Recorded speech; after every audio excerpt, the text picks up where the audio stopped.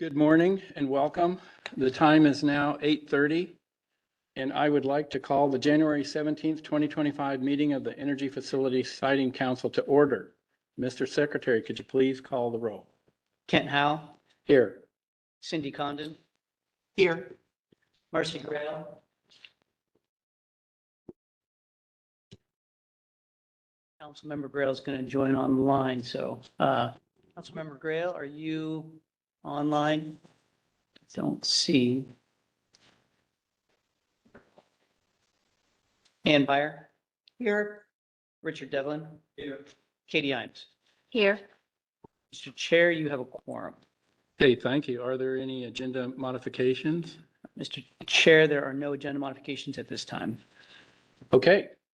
Well, I have the following announcements.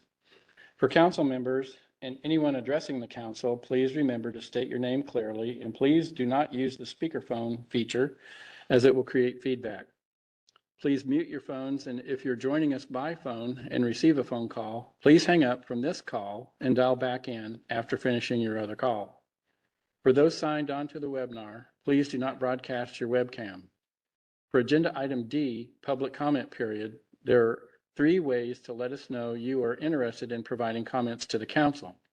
For those in person, please fill out a registration card and submit to Nancy Hatch. For those using the WebEx, you will need to use the raise your hand feature.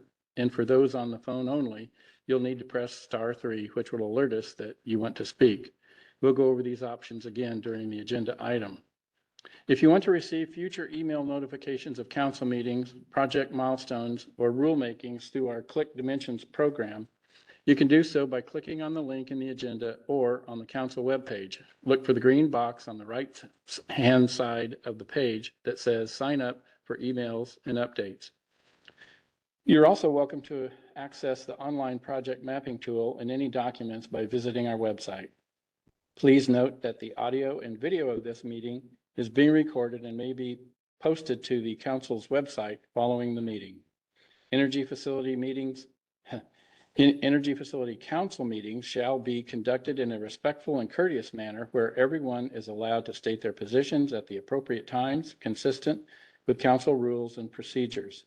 Willful, accusatory, offensive, insulting, threatening, insolent, or slanderous comments which disrupt the council meeting are not acceptable. Pursuant to Oregon Administrative Rule 345-011-0080, any person who engages in unacceptable conduct which disrupts the meeting may be expelled.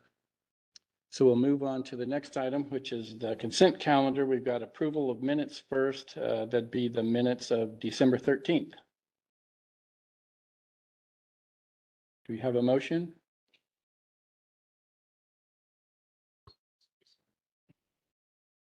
Chair Howe, Yes. this is Councilor Byer. I recommend that we accept the minutes of the December 2024 meeting. Do we have a second? Sure. How, Cindy Condon for the record, and I second that motion. Okay, Mr. Secretary, we have a motion and a second. Could you please call the roll? Ann Byer, Yes. Kent Howe, Yes. Richard Devlin, Katie Imes, Yes.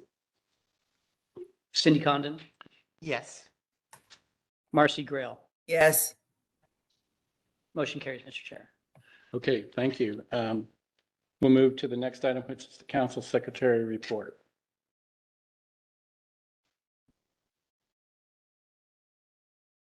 Okay, thank you, Mr. Chair. I have some staffing and council member updates. So I've had check-ins with a few of you prior to the meeting, and so I let you know this, but for the rest of you who hadn't heard this, Ash Woods, our second compliance officer, resigned to take a position in this private sector. So her last day was January 10th, so last Friday, and we have already initiated the recruitment to replace her. So hopefully I'll have some updates in the near future on a replacement. I had previously mentioned that we were recruiting for a new senior siting analyst position, so that would be the 5th person, and we are in the latter stages of that recruitment. So we should be doing interviews shortly, and hopefully we'll have that filled very quickly. And then, as I had previously mentioned, Councilmember or Vice Chair Condon's term ended in December of last year, her current term. So she had applied prior to that for a new term.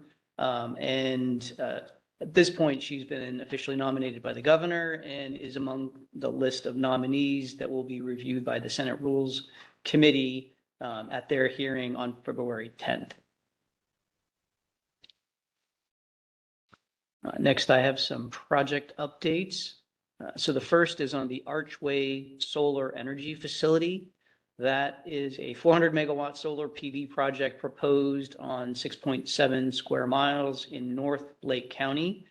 Parent company is Invenergy Solar Development North America LLC. The preliminary application was submitted in June of 2022. Since then, the department determined the application was incomplete, and we've submitted requests for additional information, but it has been on hold for some time. And on January 6th, we received the formal withdrawal of that application. Oh. So it is no longer active. How many square miles was that? 6.7. Vice Chair Condon. Thank you. Was there a reason for it? Just curious if a reason was stated. One of the things that they had mentioned is there have been some changes in the jurisdictional thresholds, at the statutory level. They may be pursuing a local government project versus the FSI project. So it certainly depends on the acreage, but that may be it. There's a lot of projects that start, don't continue, get approval, don't construct right away. So there's just, with the solar industry right now, I think there's a lot of questions on, is there capacity on the transmission line? Is there interconnect opportunities? Is there power purchase agreement? So there's just a lot going on with that industry. Yeah, was just curious from looking to the future, will we see more of that just given changes? Yeah. So thank you. Next, I have an update on the Montague Wind Power Facility Amendment Determination Request. I mentioned at the last council meeting that we received that amendment determination request related to the construction of a concrete pad and an 18 by 36 foot shed to be located adjacent to the Leaning Juniper 2B operations and maintenance building, which is shared by the Montague Wind Power and the Leaning Juniper 2B certificate holders. So the shed would be used to store large equipment, such as a track steer or side-by-side utility terrain vehicles. On January 8th, the department determined that the proposed change would not trigger an amendment. And on January 10th, we sent out a courtesy email to the public with that information. We also sent that determination specifically to council members on January 15th, so earlier this week. So you have that. Per Oregon Administrative Rule 345-027-0357 sub 6, at the request of any council member, the department must refer its determination to the council for concurrence, modification, or rejection. So if any of you, would rather have that evaluated at the council level, you may request that, and we will bring that up at a future council meeting. So please let us know relatively soon if any of you do.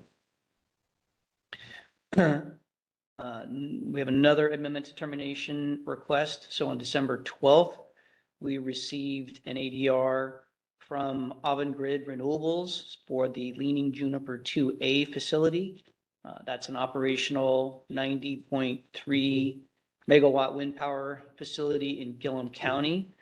The proposed changes are to change the crane walk disturbance footprint, clarify and expand the decommissioning disturbance area for 2 wind turbines, and expand a storage yard area for the existing O&M facility or O&M building.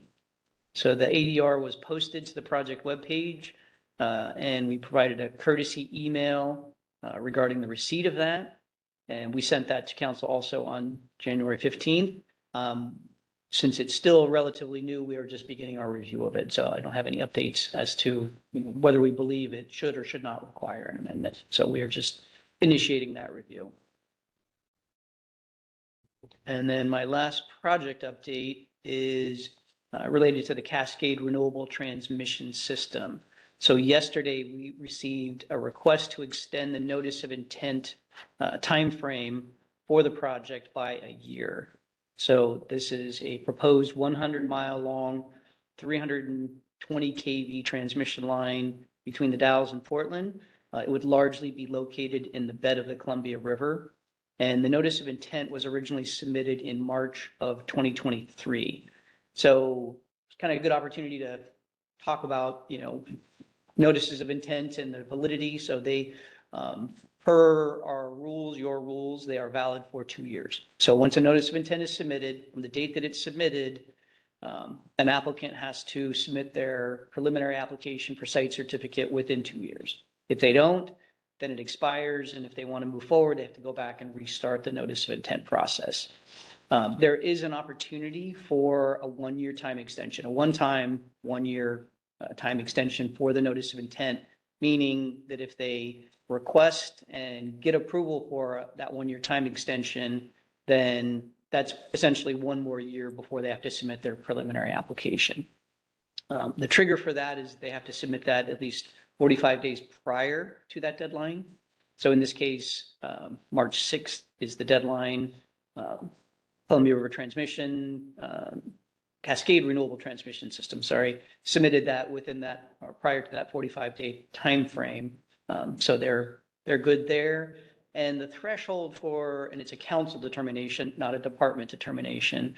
So the threshold is really just good cause. So they have to provide good cause. Since we just received it yesterday, this is as much as I'm going to talk about today. We're going to evaluate that. At the next council meeting, we'll have a recommendation and a report, and that'll be an agenda item with an action item for council to determine whether you believe there's good cause or not. Any questions on? Okay. Interesting that there's a good cause. You're trying to line an extension. And that good, this is Kent. The good cause is the same kind of good cause guidelines that we've used before in other, Not well defined. not well, yeah, very discretionary. But pretty discretionary. Okay. Okay. Thanks. Cindy Vice Chair Condon. Condon for the record. So just a question. So we have good cause for this extension. By memory, and I could be wrong, there's no good cause for an extension for construction extensions. Is that right? Yes, correct. That is the rules for time extension request for beginning is really, at least at this point, more of a, they have to basically indicate why, but it's not specifically good cause for that. So it's more of a information requirement or an application requirement, but not a threshold requirement for the time extension. Okay, thank you. Yep, some variation, most definitely, in the way the rules are written. So the next one's kind of in a project update, kind of not. So at the December meeting, I described the staff's issuance of the department determination that a sale leaseback agreement between a bank and the certificate holder of the Daybreak Solar Project would not require review through the council site certificate amendment process. So they submitted the amendment determination request. We evaluated that. We determined that it would not trigger an amendment. But during, the council secretary report, council members Condon and Byer, or Vice Chair Condon and Councilmember Byer, raised the following 2 questions or concerns about the long-term risks of this type of agreement to the state in the scenario where the state has to decommission the facility because the site certificate holder is no longer able to do so. So I'm going to read these 2, and you can certainly clarify if they're not right or quite right. So number 1, there are risks and uncertainties to the department in the scenario where a certificate holder does not submit a final retirement plan and is unable to retire the facility on its own. The rules establish that the department would prepare a retirement plan for the council approval, and that civil penalties and any additional costs not covered in the bond or letter of credit the department would have on file must be paid by the certificate holder. If the certificate holder is unable to retire the facility on its own, it is assumed it is due to bankruptcy or similar financial organizational limitations. And if the certificate holder has minimal or no assets because those assets are owned by a bank under the sale leaseback agreement, and the department does not have access to the parent company, how would the certificate holder be able to pay any additional decommissioning costs or civil penalties? Is that an accurate? Okay, I'm seeing head nods. Okay, and then number two, it has generally been understood that under the LLC, certificate holders are assigned facility assets once the facility is constructed and operational, and therefore has at least some capital the department would have access to if needed to recover additional costs beyond the amount covered in the bonds and letters of credit that are on file. Because the bank would own the assets and the certificate holder has otherwise gone bankrupt, the department needs to evaluate the risk of decommissioning costs and civil penalties that can't be covered. So some overlap between the two kind of concerns or questions, but some variation as well. Is that fair and accurate in terms of the questions and concerns that were brought up? Vice Chair Condon. Cindy Condon for the record, and yes, so I think those are accurate, certainly about my comments or from my comments.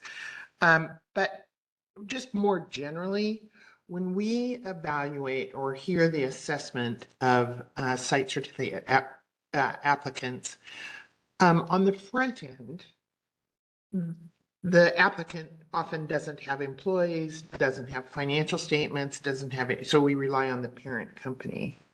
On the back end, in a leaseback arrangement, it is my understanding that the site certificate holder could be very much like we were in the beginning, no assets, no employees. And that's the real question for me is, I have heard through many council meetings that, well, once the site's operational, then the site certificate holder does have assets and a power purchase agreement and money coming in. But all that may be uncertain without knowing what the operational agreement is between the parent company and the subsidiary. So it's a more general question for me as well, I guess. So.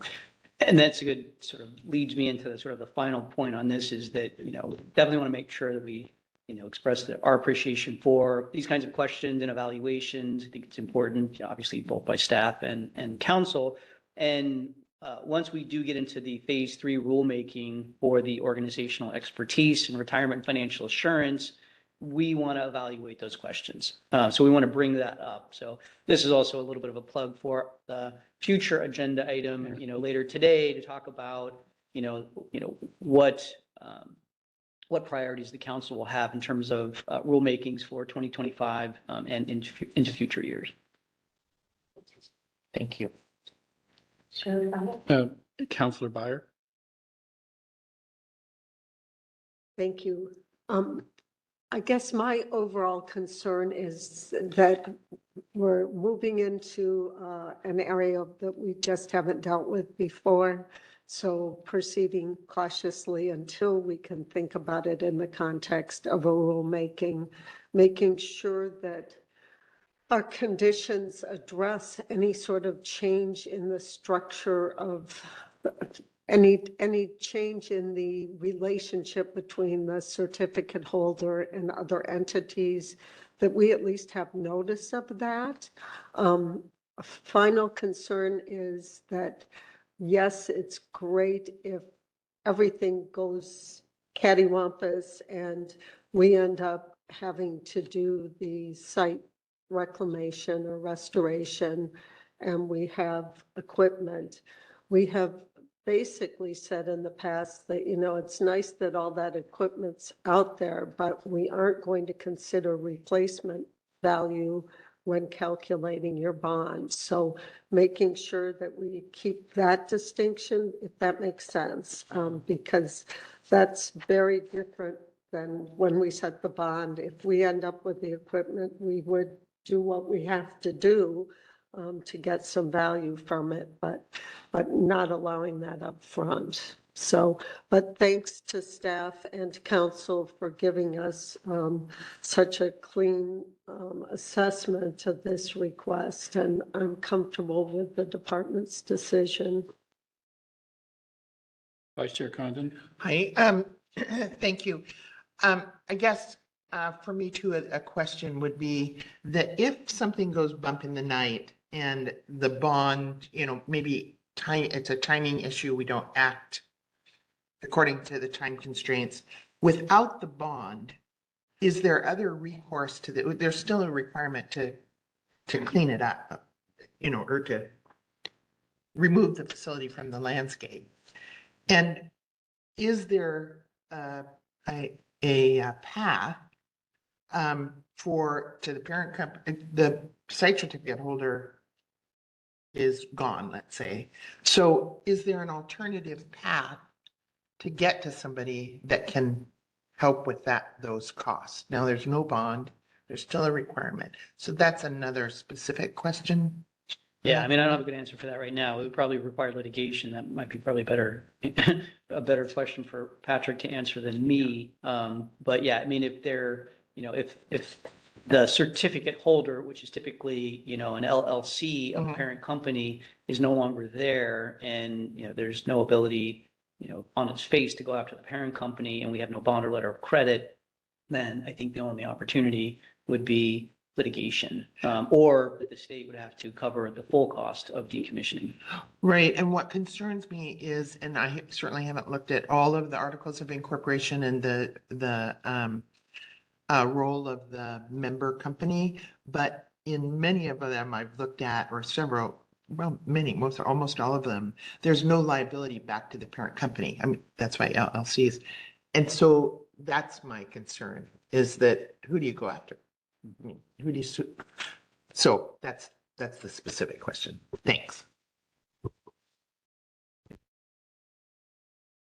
Yeah, I think, Todd, your response was appropriate. In general, that's the situation that we're trying to avoid. We've had this conversation a number of times, so you've heard me say this before. That's why it's important that we do a good job at analyzing and setting a bond or letter of credit at an appropriate amount. The whole purpose of having a subsidiary, or one of the main purposes for the parent companies, is because it is a separate legal entity. If that separate legal entity goes away, the parent company, as a general rule, there are certainly exceptions that we would have to look at on a case-by-case basis. But in general, the parent is not responsible for the acts of an LLC. I want to follow up on one comment that Councilmember Byer made, which I think is an important one.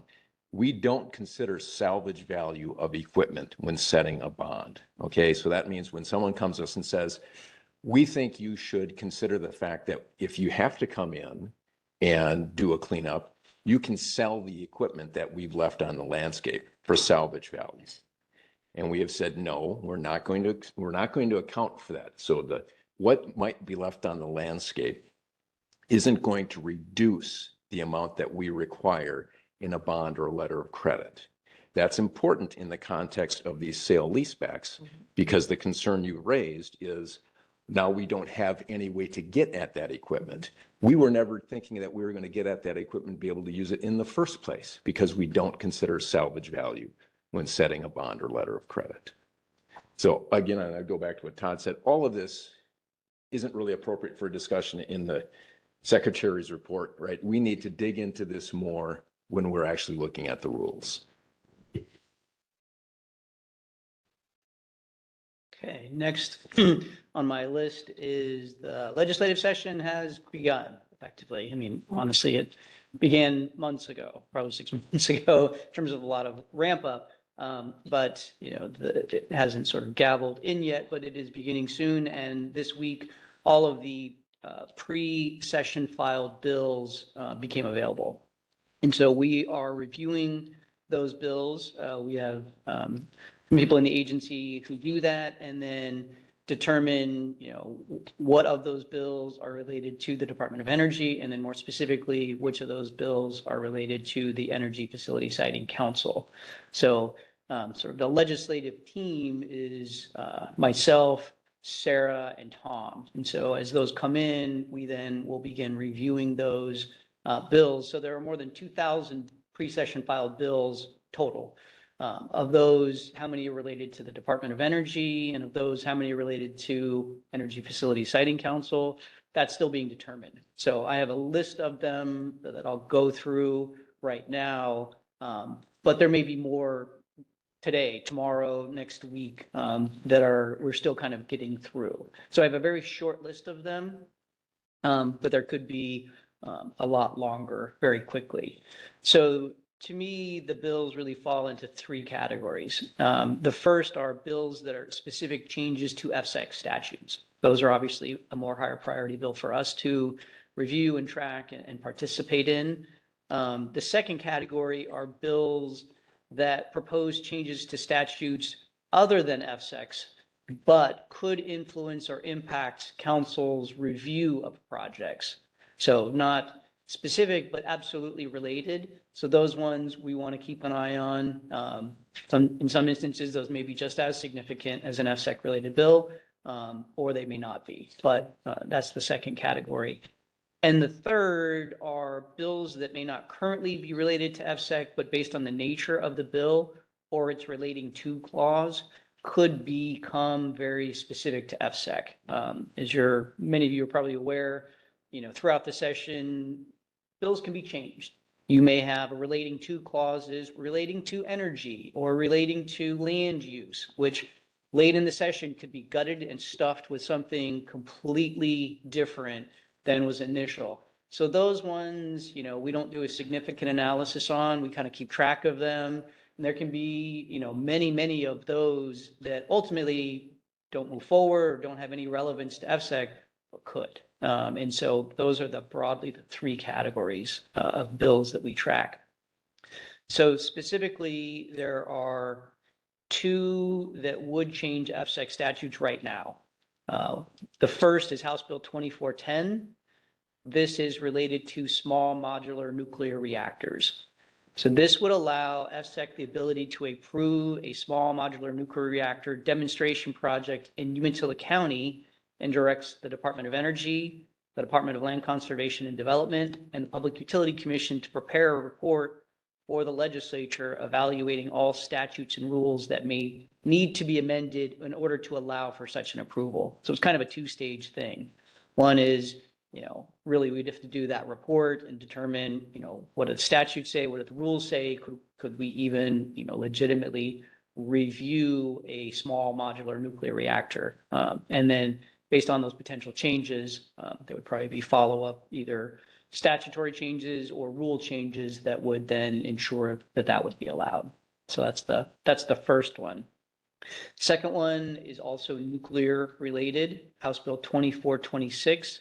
That would repeal the law that requires there be a federal repository, a permanent federal repository for radioactive waste before FSEC can approve a nuclear project. And then it would also repeal the law that requires the electors of the state to approve a nuclear power plant before FSEC can approve it.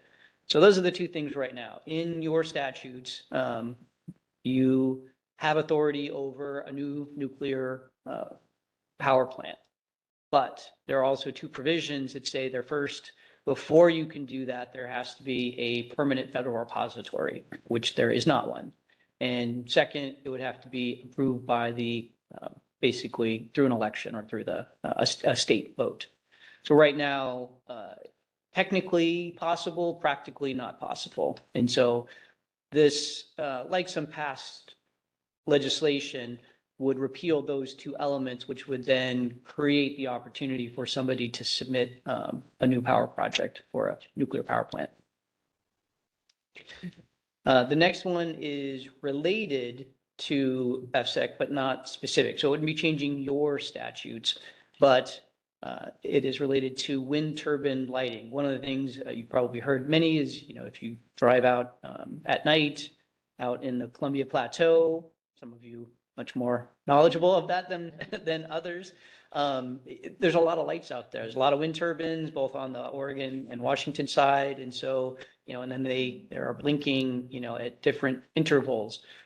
So that's pretty significant in terms of the night sky. So what this legislation would do, it would require new or repowered wind projects to apply to the Federal Aviation Administration for installation of a light mitigation technology system, and if approved, install it within 24 months.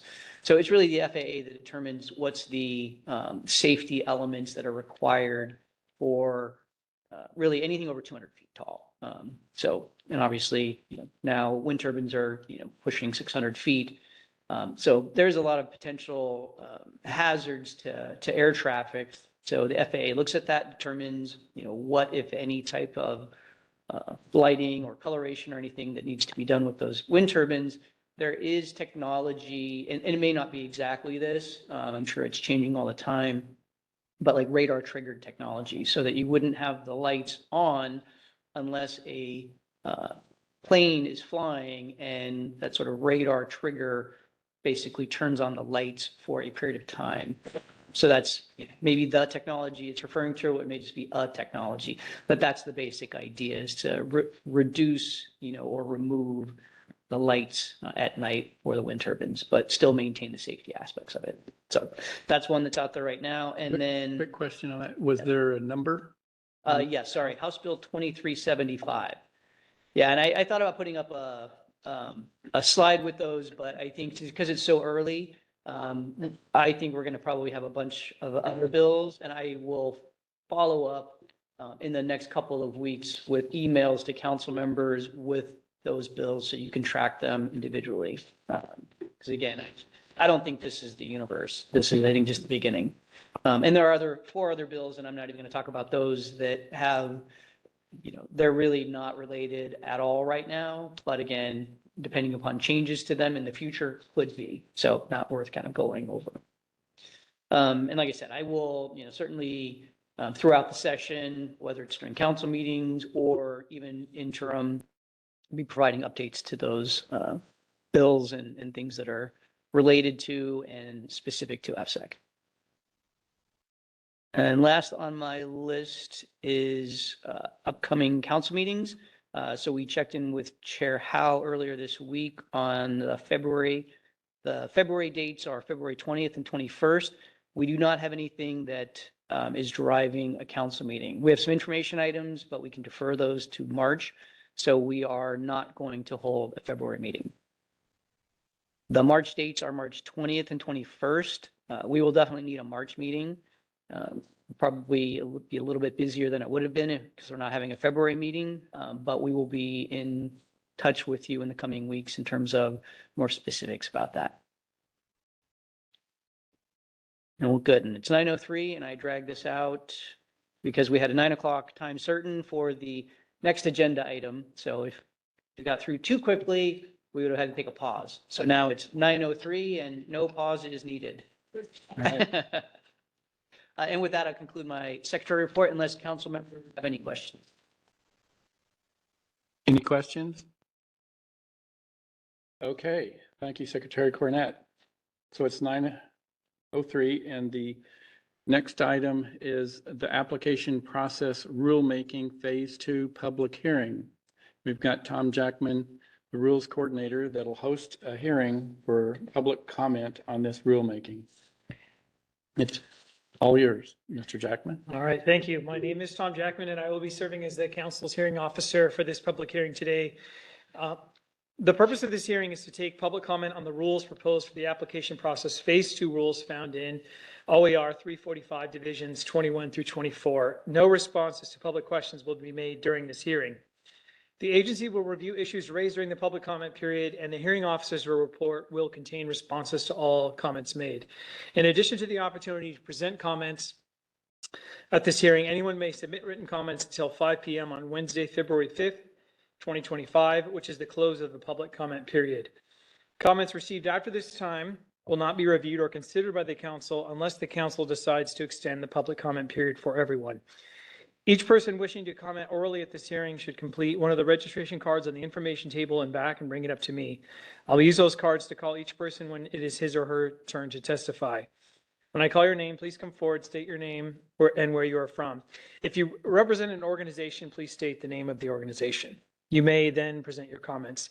If you have written material to enter into the record, please say so and try to summarize it. Give me a copy of the material if you have not already submitted it to the agency. For persons wishing to comment orally via WebEx, the instructions are the same, except that you'll notify us that you wish to comment by raising your hands using the hand raise button in the WebEx interface or by pressing *3 on your phone if you are calling in.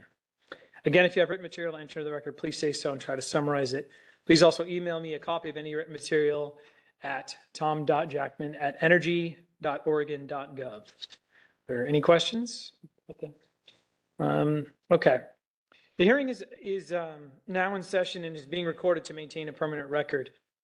Again, my name is Tom Jackman, and I will be the hearing officer today. Today is January 17th, and the time is 9:05 a.m. So the purpose of this hearing is to provide an opportunity for public comment on rules proposed for amendment by the Energy Facility Siting Council regarding rules found in OAR Divisions 21 through 24 concerning organization of the council standards and their respective information requirements. The next slide. So just as by way of very brief background. Next slide. Oh, this is, yeah, go ahead and go through. Just click through. Currently not all the exhibits that are used to sort of collate the information submitted to council during an application for a site certificate are connected to a council standard. And so this rulemaking is designed to address this by identifying what information is relevant to the various standards.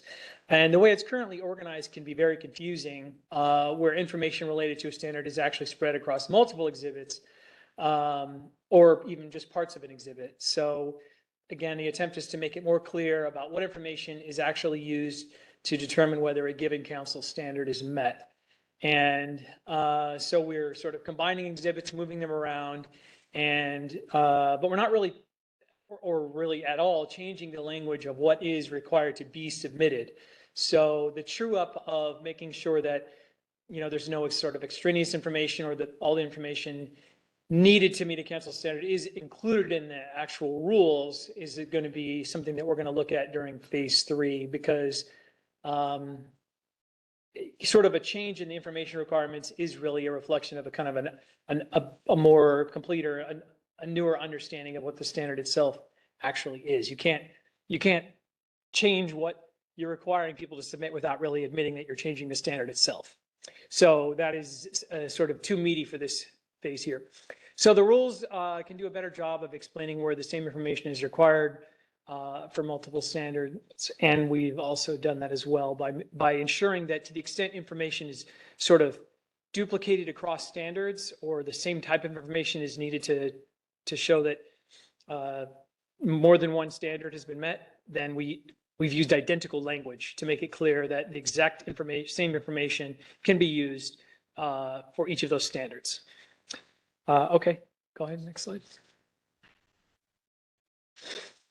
And then this slide here just shows an example of how the exhibits have sort of been moved around and are now attached to their respective standards. Go ahead and go next slide. And we've also gotten rid of the exhibit letters, which were sort of needed given how the exhibits were laid out before. But now, given that all the information is intended to be tied to a single standard, we've renamed the exhibits to just match the name of the standard. Okay. Okay. So, again, in addition to presenting oral comments at this hearing, anyone may submit written comments until 5 p.m. on February 5th, 2025, which is the close of the public comment period. Comments received after this time will not be reviewed or considered by the council unless the council decides to extend the public comment period for everyone. The council will not respond to questions during this hearing. After the close of the public comment period, I will prepare a report to the council, which will be available from the council's website. I will begin taking comments now if there are any present who wish to comment on this rulemaking.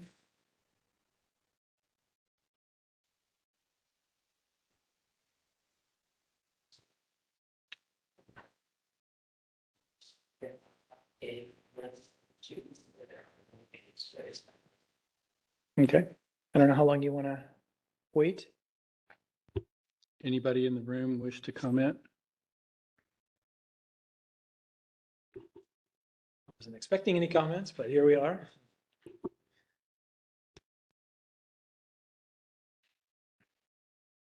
Yeah, maybe we'll just give it 1 minute and then restate at least for those on the phone or in the webinar, and then we can conclude it.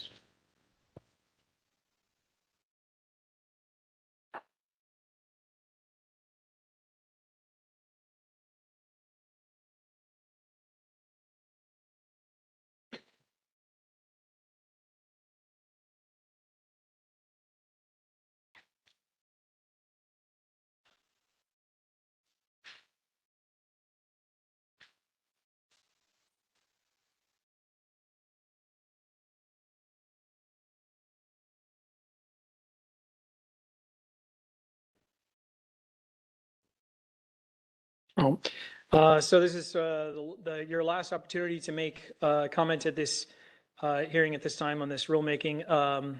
If you wish to make a comment on this rulemaking after the close of this hearing, you may do so again until February 5th at 5 p.m. If there are no other persons interested in making a comment today, that is the conclusion of this hearing. Thank you for coming. Oh, just kidding. Sure, sure.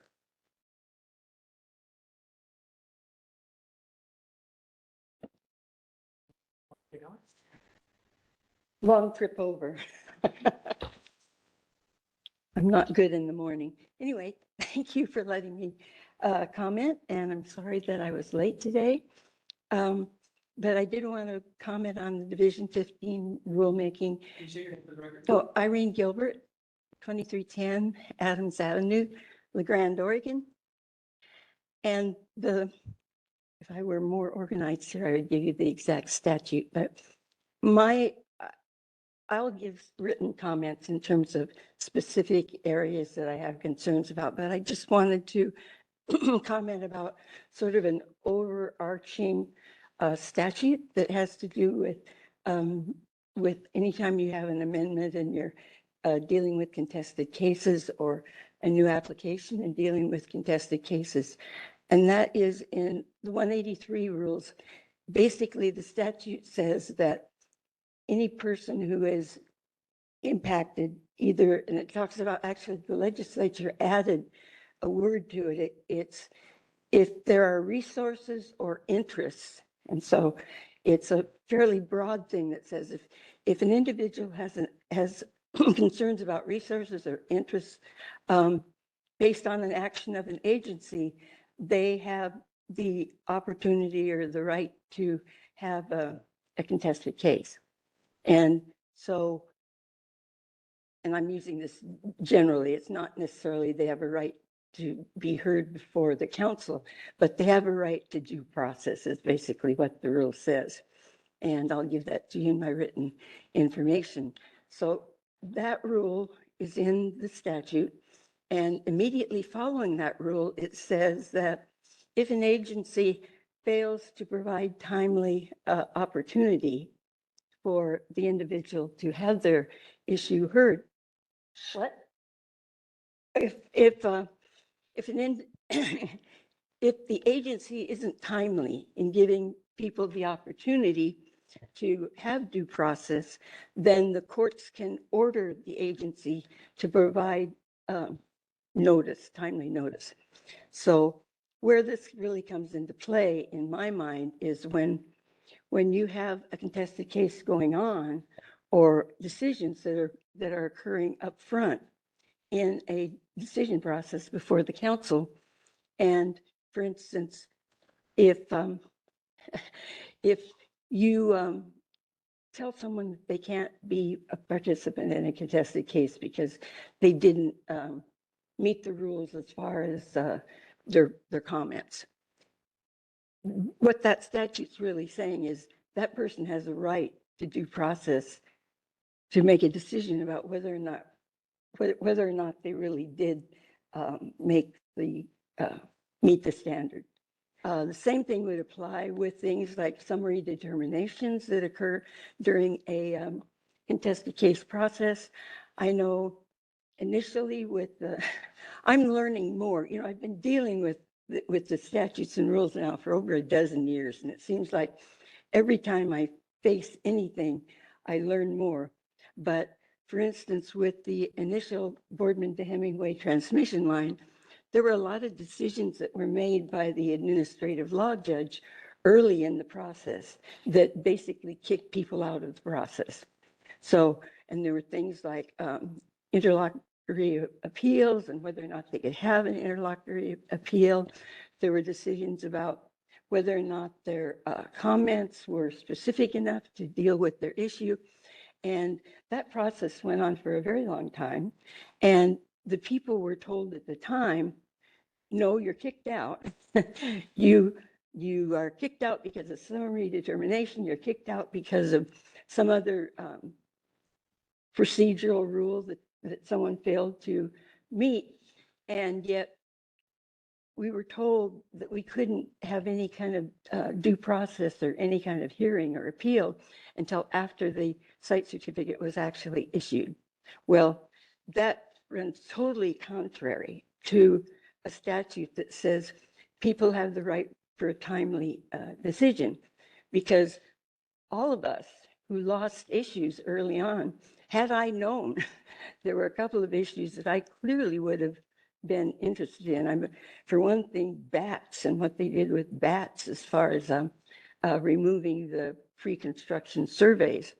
When you can't do anything about it as far as due process until, months later, when the site certificate is actually issued, people can go to the courts and ask the court, basically you're filing a motion for the courts to demand that the agency issue an order that can be appealed. And I had a lot of concern about some really important issues that got thrown out. I mean, with the initial Boardman to Hemingway transmission line, there were like 100 people that wanted contested cases.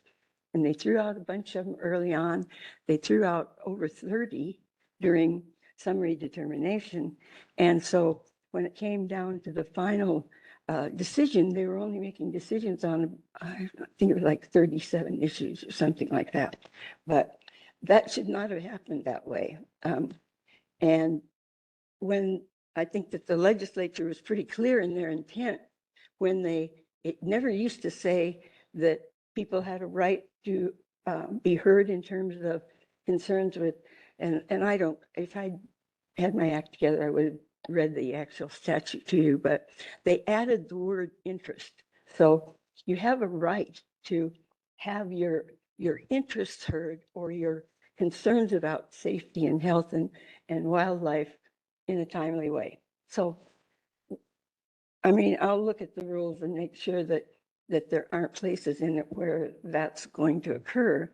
But I encourage you to be keeping that in mind as you look at any kind of amendment or appeal kinds of language, that you are not leaving people hanging out there for months or, what is timely? I guess the courts will have to decide what's timely, but certainly, waiting a month to be able to deal with an issue that a decision is made right now doesn't seem timely to me.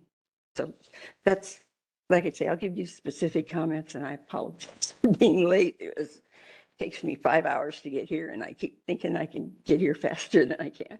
Did you have any questions on that concern? Okay, thank you. Appreciate the opportunity.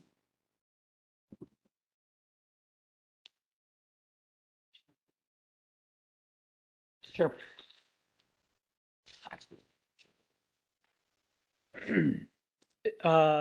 Just going to do one final check to see if there's any other persons who are interested in making comment during this hearing. All right, hearing none. The time is now 9:19 and we have reached the end of this public hearing. Thank you. Okay, we'll move to the next item, which is the Mist Underground Natural Gas Storage Facility Request for Amendment 13. This is an action item, and we have Sarah Esterson, Senior Policy Advisor, to take us through this item. The floor is yours, Ms. Esterson.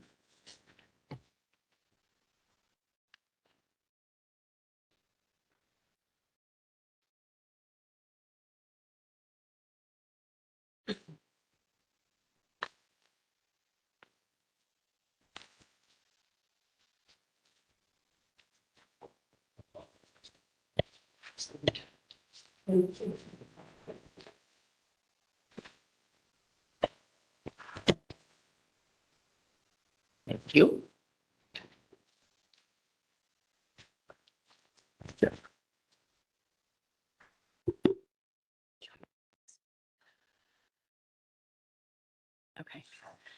Okay. Good morning, Chair Howe, Vice Chair Condon, and members of the council. Great to see you. For the record, my name is Sarah Esterson. I'm the Senior Policy Advisor for the Oregon Department of Energy Siting Division, as you know. I also wanted to note that there are representatives here today from Northwest Natural. Andy Bauer is the Environmental Compliance Manager. I don't know if you want to just raise your hand.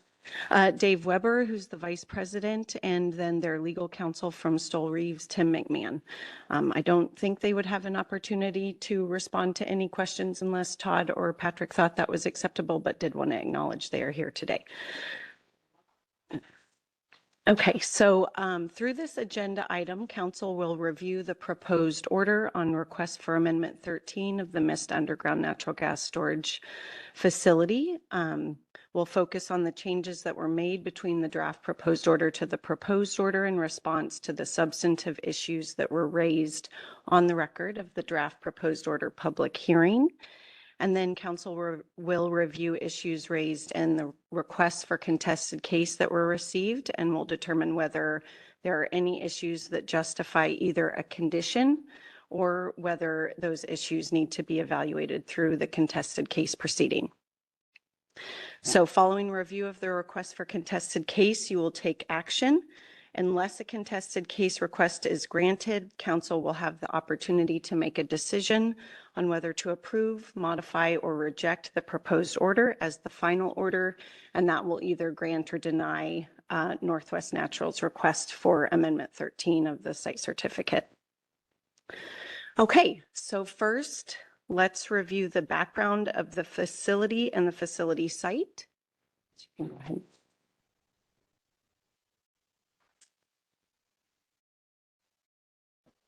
So Northwest Natural is the certificate holder. They are an independent natural gas company that is regulated by Oregon and Washington Public Utility Commission. They serve over 2.5 million people.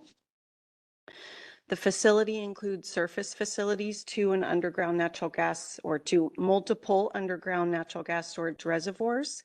It's located in Columbia County near the town of Mist. It's about 100 miles northwest from this office. For context, their site is located on land zone primary agriculture, primary forest, and resource industrial. Next slide, please. So the changes that are proposed in request for Amendment 13 are fairly specific to two compressor stations they have that are existing, called the Miller Station and the North Mist Compressor Station. So at Miller Station, they'll replace, or the request for change is to replace two natural gas fired compressor turbines, each at a 7,700 brake horsepower, to install an underground electrical distribution line and to expand the fence line of the Miller Station by about 7.5 acres. Next slide. Then the changes proposed at the North Mist Compressor Station is to expand the fence line there by about 4,000 square feet, add 3 new natural gas fired compressor turbines, add a new manned operation and maintenance building that would provide for 12 permanent on-site employees, and then several other surface facilities and equipment, and to install 2.6 miles of underground natural gas pipeline that would extend from existing storage reservoirs not yet developed to the North Mist Compressor Station. Okay. Okay, so this is our process chevron slide. Council's Type A review amendment process includes the 6 steps that you see up here on the slide. We are kind of between the 5th and 6th steps, which again include council's review of contested case requests and of the proposed order, and the opportunity for decision on both.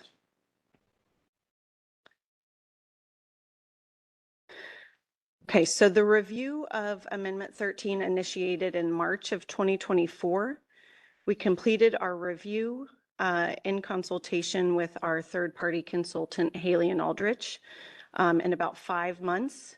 And then on August 15th, issued the draft proposed order, allowing a 36-day comment period on both the draft proposed order and amendment requests, which is nearly double the minimum required timeframe of 20 days.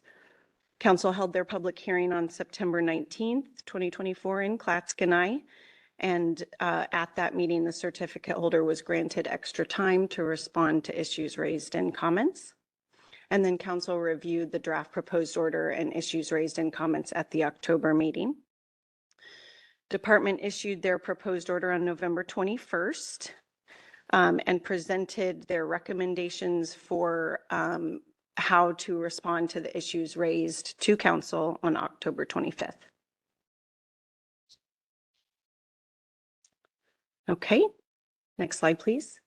So the issues raised in the DPO comments, so this is kind of your review of the proposed order. The changes between the draft proposed order to the proposed order were related to the standards that are shown on the slide. We don't view the changes that were made in the proposed order to be material, but they were substantive. And those substantive changes were to section 3M of the proposed order, which is public services condition 2, to section IVA 2, which is the need for a non-generating facility, and then IVE, means of compliance for non-generating facilities. So unless council has questions about those changes that were presented in red line in the proposed order, I'm not going to talk about them specifically, but we can always look at them. We're ready to do so. Okay. So now we're going to move into council's review of the contested case.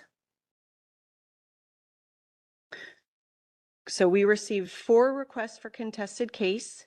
Each request was provided in the exact format received to council in the January 3rd council packet materials.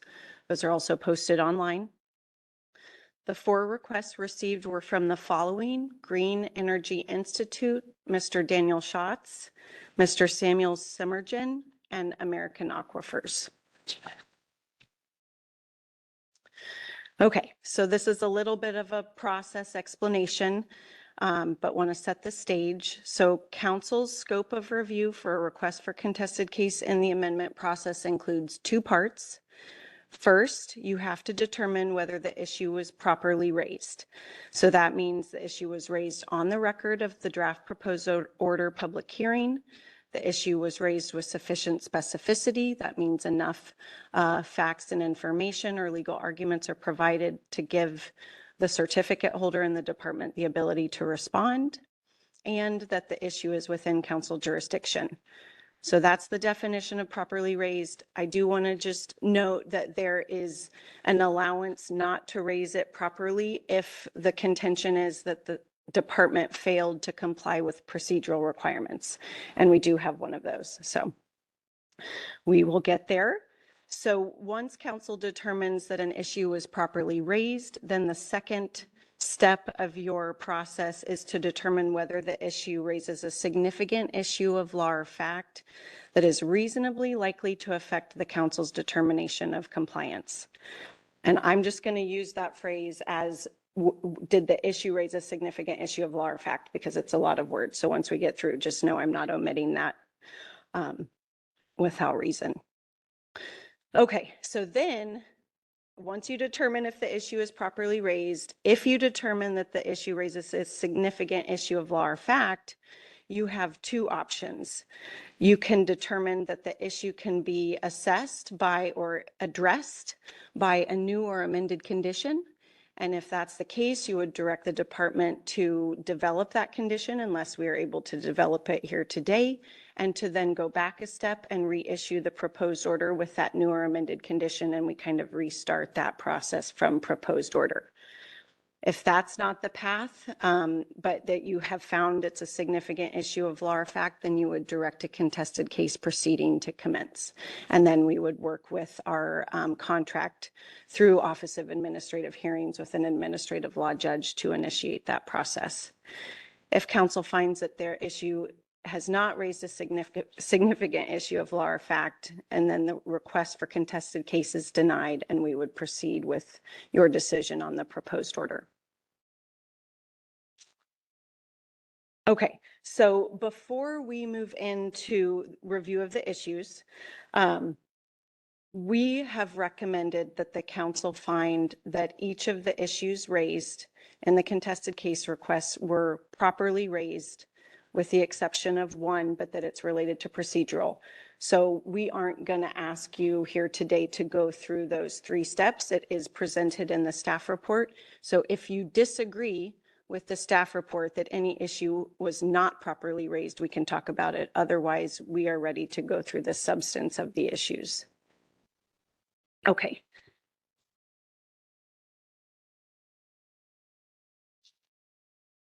Okay, so proceeding with review of the issues, we're going to review 2 issues raised by Green Energy Institute, and then we'll review Mr. Schatz, Mr. Simmergen, and American Aquifers in that order.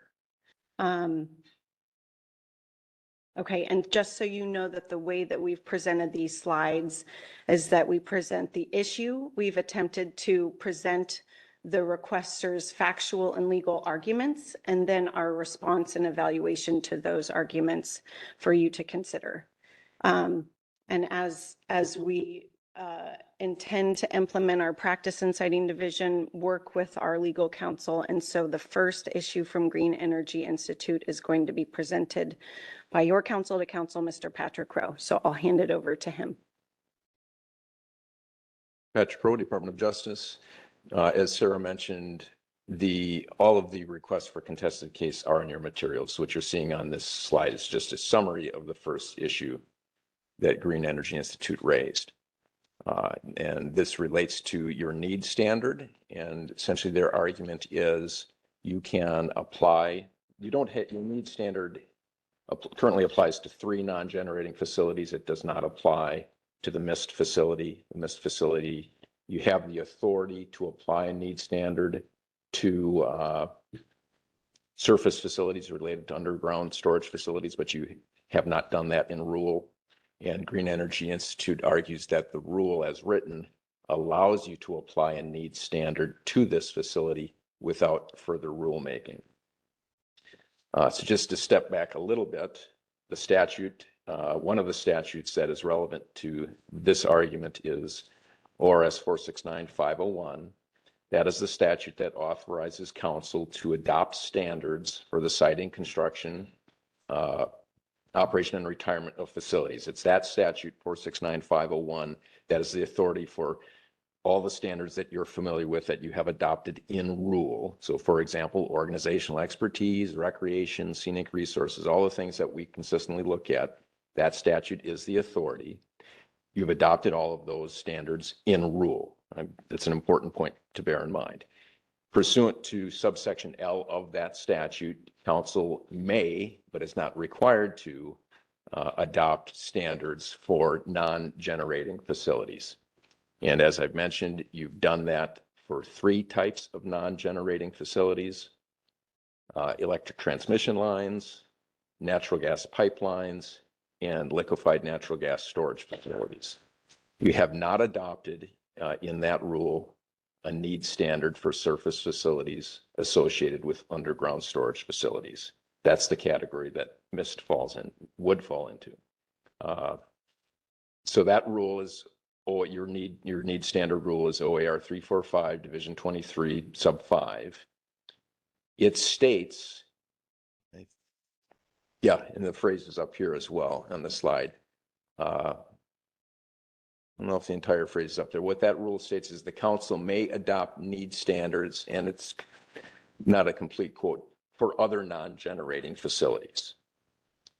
So Green Energy Institute alleges that that statement, council may adopt need standards for other non-generating facilities, means that you may apply a need standard to the mist facility without adopting a new rule or supplementing your existing need standard rule. So in other words, they're contending that, and relying on that statement, council may adopt need standards for other non-generating facilities that council could create now in the course of this process, in the course of your review of RFA 13, you could create a need standard for surface facilities associated with underground storage facilities and apply it just to the mist facility in your review of RFA 13. That allegation is not supported by the language, we believe not supported by the language of the rule, nor the history of the rule. So I'll give you a little history, and it's, in a moment, I'll ask you to turn to your packet, but first I'll give you some information about the rule history. This rule, a lot of these rules were revisited and revised in 1999. The rule history shows that prior to 1999, you had a rule that expressly exempted facilities such as mist from your need standard. So it was a rule that specifically said need standard doesn't apply to surface facilities related to underground storage facilities. As part of the 1999 revisions to the rule, that explicit exemption was dropped. Northwest Natural, in comments on the rule package, said, basically they flagged it and they said, hey, you guys are dropping that explicit exemption. We just want to make sure that we're still exempt from your need standard. Staff looked at that, and then in your materials, there is a staff report. And I'd suggest that if you can pull that up, because I'll be quoting from it. That is it's in the agenda item C materials that you've been provided.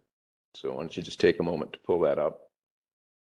Page 9 in particular of that staff report. So it's dated, it's a February 8th, 1999 staff report. Page 9.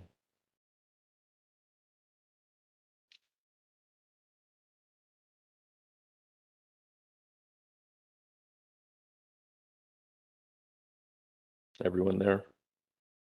Okay. So on page 9 of that staff report, it specifically is addressing your need rule. And you'll see that it states, quote, we propose no change to the language. Council may adopt need standards for other non-generating facilities.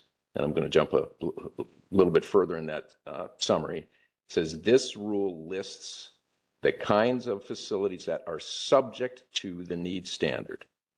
By implication, any type of facility that the rule does not list is exempt from the requirement. And a little bit further down in that analysis or the staff report, you'll see there is no implication here that surface facilities related to underground gas storage facilities are being treated, as the public comment has said, in a class by themselves. So what I think probably happened, and I haven't dug into enough, is probably when staff was making clear that that surface facilities were going to be exempt, someone raised a concern that, well, you're treating them in a class by themselves. Why are you giving them, special exemption? And staff is stating that's not what we're doing. The proposed amendments retain the current exemption. We're keeping this exemption that they've always had of those facilities from the need standard. Likewise, other types of facilities, any other types of non-generating facilities not listed in the rule are exempt, right? So the only facilities that rule is intended to cover are the 3 that are identified in the rule. That's what the staff report is saying. Then it goes on to say, council retains the discretion it has always had under the current rules to adopt, this is important, through rulemaking, new need standards in the future. So what it's saying is, while the rule as written only applies to those 3 types of non-generating facilities, you have the discretion, you have the ability to apply it to facilities such as mist or other non-generating facilities not listed in the rule if you do it through rulemaking. So that history confirms that council's need standard as written does not apply and was not intended to be applied to surface facilities related to underground storage facilities. And it also demonstrates that if you were to decide we would like to apply a needs standard to such facilities, that you would do so through rulemaking. You wouldn't just do it in the course of reviewing a request for amendment. So that alone is enough. It's a clear basis to deny this request. They're not raising a significant legal issue reasonably likely to affect your determination, because you said, this body said back in 1999, we would not do what they're suggesting you could do. You explicitly said that. The only way we would do it is if we did it through rulemaking. That's enough to deny it. But I also want to bring up one other point, which we touched upon when Green Energy Institute was first making their comments on the DPO, and that's the idea of retroactivity. And Councilmember Devlin, I believe, asked some questions about, wouldn't this be, if we were to do this, if we were to even adopt such a rule, would we apply it retroactively? And I want to make sure that you understand that retroactive application of a rule is not automatically impermissible, right? It's not typically done, but doesn't mean you automatically cannot do it. But if you were to adopt a rule and try to apply it retroactively, meaning, they've already got their application in, stop, we're going to now go out, adopt this rule, and then apply it retroactively to you. That's what I mean by that. Mm-hmm. That if someone were to challenge that and the court were to look at it, the factors that our court is going to look at are, one, did the agency expressly say, we mean to apply this retroactively? And two, they're going to, at least one of the leading court decisions in Oregon essentially says they apply factors that say, was it reasonable, right? Reasonableness was it reasonable for the agency to apply it retroactively? And some of the factors that they look at in this case, that's kind of, again, kind of a leading case on retroactive application of rules in Oregon. They'll look at, was the new rule, or is the new rule an abrupt departure from well-established practice? And if it is an abrupt departure, that would weigh against retroactive application. Here, applying a need standard to RFA 13 would certainly be an abrupt departure from council's longstanding practice of not applying a need standard to surface facilities related to underground storage facilities. Another factor that court decisions says you looked at would be the extent to which the party against whom the new rule is applied relied on the former rule. Here, given the long history of FSEC not applying a need standard to surface facilities, it's fair to say that Northwest Natural has relied on that exemption in operating and making plans regarding the MIST facility. Another factor that the court said you look at when you're considering the appropriateness or reasonableness of retroactive application of a rule is the degree of burden which a retroactive order imposes on a party, and also the statutory interest in applying a new rule despite the reliance of a party on the old standard. Here, there would be little statutory interest in retroactive application because, as previously noted, while the statute that gives you the authority to adopt rules in a need standard authorizes FSEC to adopt a need standard for facilities such as MIST, it does not require you to do so. And you've never done so, right? So there's little statutory interest in, okay, now you have this new rule. Not only do you have it, now you have to apply it retroactively. So all that to be said, for the reasons that we've discussed, including most significantly the plain language of the rule and the history of this rule, showing that you would not do what they're suggesting you can do, we do not believe that Green Energy Institute's request for a contested case regarding applying a need standard to RFA 13 raises a significant issue of fact or law, reasonably likely to affect your determination of whether the RFA 13 meets applicable laws and council standards, and therefore do recommend that council deny the request.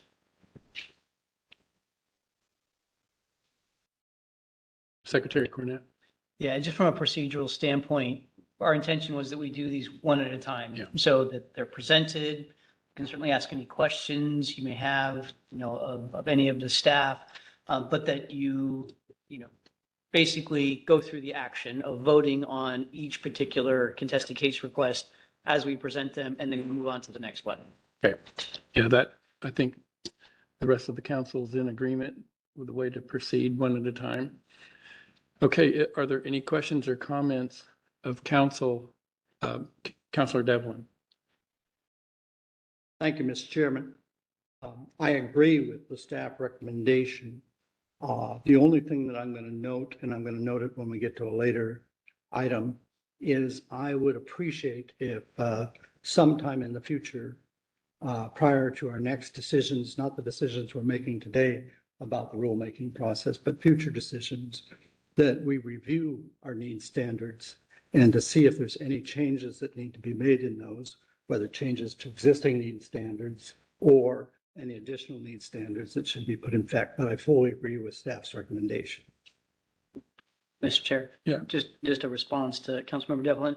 Again, later on, agenda item about the rulemaking schedule. So just put a pin in that, and I think we can kind of talk about that further later on today. Yeah.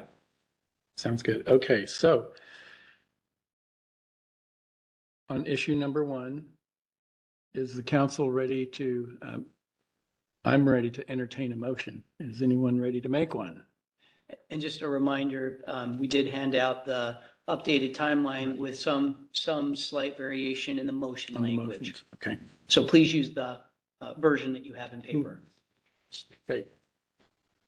That's a residue still version, but all it's in. Chair Howe, Yeah. I make a motion to deny request for contested case on issue number 1. I move council find that the Green Energy Institute at Lewis and Clark Law School properly raised issue 1 as described in OAR 345 Division 027, Section 0371, subsection 7 NA, but that council deny the request for contested case on issue 1 because for the reasons provided in the department staff report and the presentation today, issue 1 does not raise a significant issue or fact or law that is reasonably likely to affect the council's determination whether the facility with the change proposed by the amendment meets the applicable laws and council standards. If I may, if you, while you're reading the motions on all of these issues, if you can also read the summary of the issue so that we know when you're referring to issue 1, what that issue is. Oh, Who's ever bringing the motion, I would say, before you bring The the maker of the motion, say issue 1, because there is a summary in the motion language of the issues. So appreciate if you do that as well. The summary at the beginning. It says issue 1 and then it, the need. Oh, yes. Would you like me to recite that? Yep. Okay, issue 1 needs standard contested case request asserts that FSEC has the authority to apply a need standard to RFA 13 without conducting rulemaking. And then I've already recited the motion. Okay, thank you, Councilor Imes. We have a motion. Is there any discussion? Or are we ready to have a second? Secretary Cornett, please. We need a second before we go into. Second. Oh, before that, yes. Okay, there's the second. Thank you, Councilor Devlin. Any discussion? Just a Councilor Byer. quick comment. Thank you to staff for providing the historical references that gave us that legislative history and council history on how the need standard was intended to be applied, and clearly that it would require a rulemaking to change that standard. So thank you for that background. Any further discussion or comment? Okay, hearing none, then Secretary Cornett, we've had a motion and a second. So could you please call the roll? Ann Byer, Yes. Cindy Condon, Yes. Richard Devlin, Yes. Marcy Grail, Yes. Kent Howe, Yes. Katie Imes. Yes. Motion carries, Mr. Chair.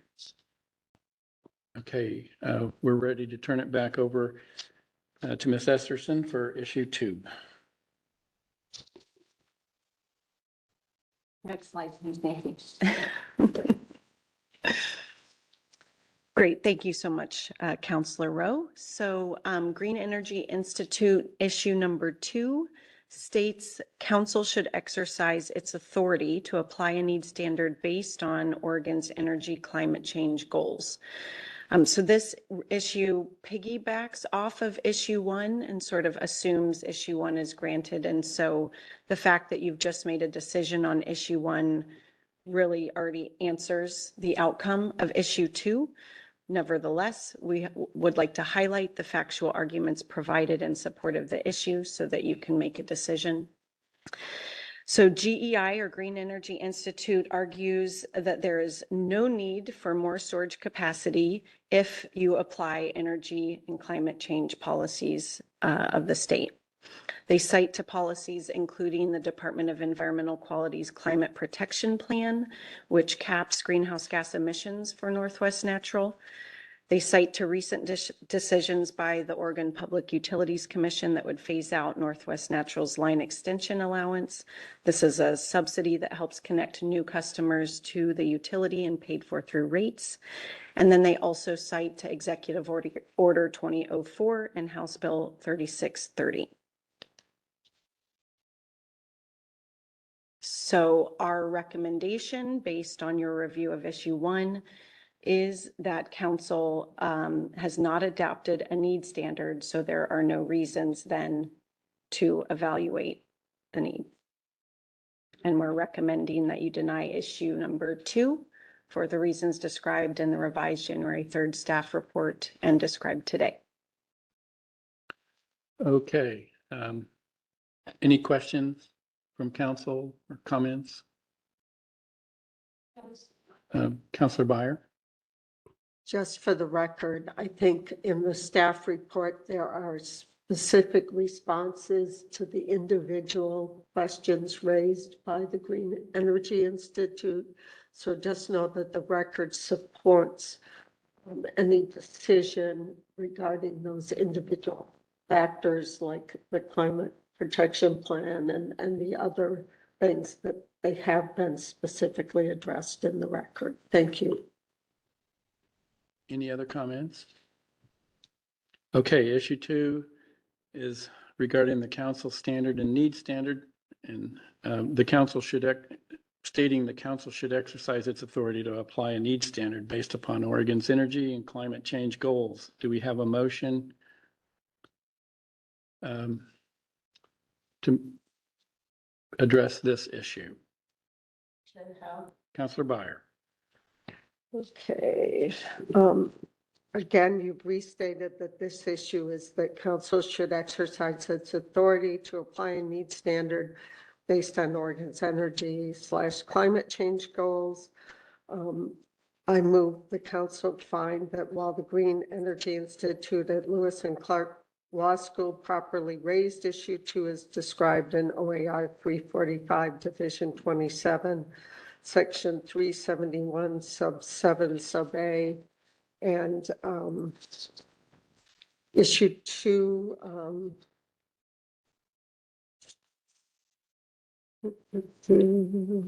but that the council deny the request for contested case on issue 2 because for the reasons provided in the department's staff report, issue 2 does not raise a significant issue of fact or law that is reasonably likely to affect the council's determination whether the facility with the change proposed by the amendment meets the applicable laws and council standards.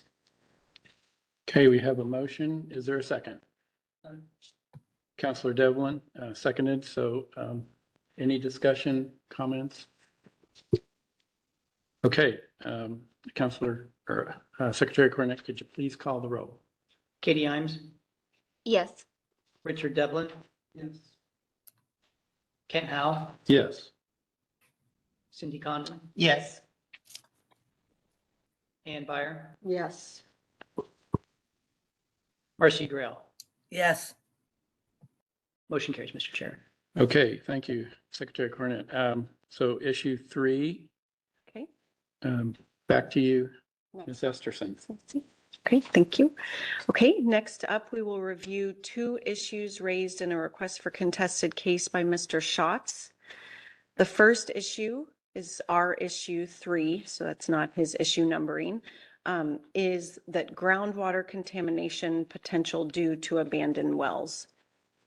The factual arguments presented in his request are that the state is unaware of the total number, status, and location of on-site wells. And then they provided reference to a 2019 report from the National Energy Technical Lab that found that abandoned wells are a source of leakage at storage facilities.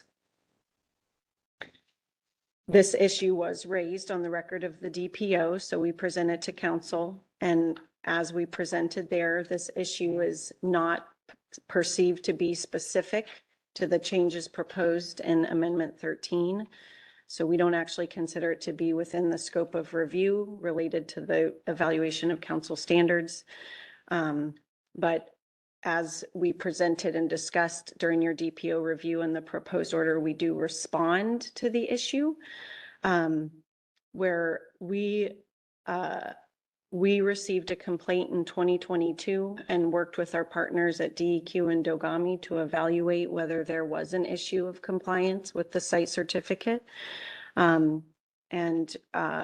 We and those other agencies found no issues of noncompliance and issued an inspection report with the outcome. So we don't, there's nothing more on that issue for us outside of this amendment request. So we are recommending that council deny the issue for the reasons described in the staff report. Okay, thank you, Ms. Esterson. Are there any questions or comments from council? Okay, then on issue 3, it's a structural standard alleging groundwater contamination potential due to abandoned wells. Do we have a motion?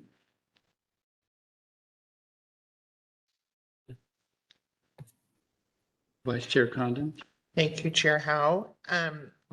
Mr. Chair, I move council find Daniel Schatz properly raised issue number 3 as described in OAR 345 Division 027 Section 0371 parentheses 7A, but that council deny the request for contested case on issue 3, which Chair Howe described, because for the reasons provided in the department staff report, issue 3 does not raise a significant issue of factor law that is reasonably likely to affect the council's determination whether the facility with the change proposed by the amendment meets the applicable laws and council standards.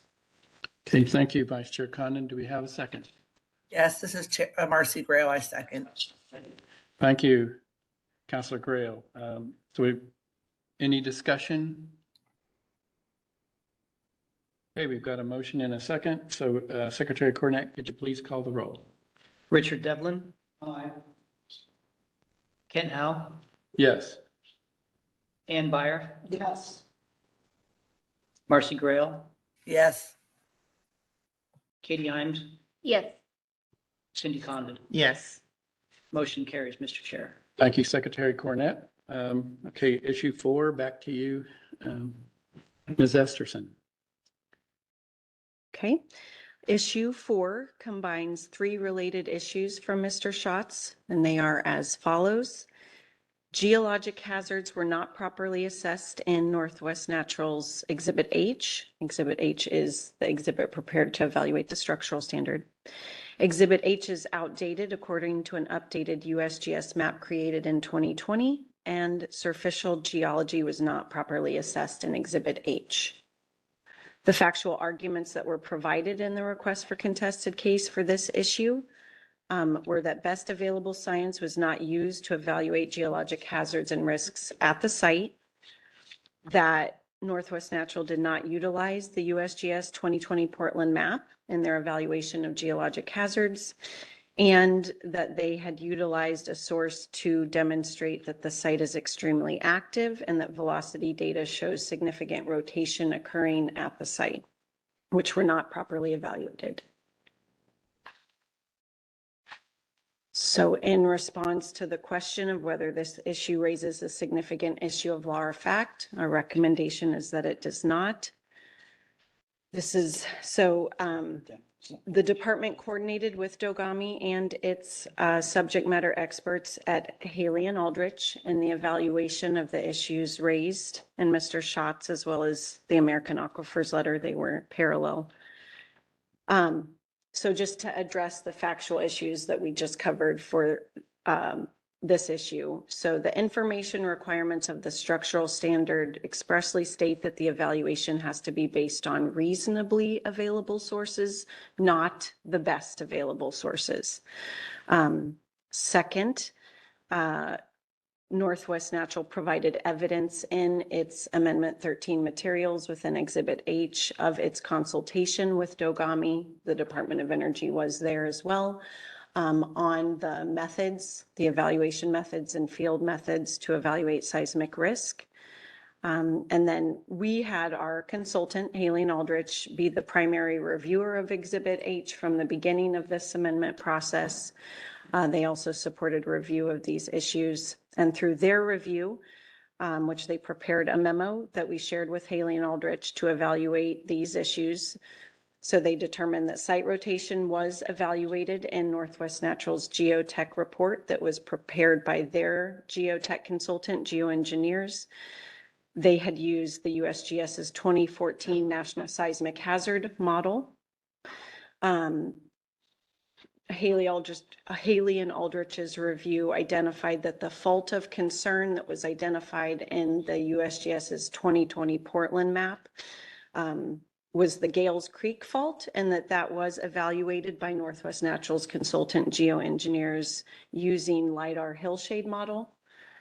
And then we shared the outcome of Haley and Aldrich's review with Dogami during that period of September through November, from the hearing through our issuance of the proposed order, and Dogami expressed no concerns. So based on that review of the factual disputes, we are recommending that the issue be denied. Okay, thank you, Ms. Esterson. So issue 4 is a structural standard, geologic hazards not properly assessed in Exhibit H. Exhibit H is outdated according to updated USGS maps created in 2020. Superficial geology not properly assessed in Exhibit H. Do we have a motion from council? Councilor Devlin? Mr. Chairman, at the advice of the council, I'm going to restate what you just stated. Oh, okay. Maybe I should. I don't need to. Okay, I will. The issue into the record. That's okay. Okay, the issue is read into the record. Mr. Chair, I move council find Daniel Schatz properly raised issue 4 as described in OAR 345, Division 027, Section 0371, Parens 7, Parens A, but that council deny the request for contested case on issue 4 because for the reasons provided in the department staff report, issue 4 does not raise a significant issue of fact or law that is reasonably likely to affect the council's determination on whether the facility with the change proposed by the amendment meets the applicable laws and council standards. Thank you, Councilor Devlin. So we have a motion. Is there a second? This is Of Counselor question, Grail, I comment. second. Sorry. Oh, got it. Thank you, Councilor Grail. We have a second. Any discussion? Okay, we've got a motion and a second. Secretary Cornett, could you please call the roll? Marcy Grail, Yes. Cindy Condon, Yes. Ken Howe, Yes. Katie Imes, Yes. Ann Byer, Yes. Richard Devlin. Yes. Motion carries, Mr. Chair. Thank you, Secretary Cornett. Issue 5, we're ready now. Ms. Esterson, back to Okay. you. Yes, thank you. So issue 5 is from American Aquifers and states the following. The draft proposed order process violated OAR 345-027-0367 sub 7, and I have that language presented on the screen for you. So this is the issue I mentioned earlier. It wasn't raised on the record of the draft proposed order public hearing, but that's because it's an allegation of a procedural issue that happened upon issuance of the proposed order, and that is allowable to be raised in a contested case request. So we'll proceed to review of the issue. So this rule provision that's being cited, it establishes the requirement for council to review the DPO. And then it expressly says that council may not permit comments on issues that may be the basis for a contested case after the close of the record of the DPO public hearing. American Aquifers is taking issue with this language because after the record closed, the department introduced a memo prepared by its third-party consultant, Haley and Aldrich, that evaluated the factual disputes presented in their DPO comments. Next slide, please. So our evaluation and response to this issue is that we don't consider the evaluation of DPO comments by Haley and Aldridge to be in conflict with that language that we were just showing. That language is intended to make clear that council can't accept public comments during public comment period, as you always do in council meetings. You preclude comments on projects that are in that proposed order to contested case phase. And it makes clear that if there were any comments received after the record closed to council or to the department, that we aren't evaluating that after the record closed. But that has nothing to do with the process the department is implementing to evaluate the issues raised. And as we've said, we have a consultant that is helping us to supplement subject matter expertise and to supplement resource constrained reviewing agencies. So we, in this instance, we relied on their subject matter expertise to support Dogami's review. We really can't go to reviewing agencies and say, what's wrong with it? We have to bring them an evaluation that can help their evaluation to keep it moving. And so I think I've cited the 345-027-0371, which allows the department after the close of the record to consult with agencies before they issue the proposed order. And so that is the space of our work with our consultant to support Dogami's review, to support our review. And so for those reasons, we don't believe that issue 5 should be granted as a contested case issue. Any questions from council? Thank you, Ms. Esterson. So we're on issue 5. It's a procedural issue alleging the draft proposed order process violated OAR 345-027-0367 sub 7. Do we have a motion?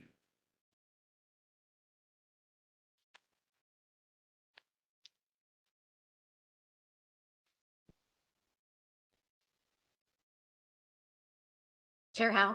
Yes, Councilor Ines. So issue 5 is procedural, and I will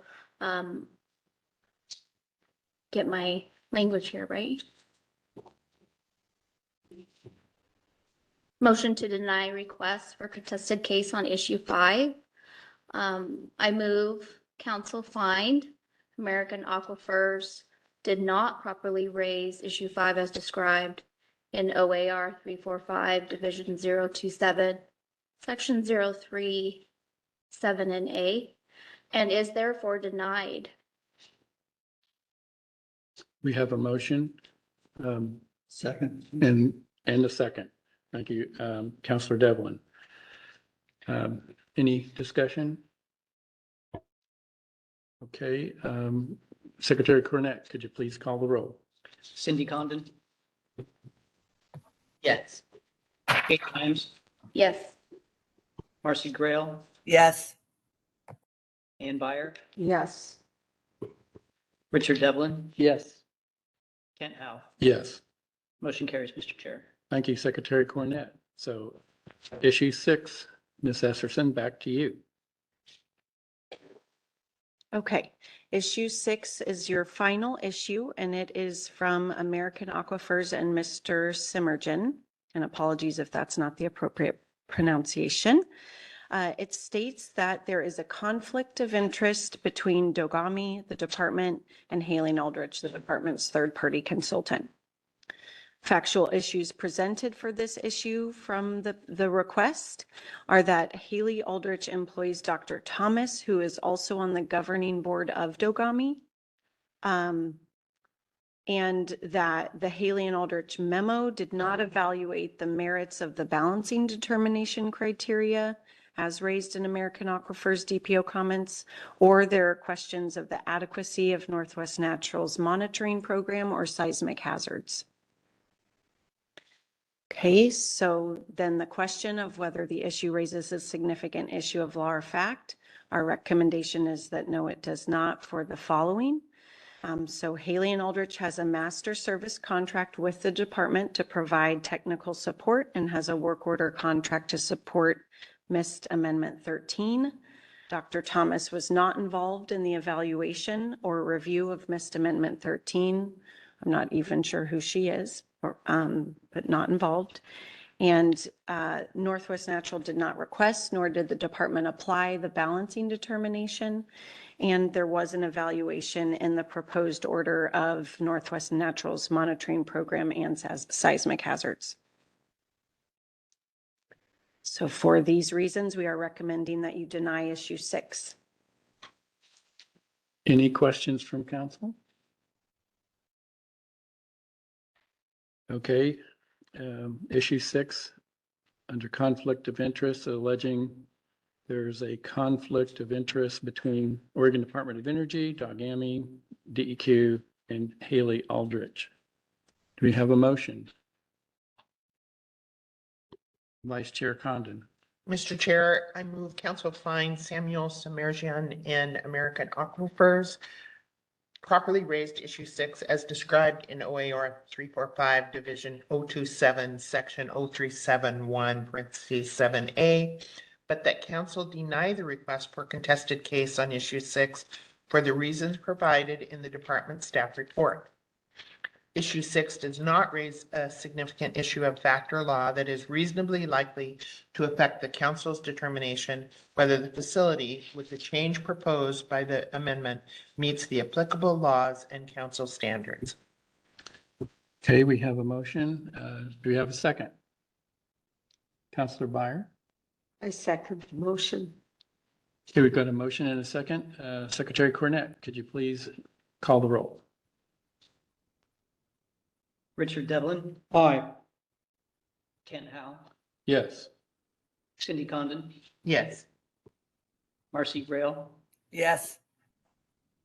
Ann Byer, Yes. Katie Imes. Yes. Motion carries, Mr. Chair. Thank you. Okay, that concludes, I believe, this item. But, well, not the whole item, but Oh, that okay. decision point. That decision. We're getting point. close, Okay. yes. Okay, so because you've denied the issues, you've effectively denied a contested case proceeding. So now you can go into your next decision point. Oh, yeah, okay. So you have the opportunity today to approve with changes, or deny the proposed order on Amendment 13 as the final order. Any questions from council? Okay, ready to entertain them. Oh, Question. okay. Um, Councilor Byer. Because the discussion on contested cases is now part of the record, do we need to do any additional findings on the need standard in the final order, or? Our plan would be to incorporate everything that's been discussed Right. that's not already there as part of your basis. Great, thank you. That was the clarification I needed. Mhm. Okay. I would then make a motion to approve the proposed order as the final order with the changes that staff will be making to update Mhm. on the contested case proceedings. Secretary With a Cornett. correction. and issue the 13th amended site certificate with the final order. Thank you. Okay, we have a motion. Is there a second? Second. Counselor Devlin, thank you. We've got a motion and a second. Any discussion? Vice Chair Condon? Thank you. I just want to make a comment, partly because people don't see it, but I really want to thank staff for the detailed information they had coming into this meeting, because it was, for me at least, pretty complex with the legal discussion. So I just want to make that comment. It was much appreciated. And if I can offer, I should have mentioned this in the beginning, but most of that has been from Kate Sloan, who is just on vacation. So I just want to give her credit for all the work that was put into this. Which I'm sure that's the credit you were giving, but. Well, I'm sure it was all staff on deck for it. So thank you. Okay, so we're ready to entertain a motion on this. I think. We have a Got a motion. first and a second. Yeah, we have a person. We have a motion and a second. Oh, okay. Secretary Cornett, could you please call the roll? Ken Howe, Yes. Ann Byer, Yes. Richard Devlin, Aye. Katie Imes, Yes. Cindy Condon, Yes. Marcy Grail. Marcy Grail. Yes, sorry, I didn't unmute myself. Motion carries, Mr. Chair. Okay. Thank you very much, Council. Yeah, thank you, Ms. Esterson. You did a great job leading us through that and providing all the materials as well. Okay, do we need a break? Okay, I'm seeing head nods. Do you want to take 10, 15, what? Okay, let's take a 10-minute break. It's 10:16, so we'll come back at 10:26.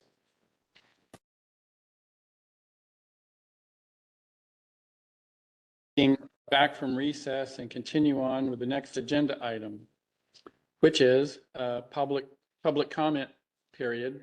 This is an information item that's reserved for the public to address the council regarding any item within council jurisdiction that's not otherwise closed for comment. So let's, do we have anybody in the audience? Okay, we've got one. And do we have anybody on the phone or the webinar? First up. Wow. Thank you Yeah. again. Just a second. Try to. Okay, I do not have any hands up at this time, but we can read that again after Ms. Gilbert makes her comment. Yeah, Ms. Go, state your name and address and. Irene Gilbert, 2310 Adams Avenue, The Grand, Oregon. And I wanted to talk, as you all know, I have a case that we're done arguing before the Oregon Supreme Court. And I'm assuming that some kind of decision will come out before too awful long. But about the bond amount being able to be reduced to $1. I don't know how that will end up. Sometimes I agree with what the court says and sometimes I don't, but I did want to talk to you just because this bond issue is likely to come up again. And there's some things that I would hope that the council would consider when you're looking at bond amounts. For one thing, when you made the decision about being able to adjust the amount down to $1, the focus was on the first part of that sentence that says the council can have a bond amount that is in their estimation reasonable. And that was the language that was presented to you and that you commented on. But the last part of that sentence says that the council can approve a bond amount that in their estimation is adequate. And the words are adequate to restore the site. So in my read of the plain language of something like that, a $1 bond amount is hard to justify saying that that's adequate to restore the site. But I do want to talk about, in particular, bond amounts and some of the challenges with you folks deciding to reduce the bond amount when you don't know what future events might be occurring. And just for example, some things are going on now, multiple things are going on, and they always are going on, that affect whether or not these utilities are going to be able to meet their commitment to restore the site. And some examples that I've been pulling just from recent events is the wildfire impacts on Pacific Core and the fact that they have billions of dollars of civil actions against them.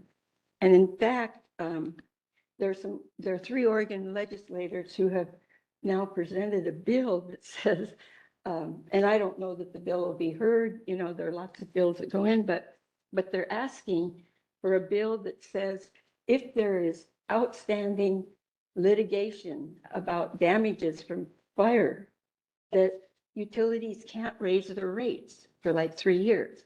Now, those kinds of things are going to affect the financial stability of the utility. And it's the kind of thing that how do you predict? I mean, how could you predict? How can you predict the consequences of the California wildfires that are going on right now? Because there may be utilities that have services in Oregon, in fact, I'm sure there are, that have lines and equipment in California that is now being burned up. So the impacts to a utility aren't just limited to Oregon. They are anywhere that they are providing energy could end up drastically affecting the financial stability of the development. Other things that are just kind of current events is, I'm sure you've probably seen that over the last 5 years, the 3 utilities that are operating in Oregon on average have increased their rates 50%. So there's starting to be a response to that because the people who are paying these bills, their income hasn't gone up by 50%. And I know when Idaho Power was raising theirs, there was a lady who came and testified, and she said, I'm on a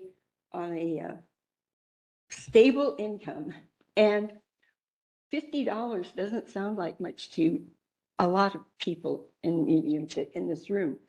For her, she said, it is a big deal when I have a rate that goes up 50% or $50 is what she was talking about. So other things that are going to impact this, President Trump has said that his goal is to have no wind development on public lands, during the course of his 4 years tenure. I mean, how is that going to affect these utilities? How is inflation going to affect these utilities? So I have a problem with anyone assuming that we can predict how all of these outside, sources and impacts are going to play out in the financial situation of a developer. Wyden asked some very pointed questions of one of the utilities with their last rate increase. He wants to know, why is it that your profit is going up over 10%? How is it that you can keep paying the dividends that you're paying, and ask, these people in the public to keep paying bigger rates to support those kinds of things? Another thing that is likely to affect utilities is, as is saying back there, every 10 years, the Oregon Conservation Plan or strategy has to be updated. And ODF&W is in the process of doing that right now. And I know for energy development, you folks, or FSAC has traditionally said, or they interpreted the rule to say, you only have to deal with Oregon threatened and endangered species. And the update to the protected species list is now going to incorporate all of the federal wildlife also. So, you know, developers are going to have to do more. They're adding several bat species to the issue. And, you know, with the last, with my last argument, they took out the pre-construction surveys for bats, and yet they keep adding more bats, and pollinators are critical to our food supply. So when you're losing the bees and you also allow the bats to be, their populations to be reduced, it's really adding to that, the combined impact of those kinds of things are going to, I mean, you got to do something to protect the pollinators. Ms. Gilbert, Okay. it's a 7-minute comment period. You've got 2 to go. Okay, and that's all I really wanted to say is I encourage you to really think about whether or not a dollar bond is really adequate, and you can make predictions that are going to mean that that's going to be adequate to restore the site. By the way, the rule that I was referencing earlier was ORS 183.490 says that if an agency is delaying providing a decision or an order that can be objected to, it says unreasonably delayed taking action or making a decision, that the public can ask the courts to demand that it be timely presented. So, Any thank you. questions from council? Vice Chair Condon? Chair Howe, thank you. I just a quick question for you. I believe that the council, Secretary Cornett, if you certainly speak if I'm wrong about this, but has changed the bond language, has language in the bond that allows review and amendment at any time. It does, but you have to choose to do that. Right, and we understand that, and as you, I think since you're at most of the meetings, understand the discussions we've had about it and the sensitivity to that. Yeah. And I did, I just question any time that a bond is $1. Understood, but Yeah, and I know that, I'm saying you cannot predict, none of us can predict the fires that are going on in California. None of us predicted the 2020 fires in Oregon. And those are significant impacts on utilities. So. Yes, and I think you heard all of that in the discussion why we added the language that for amendment. So Yeah, you can make a decision if you choose to do that. Maybe you should do that. Thank you for your comments, Ms. Gilbert. Is there anyone else present that wishes to comment? Anyone on the phone or webinar? Nancy? So there are no hands raised at this time, but let me just go ahead and review how to raise your hand if you are participating online. At the bottom of the main window is a set of icons. Click on the participants, and at the bottom right hand of that window, you'll see a hand on icon. Just click on that hand to raise your hand, and you're going to click it again when you're finished making your comment. If you are on the phone, you're going to press *3 on your telephone keypad to raise your hand, and press *3 again to lower your hand when you are finished commenting. And at this time, there are no hands raised. If we'd give them a minute or two.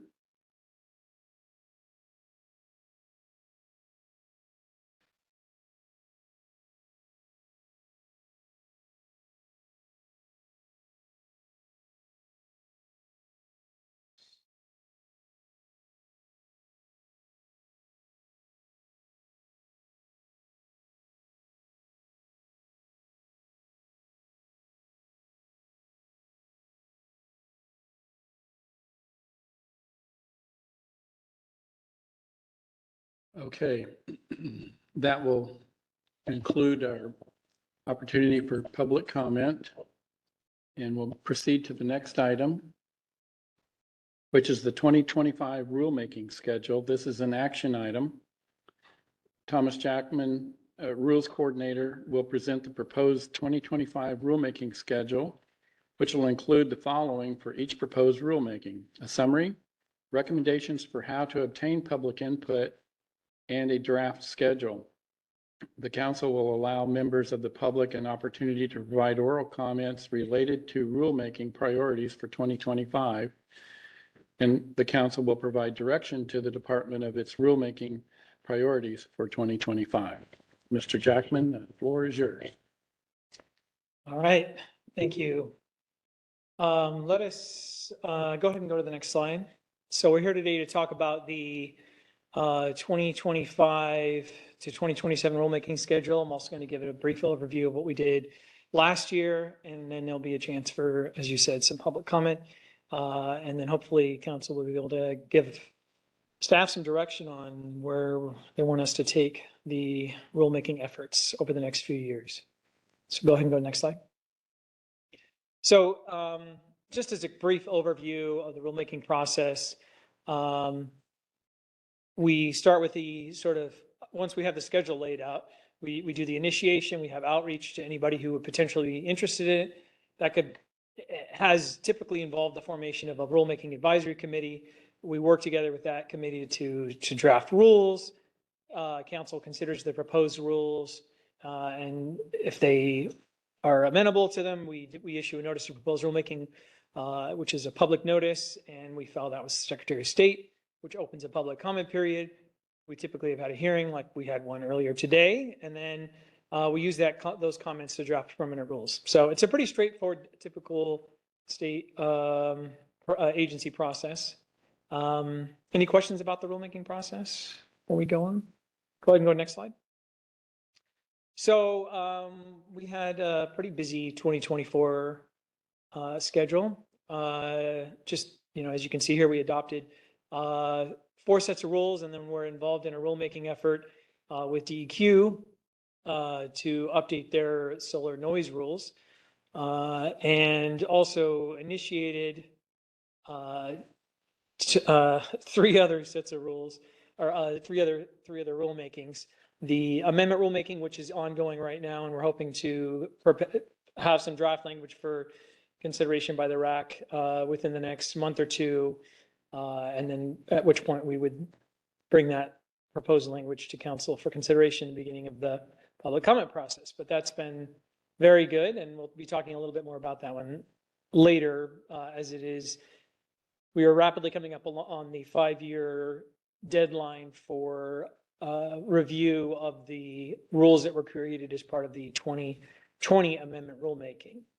So we're also working on the tribal government communication rulemaking, and have a meeting scheduled later this month to present some draft language to the tribes for their consideration and comment. And we just had the public hearing today for the application process phase 2 rules, and we'll hopefully be able to present those for permanent rulemaking in March. And we also created or initiated the radioactive material transport fee rulemaking, which they're currently struggling to form the RAC right now because of the legislative session. A lot of the people who they want to get on that rulemaking are currently busy. So we haven't forgotten about it, and they're continuing to work to try to get that RAC formed. Okay, go ahead and go. Any questions about the 2024 schedule or what we got done? No? Okay, go ahead, next slide. So we have 5 rulemakings that we would like to get started in 2025, 3 of which would hope to also complete. The quickest you can get through a rulemaking is about 6 months. So even if it's very, very minor, you already have the language, it's not controversial, you don't even have a RAC, it's going to take about 6 months just due to the the way we do the initiation. There's a 2-month public comment period. Legislature has 49 days to comment, which is sort of the minimum for the public comment period. Anyway, so as you can see there, we have some aggressive timelines for these first three here, and we're going to talk a little bit more about them here in a second. But and then 2 longer rulemakings that I'm currently predicting would take 12 to 13 months that we would like to get started this year. And we'll talk a little bit more about those as well. But those are part of the phase 3 sort of council standard updates. We're about to go through each of these, so if you have questions about them as we go through, feel free to let me know. Go ahead and go next slide. So the first one on that list, calling like the housekeeping, modernization, rulemaking, sort of miscellaneous rulemaking. We've asked staff to identify any sort of like minor things that don't really justify having a rulemaking just for that one item. And we're going to try to sort of knock these out collectively. This is something that we, like to do periodically and we haven't done something like this, at least since I've started. So that some highlights for this rulemaking include an examination of hard copy submission requirements, which are, have existed for decades and are sort of a legacy of a time when we weren't using electronics as much as we are today. So we're going to try to just make the processes straightforward and involve the least amount of sort of wasted effort. When we ask people to do things, we want to make sure that we're doing it because there's a reason, because it's whether that's the statute requires us to, or because it serves hopefully some meaningful purpose that helps create a better process. And where something that we ask people to do fails to meet those tests, then we take a look at it to see if maybe we shouldn't remove that step from the process. Another thing that we want to look at is a review of some notice requirements. This is something that the Department of Defense has asked us to do, and we figured this is just as good a time as any to sort of slot this in here. And then we're also looking at possibility of requiring applicants and certificate holders to submit certain types of data, GIS data for energy facilities to help us with the review process. Some already do, but this would just be a requirement so that we can sort of have consistent process for how we review application data. And this is not an exhaustive list, but these are sort of the 3 that have sort of prompted us to do this rulemaking. We're still looking at collecting additional ideas, which we would present to you when we actually initiated the rulemaking. But any questions about this one or any thoughts? So if I may, Mr. Chair. Secretary Cornett. One of my favorites is eliminating the requirement for submitting comments via fax. Oh, yeah. We still have a fax machine, and that's a requirement that we have to provide that opportunity. So we have to go look at the fax machine, make sure that we haven't gotten a comment by a fax in a long, long time, yet we still have to make sure we go look at the fax machine that we didn't get any comments by the deadline. So this is the kinds of things. Vice Chair Condon. Yeah, just curious. So the examination of hard copy submission requirements, I'm just curious, is it a contemplation about the need for hard copy? And eliminating hard copy? Well, to the extent possible, yeah. Right now, we require applicants to submit hard copies because sort of a legacy we always did. It was harder, their email systems and whatnot, you could only attach a tiny thing to your email. And so that all of those systems are a lot more robust now. And we're taking a more aggressive look at what the statute requires. We have to make available a copy for review by interested parties who come to this building so that they can review that. But it doesn't say that we couldn't, make it available when they get here, or they could request it and then we could print it out upon request. So we're just sort of looking at instead of just de facto always requiring them to print something and then have it on the premises, if we can do something that's a little more less wasteful but still meets the requirements of statute. And the reason I asked the question is I don't know a whole lot about it, but some uncertainty about how long magnetic media or digital media survives. And because of the long-term nature of our projects that we're, I guess I think a hard copy somewhere probably makes sense. So yeah, I realize this is just submission. Secretary Cornett. Actually, I see Council Yeah. Member Devlin. So when I first got here, the requirement, because we hadn't really moved towards digital, not that it wasn't impossible, but for the very reasons that Tom talked about, it wasn't as practical. We used to require for an application or notice of intent, one for each council member. So you used to get the full Yeah, binder, or the right. prior you used to each get a full version of everything. Yeah. So we used to hand those out to you. We would then have two versions internally for us, and then we would send it out to the local planning department. We would send it out to the local library. So there probably would be 15 copies. And, you get a couple of D-ring binders with 11 by 17, printed maps. It can be quite costly to do that. So, as we've moved down, you all have laptops now. I mean, that's again, so we can provide you the digital. I'd say we work pretty hard to have as good of a web site as we can, making that information available. We recognize not everybody has that kind of connectivity and availability, but it's a good opportunity to evaluate the question is, what's the value of getting a paper copy, now? A lot less than it used to be. Is it none?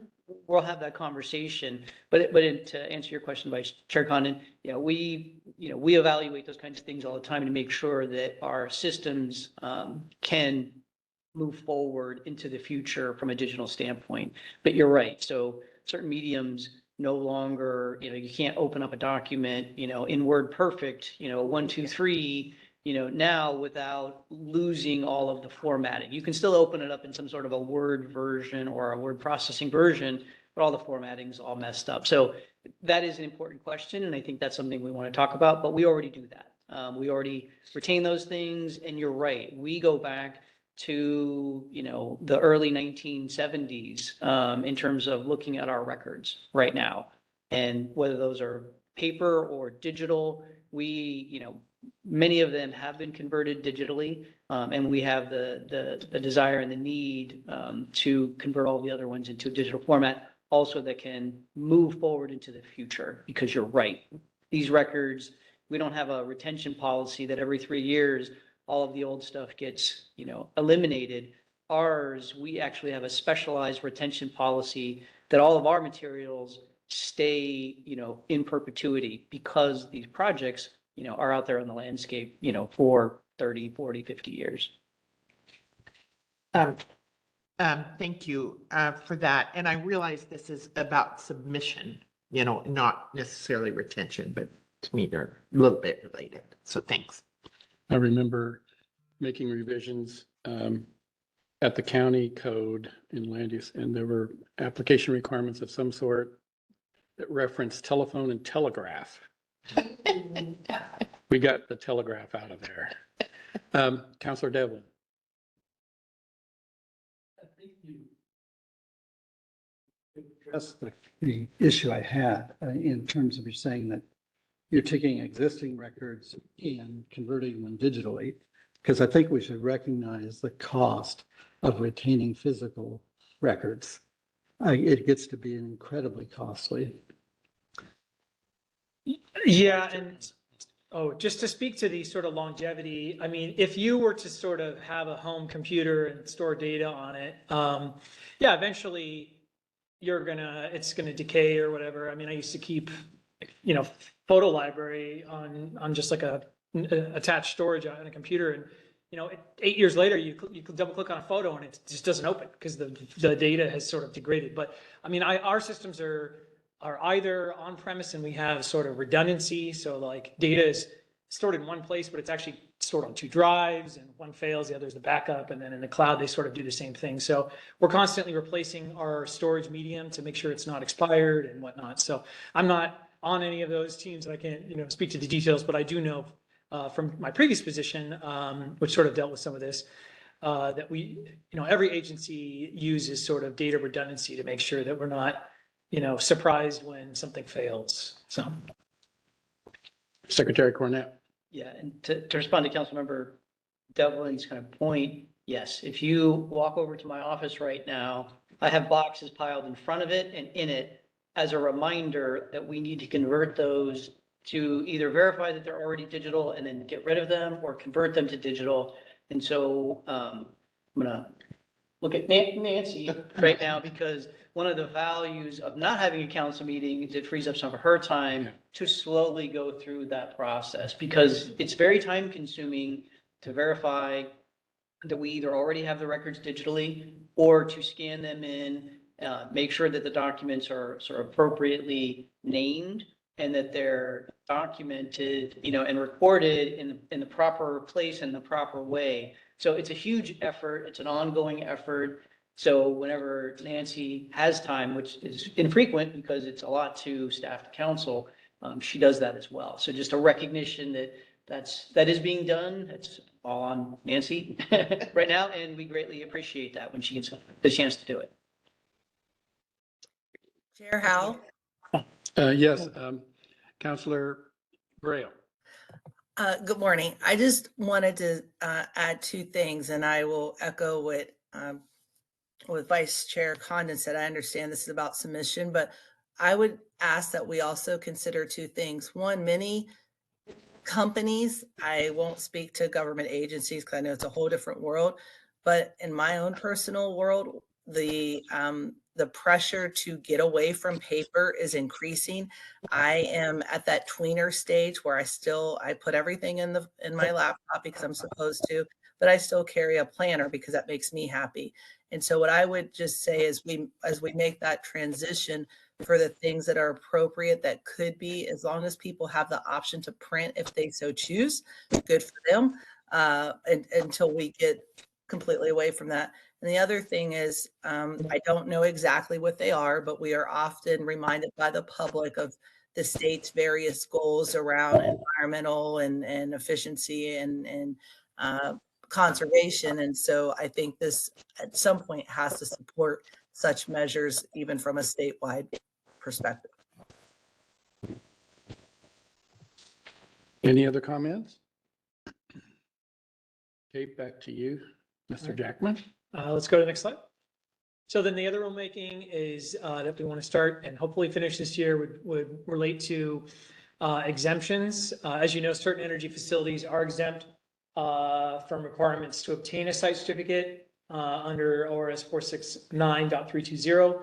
And so we're looking at that process and certain sort of outstanding policy questions related to that process, including whether or not council can impose conditions on an exemption, whether exempt facilities would nevertheless be subject to ongoing monitoring or reporting. Because as you can imagine, we could, council can just decide something isn't exempt from needing a site certificate. Something can be built and then they could easily build something that would trigger the need for a site certificate. So how do we monitor that? How do we make sure people are being compliant and they're not sort of trying to backdoor something onto the land? So then also looking at the process for how someone would lose an exemption. So, we have existing rules on this and we're just sort of wanting to take this opportunity to make sure that we have all the rules that we need and that what is on the books is appropriate. Any questions about this rulemaking? No. Counselor Imes. Thank you, Chair Howell. I'm kind of wondering if this would be in relation to an item we reviewed at our last meeting with the Greater Eastern Oregon new rules that are coming out for, site identification. Yeah, least complex solar siting. Yeah, Yes. it would be related to that. Possibly. Well, I mean, in order to get those site certificates for those solar development projects, they would have to be under FSEC thresholds if they wanted to go through that process. So if they did anything that would, if they asked the counties to build anything that would be beyond that, I don't know that anybody's surreptitiously trying to expand their solar sites, but. Yeah, for the record, Todd Cornett. I would say in sort of response, no. Um, Exemptions, if you go to statute, they're called exceptions, but in your rules, they're called exemptions. They're very specific about what types of facilities would be, exempt from having to get a site certificate. So they still have to apply. So it's basically something that within the definition of energy facility is subject to FSEC jurisdiction. But then there's sort of a threshold question of, certain, types of those under certain thresholds could apply for and receive an exemption from having to get a site certificate. Those wouldn't be a solar project or a wind project. Those are very sort of specifically articulated in statute and then also within your rules. So it's a very small subset of types of facilities. Okay. So Counselor Byer. just because I don't think I've seen this language before, could you give an example of something that currently has an exemption? Because my brain isn't coming up with one. Yeah, I mean, there's certain like cogen facilities that are under a certain threshold that there's a trigger that they would have to meet. We had at Port Westward, you've probably seen it in the news lately, just because they just got an approval by the state. There's a facility, it's not the Port Westward facility owned by PGE, but next to it, they're taking like animal tallow and making biofuels from that. So by definition, it is an energy facility because it produces, a certain amount of equivalent to a certain amount of BTUs, British thermal units per day. That is sort of a characterization. So that is an FSEC jurisdictional facility, but under the exception rules and statute or the exception statutes and your exemption rules, if the facility is, getting all of their products, the products they're going into making it by rail or barge, and then it's going out by rail or barge, so you're not having a lot of truck traffic, you're not producing a lot of carbon. If there's a certain threshold that it's under, then it could be exempt from receiving a site certificate. That's probably the last one that we looked at, was that particular one. And you determined, that, at least at the time, that it was exempt from having to get a site certificate. That helps. And then Daryl's communities. Okay, go ahead and go to the next slide.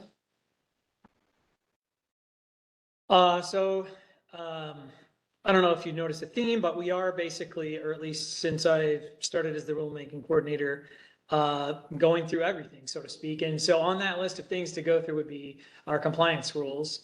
And so this project would just be a review of the council's process for the construction and operation of energy facilities in terms of how we organize our compliance program. So clarity, consistency, specificity for monitoring and reporting requirements and how all that works. Any questions about that? All right, let's go next slide. Okay, so here we are. This is the slide that discusses the phase 3 rulemaking, which a lot of people have been excited about and are looking forward to, and should be a whole bunch of fun, a lot of work. What I've tried to do here is sort of cluster the rulemakings in what we think is a logical fashion. Obviously, council can just direct us to, do this process however council so chooses. But we think these organization or structure of how we would approach these rulemakings, doing financial assurance and organizational expertise together, doing structural standard and soil protection together makes a lot of sense rather than doing a rulemaking for every single standard.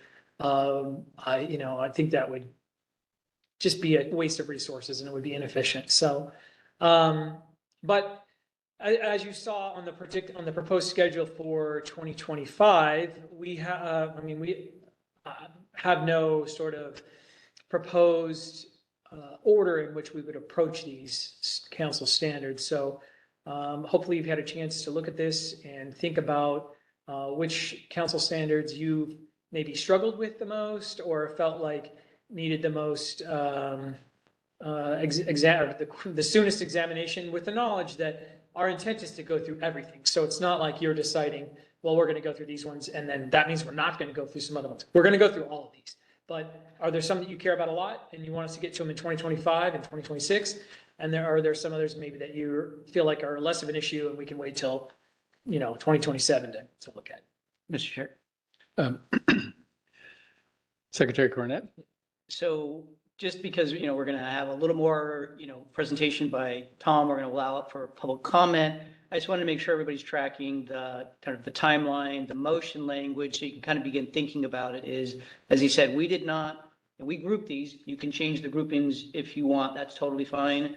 But we didn't prioritize them. So in the motion, we have a table that's already set for you to prioritize them. So if you haven't thought about it, and would like to do that sort of between now and when we get to the actual motion, that way you can be thinking about what's your number one, what's your number two, what's your number three, and so on. And as Tom indicated, our intent is to at least initiate the top two this year, 2025. We'll get to all of them in turn, but what are your top two? That's what we want you to be thinking about. And I think it would be helpful for us and then for others as well, not just your top two, but what's the sequence of the other ones? So people can be thinking about, all right, maybe you're not going to get to this one this year, but it's next year. So I want to be tracking that for, 2026 when that one or that grouping that I'm really interested in is going to occur. So anyway, I just want to set that up so you can be thinking about that. Yeah, Counselor Byer? So it's one thing for us to have priorities, but hearing from the public and developers on which of these give them the most heartburn, which are the most confusing. I know which confuse me, but that's not particularly helpful. So just wanting to make sure that we can take account for other comments in setting these priorities, or knowing that our priorities aren't set in stone and that's all that Tom can work on this year, but that we can adjust when we have certain things that are kind of pressure points for both members of the public, local government, developers. Yeah, which is why we have added a public comment timeframe specifically for this agenda item to allow people to chime in on that, to convey whatever their interests are. And then whatever you do for this year, we, again, try to set that for the future, but you can also change that at a point. So none of this is, this isn't legally required. I think the whole point of doing this is to create some expectation and understanding of what we're going to be doing and what we're going to be working on. It's not set in stone. You're not legally obligated to do this, but there is value with council saying, these are our interests, these are our priorities, these are what we want to work on. Thank you. Vice Chair Condon? Thank you. I think I understand this, but I just want to say it and get it confirmed. Is obviously the standards, our standards individually remain the same. And when you say or what it has here on the chart, financial assurance and organizational expertise, that the RAC would be convened to discuss those, to kind of like to discuss those together, and will affect both of those, the rules for those standards individually. Yes, so we would take the financial assurance and organizational expertise as an example. We would form a rack of people who we feel like are appropriate or who are interested in both of those standards, and we would discuss them together. But we're not proposing that we combine this into one standard. The final product would be a rulemaking that would update both of those standards individually. So similar to when we looked at protected areas, scenic resources, and recreation, that was one RAC convened, discussed it all as I remember it. And then.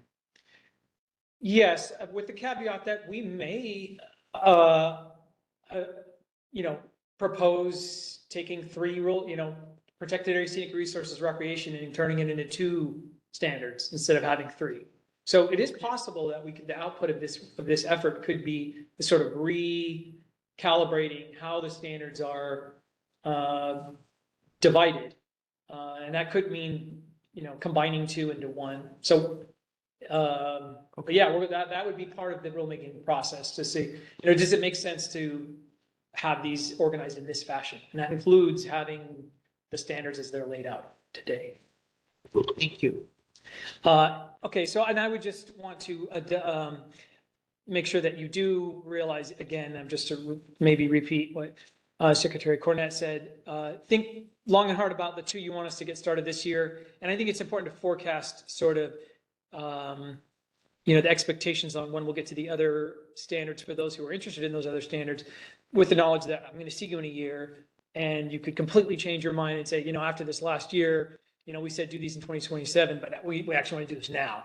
So don't sweat too much on getting the entire order exactly right. But the first two are the most important, because we are going to get that will meaningfully impact the work that we're going to do this year.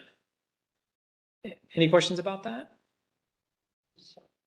Okay, no worries. Councilor Biley. So just one question that may help inform this discussion is, are there things happening in other agencies that may suggest that we postpone certain issues? I mean, we're getting a briefing on Fish and Wildlife today with mitigation corridors, and that's going to be a change. And does that suggest that we wait or that we jump on it? Land use, it's always going to be in flux. So does that suggest that we jump on it or we wait? So just think about that and think about what's going on with our partnering agencies, because it may inform how quickly we move on some of these. Does that make sense? Yeah. Okay. Yeah, no, I totally get you. Councilor Devlin. Mr. Chairman, when I look at this list, I find a few things a little bit interesting in the sense of how things are grouped now. They're grouped probably like they're grouped actually in the underlying rules. But if I look at financial assurance and organizational expertise, the council spends a lot more time discussing financial assurance than they do organizational expertise. If I look at waste minimization, public services, and land use, we don't really discuss waste minimization very much at all. But particularly land use lately, because of the issues we've been facing in Eastern Oregon, and public services because of the potential impact on public services.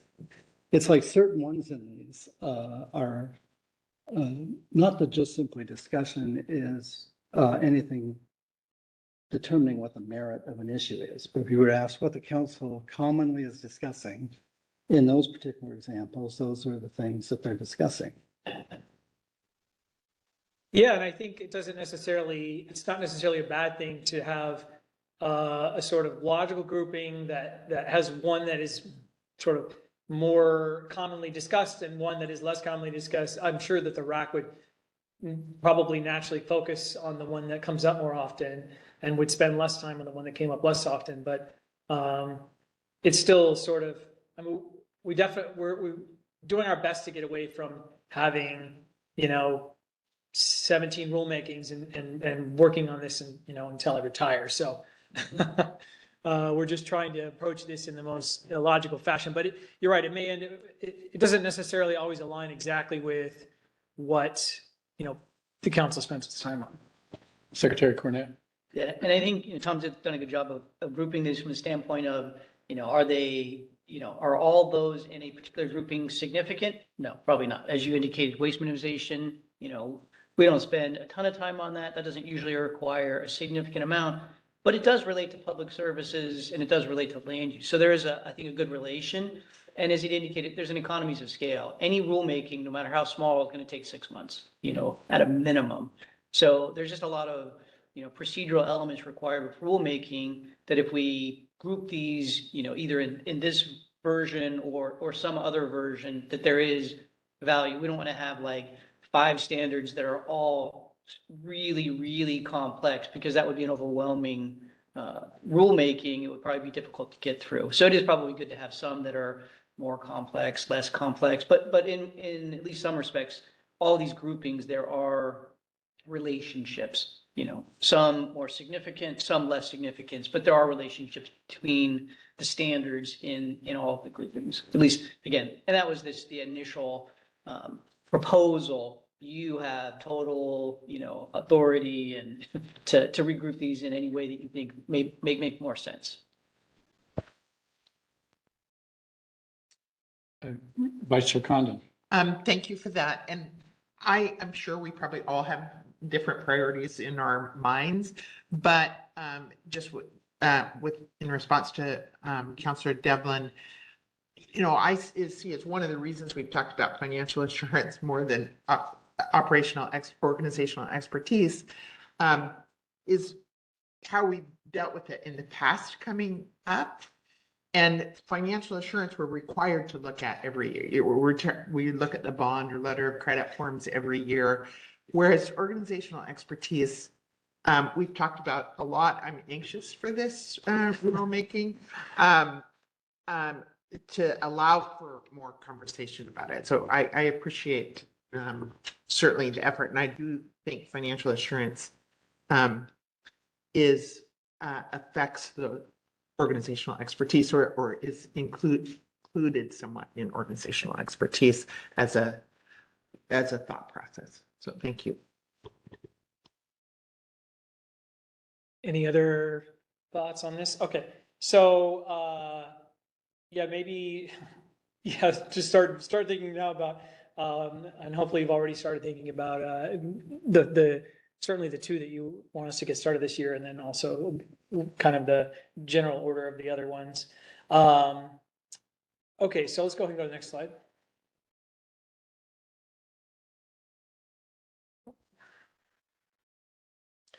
And we don't need to get, into the details here, but I just kind of threw this up here to show you, what does it look like to do what we proposed?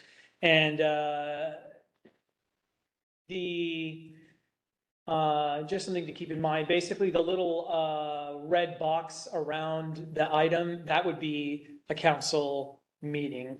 So, if there's 2 red boxes on May, as you see, that would be 2 agenda items for May. So it's a lot, but I don't think, and we did bump the February item to March. So March is going to be busy. There'll be 4 agenda items in March, but that's not going to be typical. It'll be, April has nothing, May has 2 items. So are we going to keep to this exact schedule? Unlikely, but I do think it makes sense to sort of, hope for the best and sort of, plan to be as aggressive as possible. And if we have to bump things, we have to bump them. But, yes, just from like a planning perspective, what could we realistically do if there were no issues? I think this is, reasonable. Any questions about this proposed schedule? Sorry. Councillor Beyer. Just wondering how to generate enough interest in RACs and making sure the RACs with certain interests aren't overlapping so we don't tap people out. Does that make sense? Because we have a small universe of people who are interested in this or give time to do this, and just wanting to make sure that we can not spread the public too thin or any of the other interested agencies, developers. So think about that in terms of the structure. I mean, we were lucky this time on the aligning the applications and the standard requirements, that we didn't need to hold a RAC, but the care and feeding of the RAC will be important. Yeah, no, it's something that I think about a lot. To be honest, the Rulemaking Advisory Committee is the #1 thing that I've sort of dealt with in terms of it being the primary driver of the rulemaking process, tracking down the people who care about these rulemakings, making sure we have a diverse representative group of stakeholders, and trying to get all of that group of people to meet at the same time is sort of the biggest part of my job. Like once you get the RAC together and once you can get them, meeting, and the rest of the process sort of almost takes care of itself. Not quite on wheels, but That is sort of the main driver. So I do think about that because, I mean, if we didn't have any racks at all, and I'm just sort of sitting at my desk, like the schedule will look completely different. So, yeah. Yeah. Yeah. So then it would absolutely blow up at the end. Absolutely. That is correct. So, you know, not, and as you can see with the radioactive transport fees, you know, not being able to sort of form the rack as quickly as they'd like, has slowed that rulemaking down. So, if the schedule doesn't look like this in a year from now, it'll be because of the racks. So it is something that we are constantly thinking about in terms of, you know, not stacking things too much. And it's one of the reasons why we're not having 5 phase 3 rulemakings in 1 year. Now we could just say, hey, let's focus on these and knock these out. Well, I don't want to get the same group of people on 5 racks, you know, all at once. So, but yeah, that's why we're kind of spreading that out. All right, well, let's go next slide.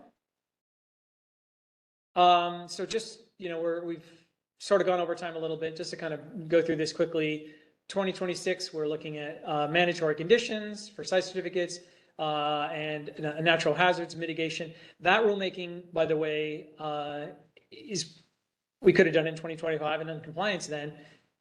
We scheduled it for 2026 because later this year, there is a sort of statutory requirement to update the state's natural hazards map, and they're working on that.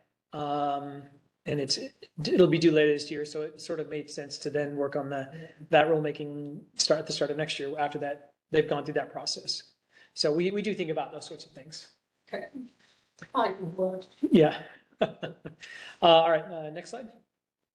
And then, yeah, we have a very ambitious schedule, so I know for a fact some of those things are going to push out. Some 2025 items are going to push out to 2026 and so on and so forth. So we only have the 2 at the moment, phase 3 items in 2027, but I'm sure by the time we get there that will look busier, but I didn't want to sort of create a mountain that we'll never actually get to. So that's, and any questions about that? Okay, let's go ahead and go to the next slide. And then we have several upcoming 5-year reviews, 3 this year and 1 in 11 days. So these 5-year reviews are required by statute, and I mean, it makes sense to have them, right? So they don't exist and they're not required for amendments, right? So you could have a big rulemaking that totally amends everything, and we've done those, would not be required to do a 5-year review on that. This 5-year review is for new rules, and it makes sense, right? So if you're creating new rules, you're potentially creating sort of new burdens on people versus an amended rule where you may be tweaking a process. And so my take on this is the state is concerned. I mean, we've added new rules that didn't exist before.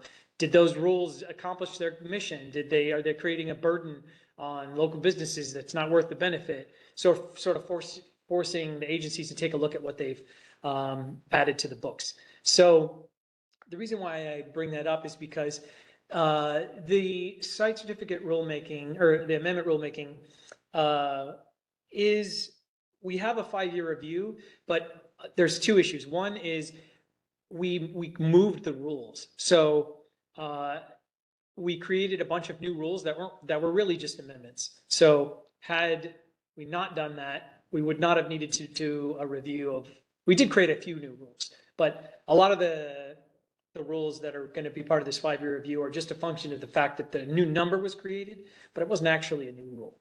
So partly because of the way we had originally created these in 2017, and then the court said you didn't do it correct, and then we had to do temporary rules, and then anyway, long story short, we have to jump through this hoop, but it's not, I think substantively isn't as needed as it would have potentially otherwise been. The second thing is, you know, we are in the middle of an amendment rulemaking that's looking at every single amendment rule. So to the extent that an evaluation would conclude that we would need to make certain changes, that's happening right now in the rulemaking process.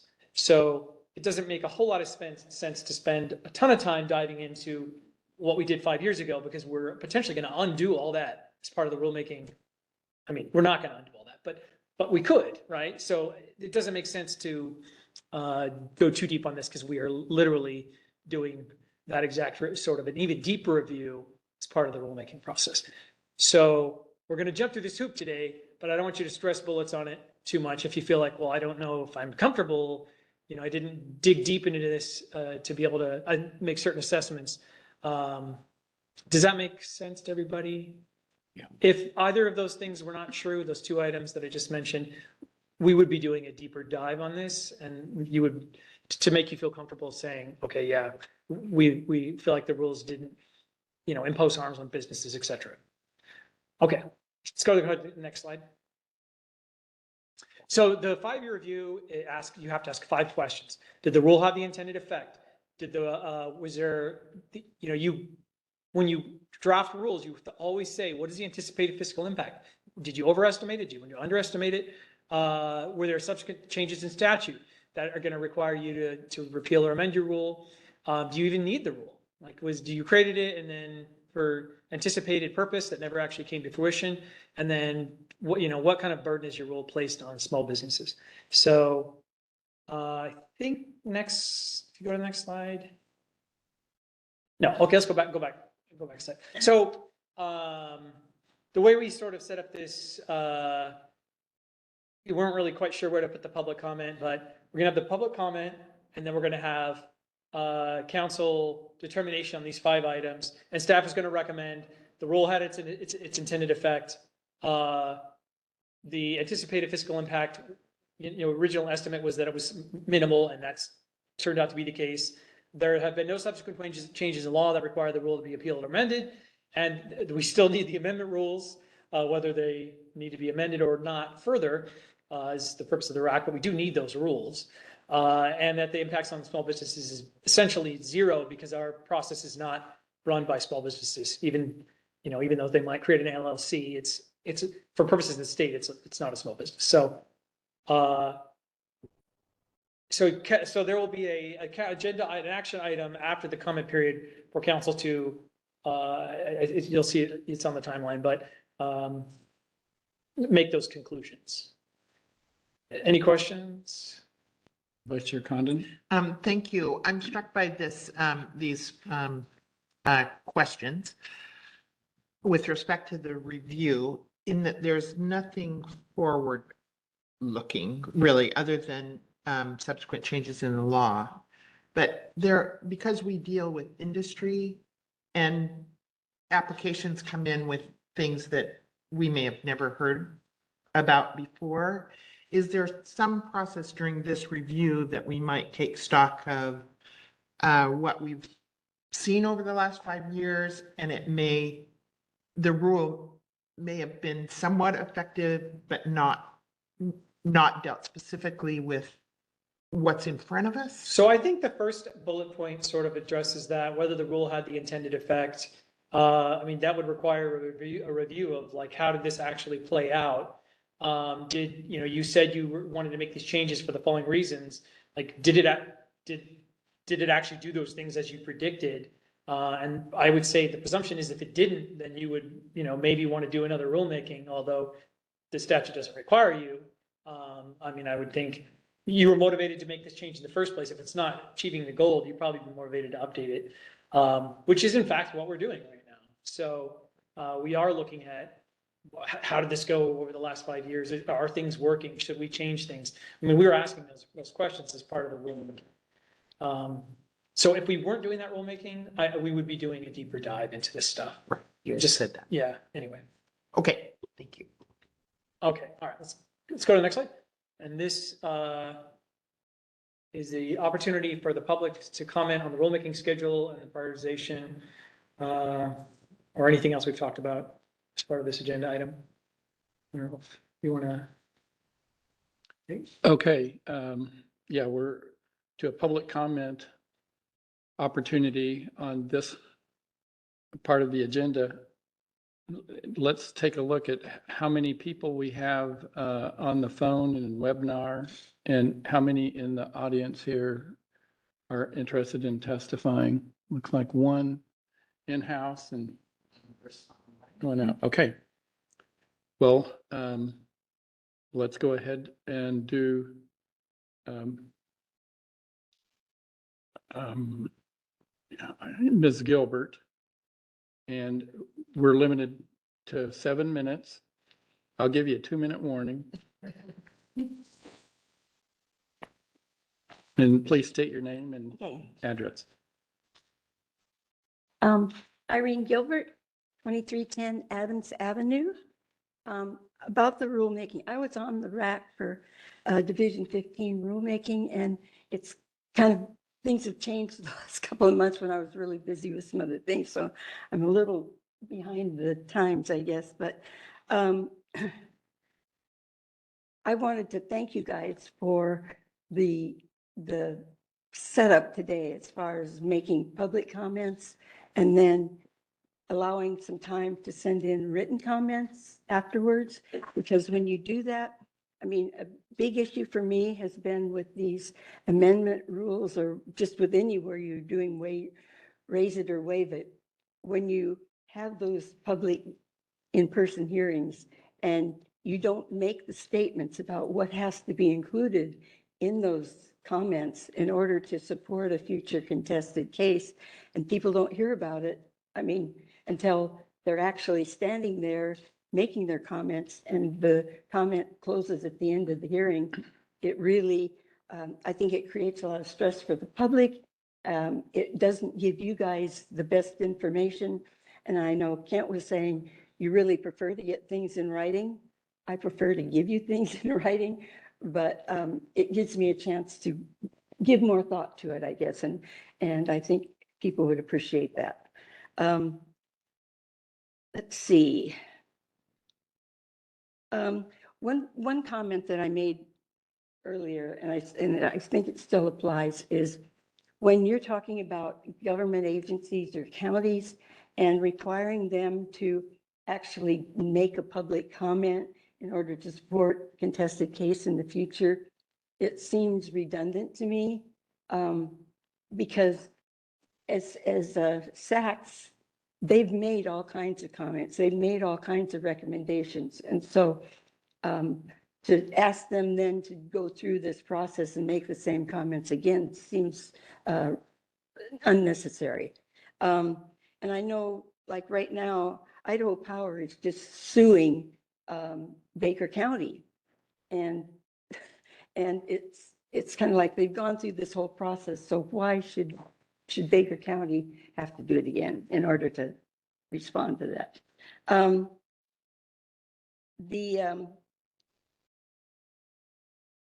Just broad statement issue about making people limited parties. I think this became a big issue because there were so many contested case requests on Boardman to Hemingway.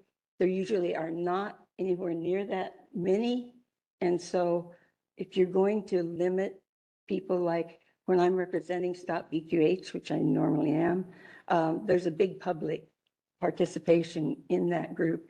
And so it seems like the criteria needs to be really clear, and you need to be flexible about offering full party status, especially since the developer and Odo always have full party status. So it ends up with, like with summary determination, the public being unable to even respond to a summary determination request because they didn't bring it up as part of their comments. I'd like to see you include the names of streets and require the developer to give landmarks on their maps. It's really hard to tell what's going on with maps that don't have street names and don't have landmarks on them. Let's see. Define evidence. In these, I would really like to see the counselor take more focus on defining what is appropriate for evidence, because the courts in the state have defined evidence, and yet we've been, as public parties, not allowed to do things like refer to other comments of other people who are also asking for contested cases. I know there was a comment and one that said we shouldn't be making reference to issues that are going on with other agencies. Well, as I read the Oregon statutes, those things are legitimate evidence. So just, I think the council needs to really consider that. And type C reviews aren't working for the public. I can tell you that very clearly. They are not, partly because the public doesn't know about them until after the damage has been done, if you will. If there's going to be damages to resources that are a result of a decision on a type C review. And monitoring and mitigation plans aren't occurring, as you know, until after the site certificate is issued, which that's fine, but at least the council and the counties should be provided an opportunity to review those final mitigation plans and comment on them. Whereas now I believe the council can ask to look at them, but it doesn't seem to be happening. The council doesn't seem to be reviewing those. And they are, okay. And they are a really important component. If you're not going to have an effective monitoring and mitigation plan, nothing's going to get done. So just that whole thing, especially the monitoring piece of it. So that's all I had to say about, there's so many things that are important. I'd really like to see the wildlife one kind of look at a broad stroke of, you've got Forest Services Act, you've got the ODF and W doing things, you've got LCDC, all these agencies, and some of the things that are in the site certificate conditions conflict directly with what some other agencies are requiring. So I mean, I realize that not everything has to be consistent, but I think there should be at least some consideration of referencing those other parties. That's it. Thank you, Ms. Gilbert. Yes, Vice Chair Condon, Ms. Gilbert. I'm sorry, I'm just used to not being asked any questions. No. What I forgot, with the last time I asked a question, for thanking you for coming all the way here and attending and being participative. But I just want to make sure I'm understanding. So with your comments, it sound more general to me, specific certainly to contested cases and whatnot. But anything with respect to the rulemaking schedule itself that we just heard about in terms of priority or? And I was thinking about that as this was going on. I think that the wildlife piece is important, really important, although I see that as being very time consuming, very, very detailed, very difficult to put together. From my perspective, I think that the piece on historical properties could really use another look. I know you not too long ago did protected areas, but there still seems to be some question about what's being reviewed and how is it being reviewed and timeframes. I know with things like wildlife, there's noise as an impact, for instance, that is not really addressed in the rules, the effects of the noise on species. So, and that's kind of where my interest is, I guess, personally, but thanks. Thank you. Anything else? Thank you, Ms. Gilbert. Okay, Nancy, we've got somebody online. Yes, I have Mr. Cole Souter from Green Energy Institute. I'm going to go ahead and unmute your mic, and you are ready to make your comment. Hi, yeah, can everyone hear me? We can hear you. Yeah. Great. All right, my name is Souter. I'm speaking on behalf of the Green Energy Institute. Its address is 10101 South Terwilliger Boulevard, Portland, Oregon, 97219. I think the council probably knows where my comment is going, which is that I would love to see included in the schedule or considered as a part of the schedule. Efforts to amend Division 23 on the need standard, given the transition in Oregon's energy strategy in the last half decade, which has been a strategy of decarbonization and a push to renewables. I think that adopting a need standard for natural gas facilities is crucial to make sure that those facilities are needed. I think that's all I really need to say now. I appreciate Councilmember Devlin also raising this issue when our issues were being addressed earlier. I guess a secondary thing I would like to note as well, I don't know if this is something relevant to the Division 15 rules or maybe I should say for the Division 27 amendment rulemaking that's going on. But I do think giving the public who's raised a contested case request the opportunity to respond to staff's comments, especially when staff relies on documents and evidence that weren't available beforehand. I think that could be meaningful for the public, just to be able to make sure that the public who've submitted requests are able to give the council, I think, a fuller understanding of that evidence. I would have loved an opportunity to respond to the use of the staff report from 1999 today, but obviously that was unavailable. So those are my 2 points. Again, I really would appreciate the need standard being looked at in the near future, or the nearest future possible. I know there's a lot of other priorities as well, though. So I'll end my comment there. Thank you. Thank you, Cole. I didn't get your last name. Could you give me that again, please? Okay. Yeah, my last name is Souder, Souder. Okay. Thank you very much. Are there any questions from council? Okay, thank you. Secretary Cornett? Yeah, and as Mr. Souter indicated, we currently have the Division 27 amendment rulemaking. And so, his question on, contested case request in an amendment, that is currently open right now. And so that's something that, certainly doesn't need to be on the schedule. It's already being conducted. So that sort of question and evaluation of that particular issue certainly can occur during the current open rulemaking. I just want to make sure you're aware of that. And then clearly the need standard, that's not something that we've put on there or recommended, but absolutely that's something that you can do. Okay, thank you, Mr. Souder. Nancy, is that all that are online? There are no other hands raised at this time. Okay, I think we'll close the public comment then. And back to you, Mr. Jackman.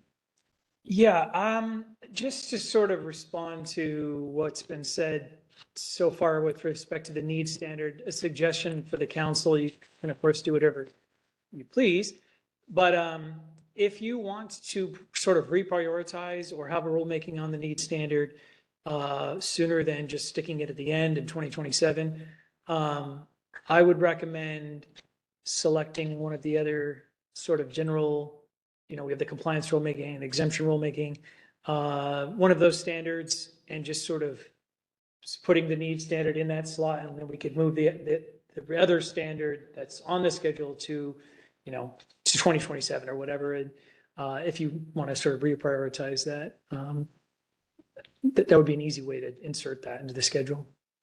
Oh, Councilor Devlin? Mr. Chairman, when I brought up this issue earlier today, what I envisioned in it was not that we would revise what's being proposed today, but the council would have a discussion, an informed discussion on the need standards that we have, and see if any of those 3 standards need to be revised, or if there are any additional need standards that we would want to consider. I was considering that from the standpoint that we haven't had that discussion yet. I don't really want to change this process now. I just want to be prepared next January when we do this, that there is some consensus by the council whether we want to revisit some of those standards or add any additional standards. Not that we would revise what we're doing here today. Secretary Cornett. Thank you, Chair Howe, Councilmember Devlin. So based on what I heard you say, like we are going to do later on today and talk about the Fish and Wildlife Standard, sometime during 2025, we could have an informational agenda item where we talk about the need standard in order to help set that up for next year to determine if council wants to move forward with the rulemaking. Yeah. So that would be a way to do it without putting it on the schedule, but putting it out there at some time. You could direct us. We want to, have a conversation about this. We want staff to look at this, provide some more sort of information. We could absolutely do that in 2025. Mr. Chairman, that's what I would think would be in the best interest of the public and the best interest of the council, so that we could have that informed discussion. I don't anticipate the need standards. I could be wrong in some of those areas, but I think we're going to face issues surrounding transmission for probably the next 20 years. And I do not know if there's ever going to be an issue again regarding the storage of natural gas below ground. But we're kind of, we haven't had that discussion, and we should have that discussion. And there may be areas that we're not even aware of that maybe we should have the foresight to look forward to what may come up so we can address it. But I appreciate more a very informed discussion than a knee-jerk reaction to change, direction at this point, because the better informed we are, I think the better decisions we make. Absolutely. Mr. Chair, if I may, I think everybody knows this, but I just want to put it on the record just to be 100% sure that everybody knows this. The council does not have any authority to create a need standard for generating facilities. That's a non-starter. So that is precluded by statute. So any need standard is only for non-generating facilities. Just to make sure everybody out there who's listening, the conversation would not be about creating a need standard for any generating facilities, because the statutes currently preclude that. And unless the legislature makes that change, you would have no authority to do that. So it would just be very specific to the 3 non-generating facilities and potentially, any additional ones.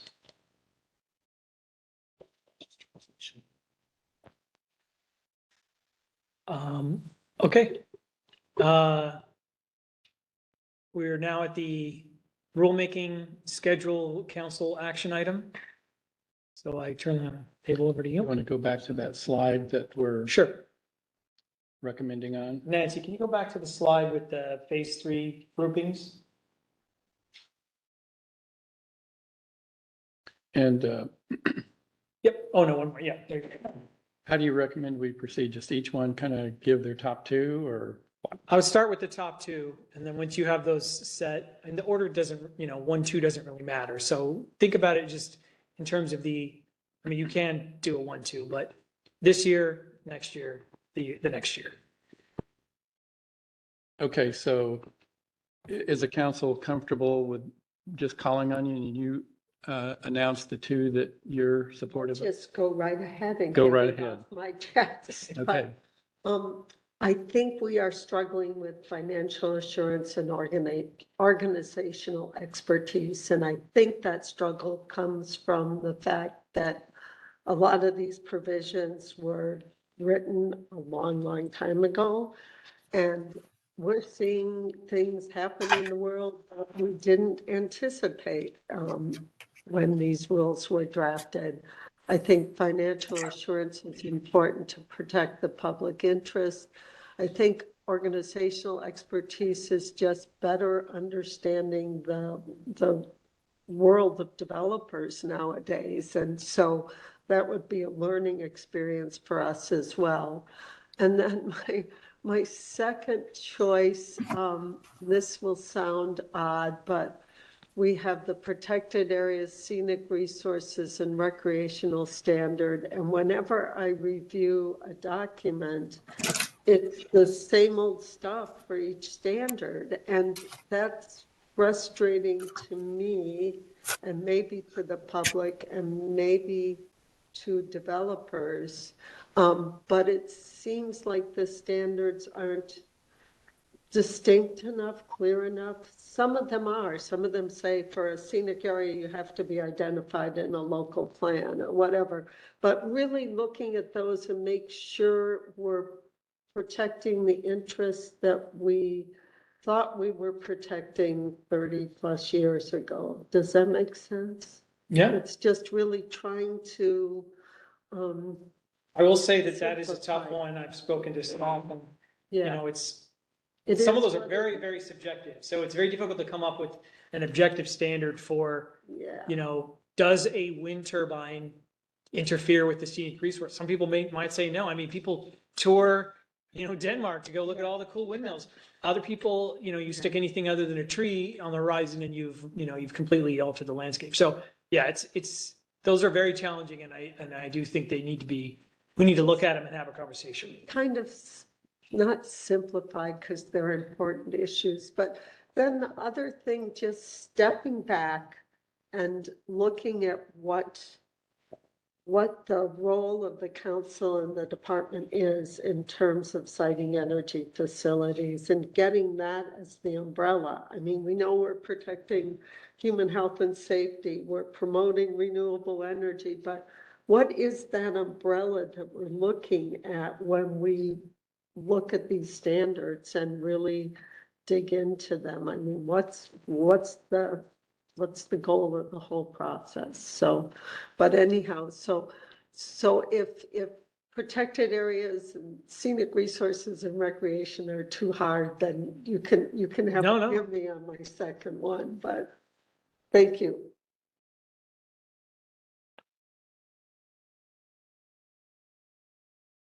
This is Vice Chair Condon. Chair Howe has left the room for a moment, but he'll be right back. And so is there another counselor that wants to put their chips in the pool? Oh, yes. And so I've kind of created a spreadsheet. Sounds bad. Mercy's. Yeah. I've created a spreadsheet, so I'm keeping track of the prioritization as you're reading them. So I just want to make sure that you know that I'm doing that. Okay, thank you. Well, like Vice Chair Condon, I'm happy to go. Okay. Thank you. After my time here, obviously I've watched and learned a lot. And then I think just based off of industry and what is happening in the world, I think the organizational expertise absolutely needs to be addressed. I understand that it's grouped with financial assurance, but the pressure on businesses, I think if we look at what the state of California is enduring with State Farm, if I recall, canceling policies left and right, it made my mind think of how such a thing would affect us. So I would like to see that as the priority. And then much like Councilmember Byer, the protected area, scenic resources and recreation, there's a lot of things folks can't control anymore. And as the cost of everything continues to grow up, I think more and more people will get back to the point where they're trying to use the resources, parks and things that we have. And I would like to make sure that we're doing our part to protect them. So those are my choices. Thank you, Councillor Grail. And just for the record, that was Councillor Grail. You were garbled at the beginning if you said your name. So thank you. And Thank you. Chair Howe is back. Okay, so we've done Counselor Byer, Counselor Grail, and we're ready for Counselor Devlin. Yeah, thank you. Thank you, Mr. Chair. I'm Madam Vice Chair. When I look at this list, I first of all realize that we obviously do have rules in all these areas that are existing. It's not that we're talking about whether we want to have a rule in this area. But the rule areas that I think right now most impact some of our decisions. One is land use in terms of the cumulative impact of we've had this discussion about basically waiving ag and forestry standards and what the cumulative impact of this is. Also public services, because I can recall in many of these discussions, we've had discussions about whether local public services would be adequate. Sometimes that's fire, but what's the cumulative impact of that? If there's 2 facilities that they're responsible for or backing up, that's one thing. If there's 7 or 8, that's a different issue. Also, public services to me includes housing. I mean, we just had a proposal where the amount of housing that would be required would actually be more housing that was available in the immediate area. So those are the 2 areas then on that one. And then in organizational expertise, I agree with the parties here on organizational expertise, both for the issues that are raised by others, but also issues that have arisen relative to organizational expertise in managing general contractors and subcontractors. Some assurances that once approved, that there's going to be some real oversight on general contractors and subcontractors as far as conditions. I understand the issues that parties have about, let's see, protected areas, scenic resources, and recreation. I just don't know how we're going to get to more objective standards in those areas. Because I'm like the person that, you know, I can imagine the person, if anything other than a tree is on the horizon and affects it. If it was a Holland windmill, it probably would be okay. Yeah. But 40 large windmills on the top of the horizon are probably not okay to a lot of people. So, but I don't know how you get objective standards in those areas. Secretary Cornett. Yeah, thank you, Mr. Chair. Just to kind of respond to that, I also want to make sure that people kind of framing this. We're not saying we have to make or you have to make changes to the standards. Right. We think it's an opportunity to evaluate that. The result could be no changes are made, that the standards, however subjective, are still fine.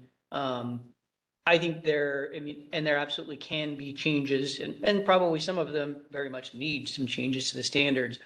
I think probably what's really needed is changes to the application requirements to make sure that those connect better to the standard. Yeah. So we want there to be a good, meaningful evaluation of both, but just so you're tracking if that influences your prioritization, we're not saying that there has to be changes.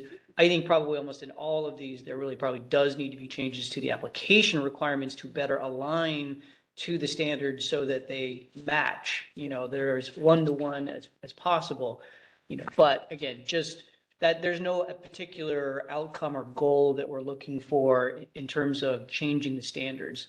Like I said, I think a lot of people are going to have a lot of thoughts and ideas, and I think we probably will. I think you probably will, but just that's not the absolute outcome that we're looking for. We're looking to have a conversation. Okay, next. Councilor Erica. Imes. Thank you. This is Katie Imes for the record. My 2 recommendations are based off of what I've experienced since I've been on the council the last year, which I can't believe it's already been a year.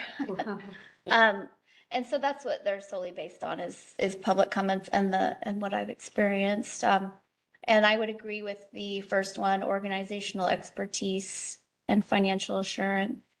But also my second recommendation would be the waste minimization, public services and land use. And a lot of that has to do with local agency comments that we've reviewed. So I'm going to keep it short. That's my 2. But I would like to add when we get later into, I'm not sure if this is the appropriate time, later into proposed projects for 2026 and 2027. So.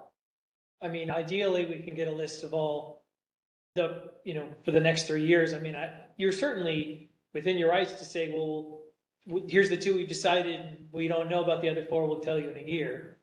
Yeah. You can do whatever you want. I think, Or if there are additional rulemakings that are not sort of these standards, if there's something else you want to add that's not on the list, this is not the entire universe of potential rulemaking. So if there's anything else you wanted to add to the list for 26, 27, you can do that as well. right. Okay. So this is the appropriate time for me to mention the wildfire standard. I know is a new standard. But I think, like Tom and Todd have talked about already, just a review, a standard review every 5 years is great. I think that, maybe 2027, it would be nice to just review because of, but it is so new. And also that, the data that we receive, is being updated, just like we're seeing with, we're gonna see here today with the wildlife, department. So, that's just a personal recommendation for wildfire. And then also cumulative effects has always come up, through public comment and is very, I think it's been, frustrating for the public. And it's been frustrating for me actually also to understand how to address cumulative effect with our current standards. And I know we have one for for the wind, but what about everything else? So, and then just the overarching big picture of cumulative effect. And I think it touches on so many different things and different levels. So I would like to see something in, I know that's a big ask. So, later down, 26, 27, something, along those lines. I don't have, of course, any kind of all the answers for that, right? That's a big topic. So, but I did want to bring it up today. And just indicate there's no need to. Yeah. That's the point of the rulemaking, is to further scope it out and to answer even figure out what the questions are and try to answer the question. So, the fact that, you don't have anything sort of defined in your mind or to provide today, that's totally fine. And I think also that we're going to be receiving a lot more, input to help us with that, all of these standards, right? I think there's a lot being updated right now as far as, reports and data that will drive our rulemaking. So those are my comments. Thank you. Vice Chair Condon? Thank you. No surprise here. Organizational expertise and financial assurance is top on my list and second on my list. No, but I get, for me, the protected areas, scenic resources and recreation, I see our role in that not deeper than others, but with subjects like fish and wildlife habitat, threatened and endangered species, we have state agencies that's their work, and we rely on their expertise, and that gives me some comfort. But protected areas, scenic resources and recreation are something that is a mix, really. And so for me, I think that would be second, but likely tied with waste minimization, public services and land use. And I would say the same thing is that there are local agencies and governmental institutions that weigh in on that, but we take it holistically. And so it's kind of tied for second with protected and scenic resources for kind of the same reason. I think we have a larger role to play. Our standard has a larger role to play. And then I also have just a question, is in conjunction with the review we're doing of these, is the general standard of review a part of that work? Is there possibility as we read through that there may be change that we look at that might be added? I mean, I know it's not part of what we've discussed today, but I'm just wondering if that lead into. What do you mean by general standard? Well, so there's a general standard of review that is top on the list. Sure. Right? And we haven't mentioned that. And is there a look at that to make sure? That's not on the schedule, but it's certainly something we can look at. I mean, if there was something in particular that you were concerned about with respect to that rule, I would be interested to. I'm not sure there is, because I'm not really sure how that directs everything. I know how I read it. Mm-hmm. But just that it's part of our rules Sure. and that it leads into our standards. I just don't know where that fits. So maybe it's with all of them. That's a lead into all of them. It's just more a comment than anything else, Sure. not that it. Yeah, it's something we can take a look at and see if it should be prioritized or placed on the schedule. It's not something that's come up as an issue, so I think that's probably why it hasn't been, a squeaky wheel, so to speak. Yeah, and just the response to that is when we get into a meeting, we kind of focus down on the agenda items, Yeah. and if general standard of review is just mentioned, but it's not an agenda item, I'm not sure we would discuss it very much. So that hence my question. Yeah, I mean, we can definitely take a look at it. Thank you. Okay, and I'm last, but I'll be brief without being repetitive. So my votes would be for the organizational expertise and financial assurance. And the second area, land use, public service, and the waste. So does that give Councilor or Secretary Cornett? Yeah, so I can kind of read through where we're at, kind of a straw poll, as I'm sort of, Yeah. because there'll have to be a motion on this. So they'll have to be included.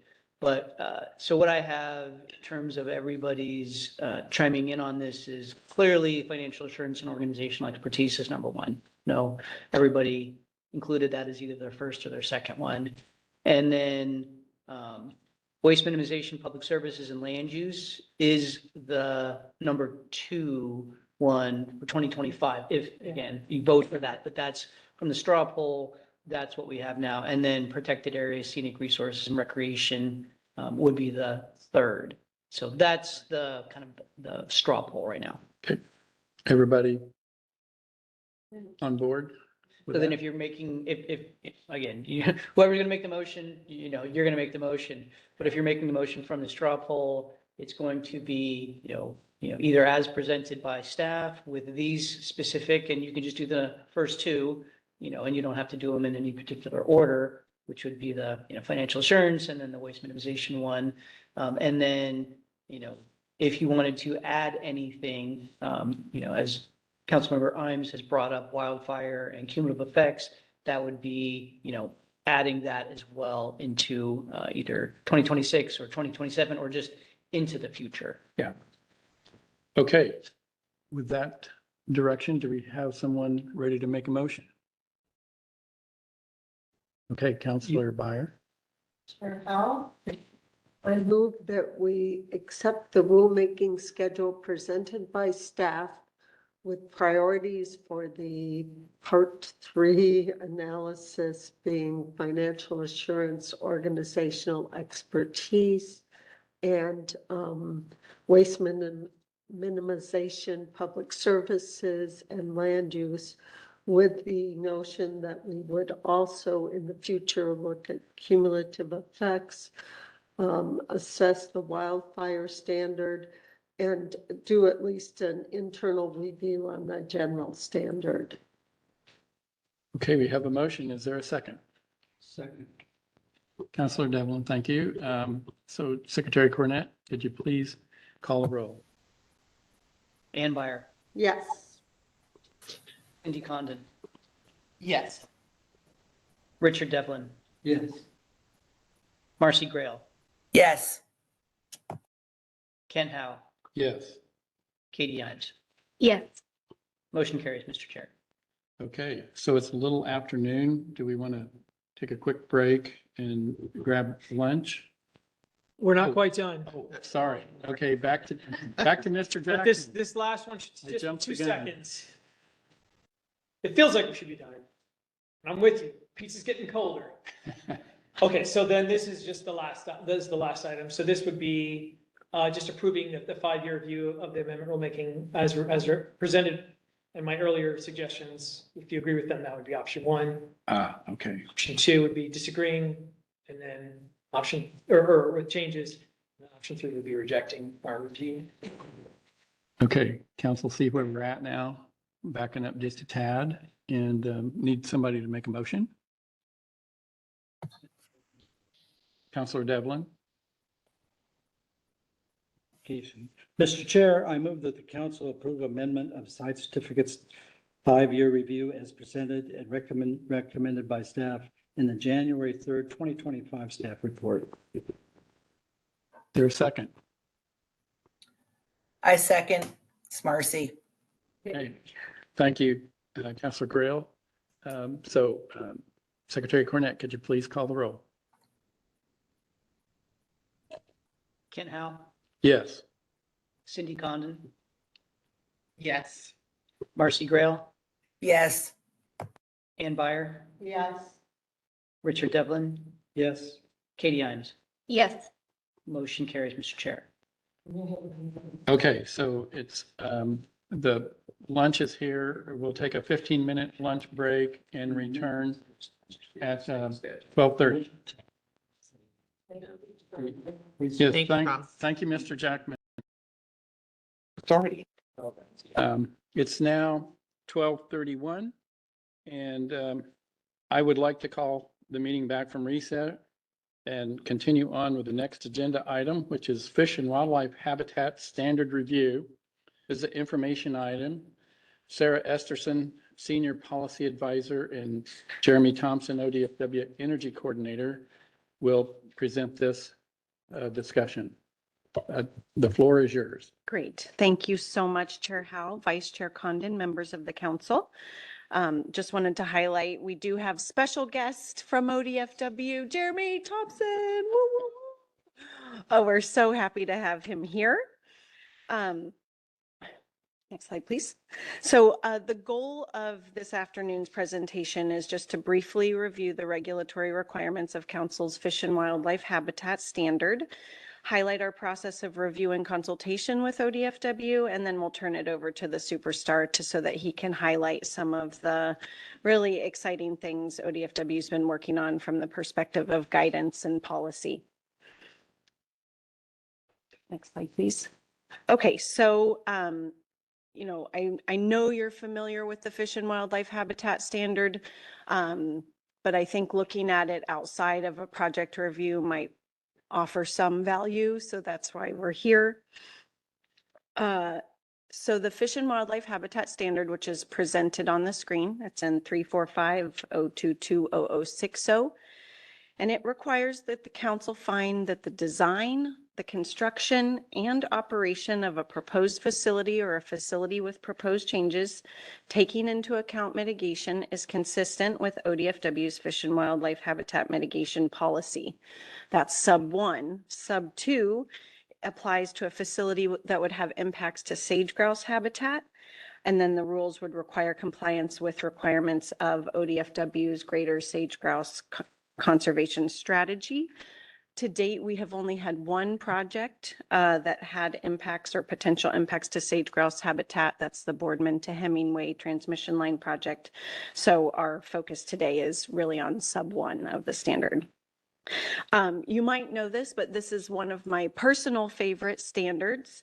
And Cindy highlighted it earlier, but it provides the clearest nexus between our process and the reviewing agency that we rely upon for subject matter expertise, because the council rule implements their policy.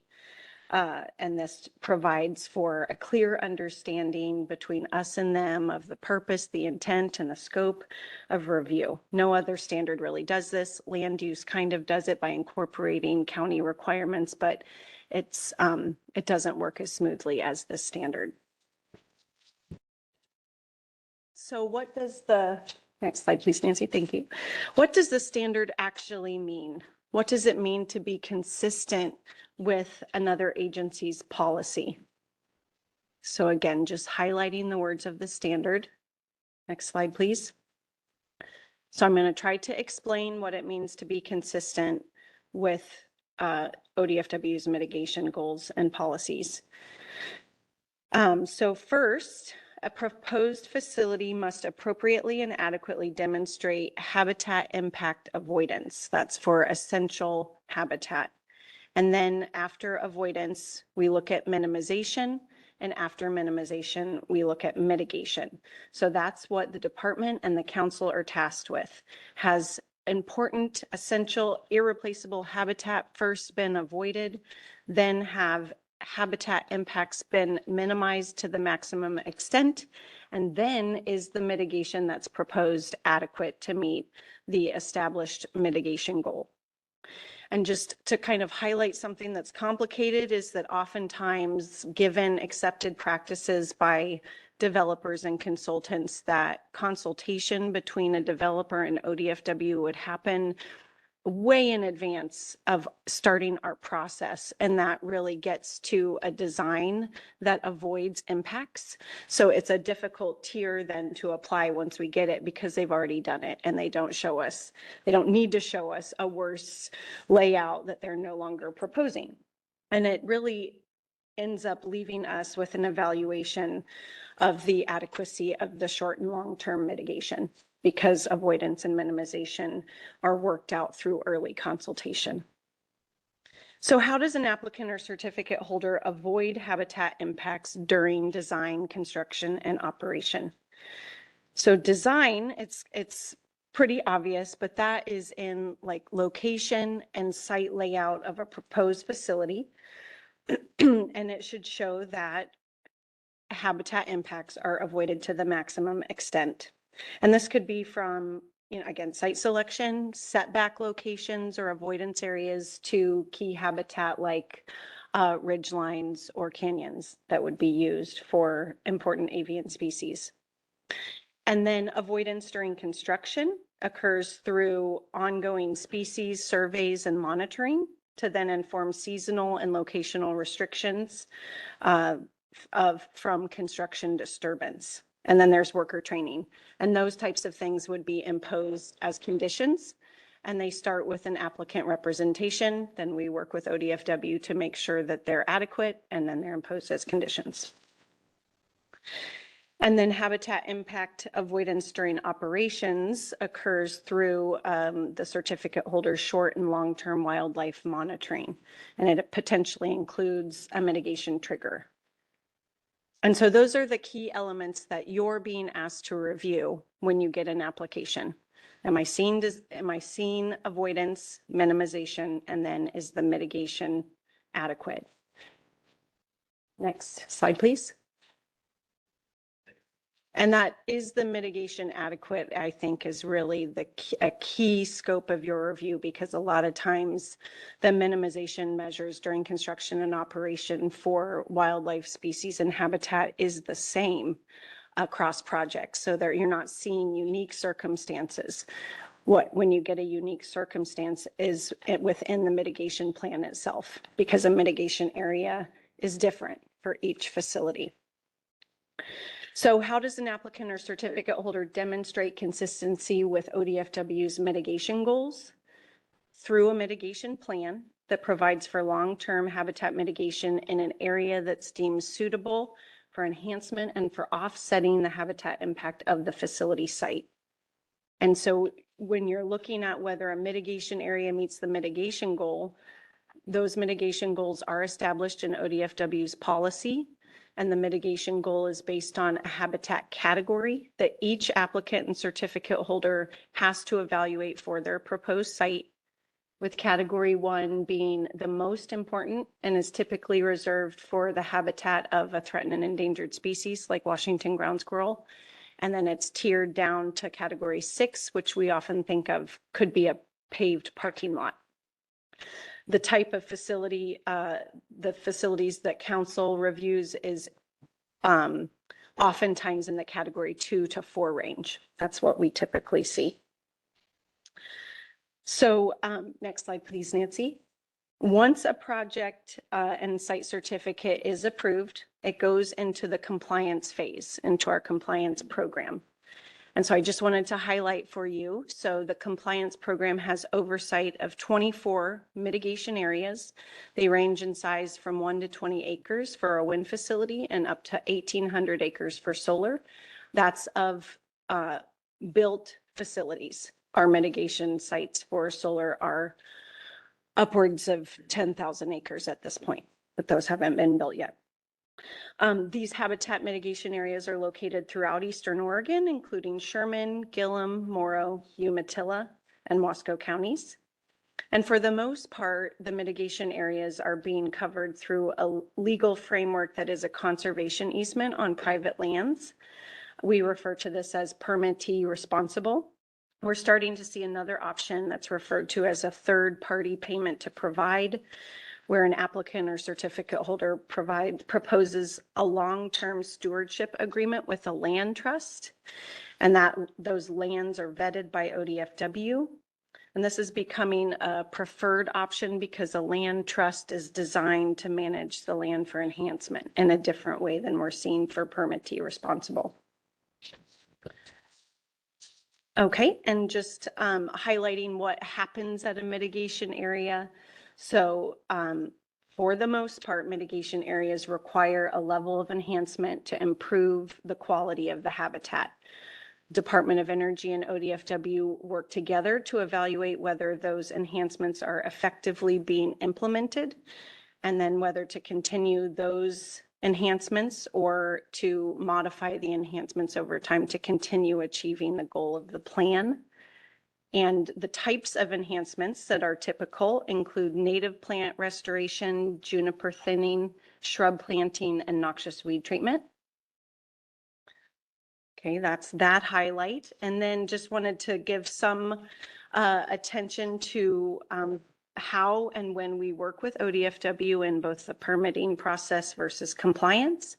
This is our favorite chevron of the 7-step permitting process. We are required to consult with ODFW at 3 distinct phases, which is the notice of intent, the preliminary application, and complete application. And as we kind of talked about with the MISS presentation, we have the ability to consult with ODFW following the DPO public hearing to evaluate issues raised. And so what we do in these phases is we send formal review requests and in a memo format. And then we have lots of phone calls and Teams meetings and efforts to get the best review we can before a project is approved. And then once a site certificate or amendment is approved, the department consults with ODFW during the 3 primary phases of compliance during pre-construction, construction, and operation. And what we're doing is evaluating the adequacy of a draft to final mitigation plan, any amendments needed to mitigation plans, and any exception requests if those exceptions are allowed explicitly in the site certificate. So ODFW has been very busy, as I've said, working to provide guidance and utilize current and updated information to inform habitat protection. And so I'll now provide Jeremy the floor to give you the interesting portion of our presentation. Clearly, we love him. Yeah, thank you. So for the record, Jeremy Thompson, ODFW Energy Program Coordinator, although in ODFW, I joke that I work for ODO as much as I work for ODFW a lot of times. So I think I need to change my title a little bit. Next slide. So I wanted to kind of start with a few new data products that we've been utilizing in our review and our communication about energy projects. These are items that I think you will see come up in our comments on future projects. So I wanted to make sure I was able to introduce them and give you some familiarity with what these products really mean. The first one is one that really is coming out west-wide. There's a lot of work going on right now because of the Federal Secretarial Order 3362. The 11 Western states are all working very hard at identifying migration corridors. A lot of collaring has gone in, especially on mule deer, pronghorn. As a state, Oregon's now starting to work on elk using those large charismatic megafauna that we like to call them. I think they're just big enough to hang jewelry on. We're going out, we're trying to look at areas where these animals move on the landscape. And more importantly, within that data set, we're identifying truly critical areas. So as you look at the map on the slide here, when we talk about critical migration corridors, over 10% of that specific population is going through that spot. And then it goes up from there. When we get to, or I'm backwards, high use is 10%, critical is greater than 20%. So when we see areas on the landscape where greater than 20% of the known population, so a herd range is the term we use for mule deer. When greater than 20% of that herd range travels through that spot, that's almost an irreplaceable habitat. Migration corridors are a learned behavior.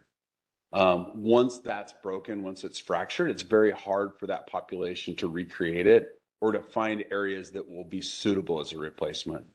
As you look, a lot of the color on this map is black. Those are the stopover points. These are the areas where the migrating animals are stopping by and finding needed resources on that migration path. I think of it as the one lonely grocery store on a backwoods highway. So those are just as important to the survival of those species and their long-term benefit as those corridors are. Next slide. So not every animal is big enough to hang a collar on, right? We have a lot of animals in this state. Oh, I got them in different order. This is what happens when I send it to you early. See that? So this is a map. We're going to talk about the background on our priority wildlife connectivity areas in the next slide. But this is the final project that came out of our migration analysis for the state. We know that, I mean, we've advocated in front of council a lot of times for protection of mule deer habitat, elk habitat, because we have that data. This map is really an effort for us as an agency to try to model out what the needed habitat, what the needed movement corridors would be for animals that are a lot more difficult to study. So my next slide, I'll have a really cool picture of the 54 species we used. But as an outcome, I want to just point out that the colors kind of wash on this, and I apologize, but that light purple is all of the currently protected areas in the estate. You know, those are wilderness areas, national parks, areas that we know we're not going to lose that habitat value because they're already inherently protected. As you look at the blue, those are really, I like to think of them almost as like climate refugia habitats. They're large, intact habitats that provide life cycle needs for the suite of species that we modeled for this effort. And then what's really hard to see in this, and I apologize, are the yellow connectors.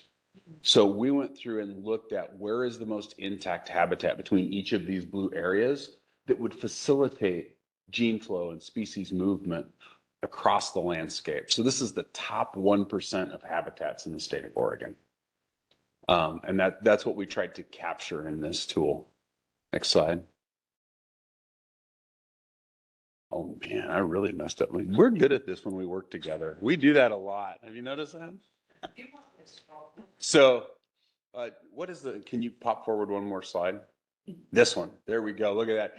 Who doesn't like animal pictures? We got to have some pictures on here. So these are the 54 species that we pulled up. And as I mentioned, you've heard our staff come in and talk about primarily the ungulates. That's because we don't have data on all these other animals.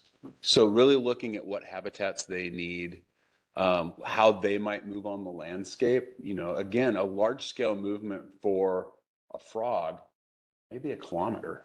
I mean, that's a lot different perspective than the multi-mile movements that we see out of our ungulate species. Let's go back one. So Sarah talked a little bit about some of those ongoing communications that our agency has with developers prior to any submittal that's coming before you as a council. I wanted to provide a quick update or a quick example here. So the Yellow Rosebush project, which you have all heard, you're familiar with, this is one where we were able to go out on the landscape with the developer prior to submittal of their notice of intent. So you can see the red hash and where it overlaps those yellow connectors that I talked about in the washed out map. They show a little bit better here. So you can see there's areas of the Yellow Rosebush project that overlapped within our connectors mapped in our priority wildlife connectivity area product. We were able to go out on site with the project proponent and talk about the functionality of those habitats. Again, every one of those little 40-acre blocks is modeled. So not every one is going to be functional on the landscape. It's really our attempt to try to capture it at a 10,000-foot view and be able to initiate these conversations. So in this example specifically, as we went out, along what would be that eastern edge of the project, so on the right-hand side, that is an intact sagebrush bench above a very steep, narrow, rocky canyon. It functions as, critical movement area for a lot of different species. So when we see final project design for this, when it comes before you within the application for site certificate, you'll see that they've pulled the facilities off of that area. They are avoiding that critical habitat and offsetting their fence to be able to allow that movement to still occur. So this was a way where we could initiate conversation through one of our newer data products and be able to bring forth a better product once we get to the application phase that you all review. Let's go 2 slides forward. One other thing on the map as we talk about PWCs that I didn't mention, there's a third component on there that will not show. They're called stepping stones. And I'm just going to mention them because it's part of the final product, but not something that I would expect council to see. Stepping stones are small pockets of habitat, primarily in urban areas, that allow for species movement through heavily impacted areas, highly urbanized, highly human developed. Again, not the areas we typically see energy applications for, especially at the scale that comes before council. This map does not represent new data. It just represents an update. Sarah talked about the sage-grouse rules and how they come into council standards. As of just over a year ago now, this is the new updated map for ODF&W sage-grouse. We, as part of the statewide rule set and the sage-grouse management plan, update this on a regular basis. And this is our most recent upgrade. So this is based on all of the ongoing survey work, sage-grouse monitoring efforts. You can put a collar on a sage-grouse. They make little glue-on radio backpacks that those birds wear so that we can look at how they move on the landscape. So as we talk about, the pink habitat on here is the core. The blue is the low density. Those core habitats typically represent the areas around the lakes where a lot of the nesting takes place. Low density will be used throughout other periods of the year, whether it's brood rearing. Winter tends to get more towards core, but most importantly, it provides that connector between these core habitats. So this is one area where we do have specific rule that applies not only under standards with FSEC, but that we apply at county level projects as well. So knowing that, we will be taking this map before Department of Land Conservation next week to hopefully adopt it into the statewide rule set as part of that ongoing review. One other thing to note on sage-grouse, because this map expanded sage-grouse habitat in some areas it shrank, some areas it expanded. There is the potential, while we haven't reviewed a project yet, there could be an amendment that comes up where an existing project that's not built yet may now overlap sage-grouse habitat. So it'll be one of those conversations that we'll have to coordinate on as we move forward and how to work with that, knowing that the original habitat mitigation plan and the work done for that project may be changed through the adoption of the new map. Next slide. So I wanted to talk about a few of the other efforts that are not as data driven and really more of an outreach effort by our agency. Sarah mentioned our solar siting guidelines. These are efforts, a lot of states, period, across the United States have been trying to adopt kind of a stepwise process to try to initiate conversations with developers on how to go through and evaluate potential natural resource impacts to propose developments within their state. This is an effort that my predecessor had kicked off years ago and that we picked up and carried forward and finalized about a year ago. So the one take home I really like about this is we're encouraging developers to contact us early, contact us often, and have conversations so that the product that comes before council is better in terms of potential impacts to fish and wildlife species. Next slide. So we, looking at how we envision kind of an ideal format for working with developers, we came up with 6 steps where we could envision different products, different relationship building efforts taking place throughout the entirety of a project design. I think just to kind of cross-reference with the process that you all manage, to me, step 3 is about notice of intent. Step 4 is that application for site certificate. So we're encouraging a third of our work to occur before anything comes before council. And this involves things like, let's meet each other. If you're new to the state, let's talk about what I'm going to say. We have a goal that no comment submitted by our staff will ever be a surprise to an applicant. We want those conversations to happen up front, and we're going to share our concerns and a lot of times our draft letters with the applicant prior to any submittal, just so that we avoid any conflicts that we've seen primarily at county level siting, but also in other areas. Again, I feel like I work here, so it's easier. So yeah, this stepwise process really communicates different standards at each step that we want to see happen, all the way to step 6, kind of being at time of construction or post-construction. Next slide. So, and I talked about this being that step 3. We're really trying to get better at getting good information up front. And a lot of this is cooked within the standard that happens within the council already. But again, we cite projects at all scales. Our agency is engaged within any type of solar development that's going to happen in the state. So we're trying to kind of even the playing field so that we're getting the same submittal regardless of the permitting pathway. Next slide. So I'll talk a little bit more about mitigation in a couple slides and some of the examples that Sarah started into, but we really want to, within our solar guidelines, we wanted to talk a lot about implementation and mitigation, because this is where a lot of states, for the large developers that typically bring their projects through your council, they have a lot of variation in how mitigation occurs within the other states. And having worked, we'll talk a little bit about some of the other efforts I've been involved in here in a bit, but I've been able to kind of see how Oregon differs and be able to bring that into our guidelines to communicate how we go about mitigation. And really, within our document, we have what's kind of a structured framework for, the HMP framework that we're working on collaboratively to come before you all.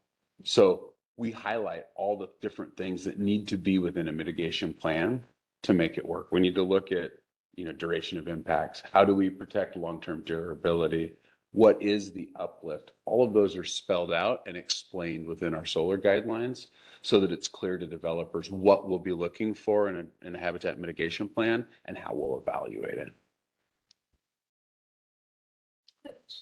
Yeah. Thank you, Chair Howe. You're talking a lot about solar specifically. And so does this correlate also to wind or is that just a completely different? We really focused our guidelines on solar because I feel like we have the framework for wind. We have a federal guideline with the wind energy guidelines published by U.S. Fish and Wildlife Service. We key off of that because so many of the species of concern are federally managed species. When we talk about raptors, when we talk about eagles, those aren't under ODF&W's purview. We really rely on our federal partners to be the primary agency there. Although you've heard us come in and make comments to those in the past, those are federal species. So migratories, most of outside of resident game birds, so sage grouse are a state managed species. The vast majority of birds in the state are federally managed species. Okay. That makes sense. So, yeah, and then we also have the Columbia Basin wind siting guidelines that we have referenced as a state for working on 15 years now. So having that framework, the solar guidance document was really meant to kind of pin off of that and very similar. A lot of similar pathways and just really being more solar specific there. Thanks for that. Yep. So the last component that I'll talk about on our solar siting guidelines is we developed this to be a living document. We really expect to jump in and review it every year, look at our lessons learned. And the one thing that we've tried to get into this document is it's a clearinghouse for information. we've got links to every potential resource that a developer new to the state might want to see. So hyperlinks to everything. We've got a best management practices component, which was probably one of the most contentious as we developed this and had it go out to review to our industry partners. They were worried that that best management practice would be submitted by folks to the council as what needs to be done on every project. And it's not how it's intended to be. It's more of a buffet menu for our staff. If they have a concern about pygmy rabbits, what are our preferred best management practices? And really trying to get our staff to be more consistent as they make recommendations, whether at the county level or to council, so that we're speaking in the same language every time we submit comments to you all. Next slide. So we talked about mitigation through the plan. Mitigation solutions are one that internally at ODFW, we have a lot of conversations about. You know, Sarah talked about kind of the 24 current projects we have. I think we've learned a lot about what's good and what's bad through those, you know, and having truth in advertising, I was the district biologist out of the Dalles before I took this role. So I've done a lot of site visits on those early mitigation parcels. We've talked a lot about the standards that we put into those. They were great at the time, but we've learned. That's the slide on the right. That's the mitigation site at Klondike. That's one that is ingrained in my brain as I stepped into this job because trending to category 2 was really difficult to determine there. But I think we're getting better, right? We're looking at, as an agency, looking at the renewable energy build out that we all recognize is likely coming to us soon, or is even in the process now. Trying to look at how to be more concise with mitigation recommendations, have them be more successful for the applicant, and have better ecological outcomes in the back end. So looking at landscape scale options, large intact landscapes like what's represented on the left is one of our goals as we reach out and we have these conversations. That's one of the first things we want to talk to developers about is how to identify appropriate parcels where uplift is possible. Because we have examples where uplift can't be achieved on some of the parcels we've tried in the past. So it's not only behooves the species that we manage and the standards of the department, but it's in the applicant's best interest too, to make sure that they're building a plan that they can actually achieve.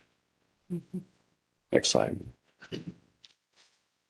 So this is, you have seen this equation. This is what we use for the third-party payment to provide on the Bake Oven Solar project. This equation came out of the payment to provide program that was scoped by ODF&W a few years ago, looking at how could we create kind of an easy button, if you will, for developers to come in and pay a fee and have someone else take care of their mitigation obligation. And what we tried to capture as we scoped that program was what needs to go into good mitigation, right? Mitigation ratio is one that we kind of go round and round about when we talk about the permitting on a project, but it's how do we meet that no not loss standard? How many acres of mitigation do we need to ensure that we've buffered for the failure? Because every restoration effort is going to have a failure amount. What ratio do we need to ensure that we won't fail so much that we don't achieve no net loss? And then we look at things like that initial restoration cost. What does it cost to spray weeds, to plant the shrubs, to cut juniper? What is that going to cost for whomever is managing this money right up front? A piece that I like about this in lieu fee that I don't think we captured in some of those early permittee responsible projects is long-term maintenance. What does it cost to maintain that site for the duration of impact? Because you can spray annual grasses, you can cut junipers, but you're going to have to go back and cut junipers again in 12 years. You're probably going to have to spray annual grasses again in 10 years. Knowing that rotational cycle helps kind of determine how much money we should be setting aside for that component. Land values, what's a conservation easement, or what's the land going to cost to purchase, depending on which pathway we're going to ensure that durability component. And then a stewardship endowment, those unforeseen circumstances, and monitoring, making sure that there's a funding pool there for monitoring to occur and to get the reports back to us that we're all looking for. Next slide. So pivoting off of in lieu fee, we're seeing a lot of interest in the state for mitigation banks. And we somewhat introduced this concept when we talked about the Boardman to Hemingway mitigation. So this is a map of the Northern Great Basin Conservation Bank, which is we are now just waiting for final signatures on the agreement to make that a formalized bank for the state of Oregon. We used some of this property as third-party mitigation when we did the Boardman to Hemingway project. So we've mitigated some of the lands on this map. The rest of the lands will be made available for mitigation for future projects in the very near future. And what this does is this is almost like a pre-done mitigation.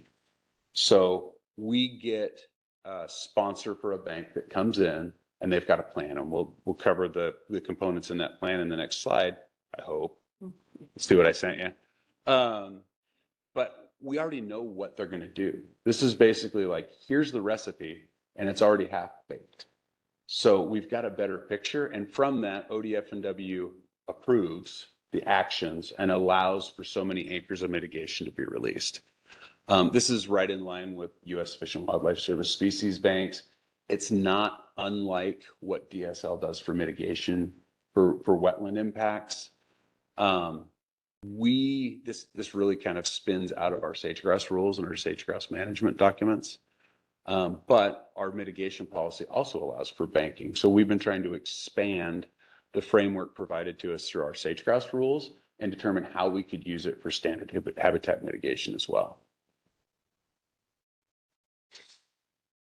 So these are the different exhibits that we are requesting from any bank sponsor when they approach us with a new piece of land. I mentioned that Northern Great Basin is going through the signatory process right now at ODFW.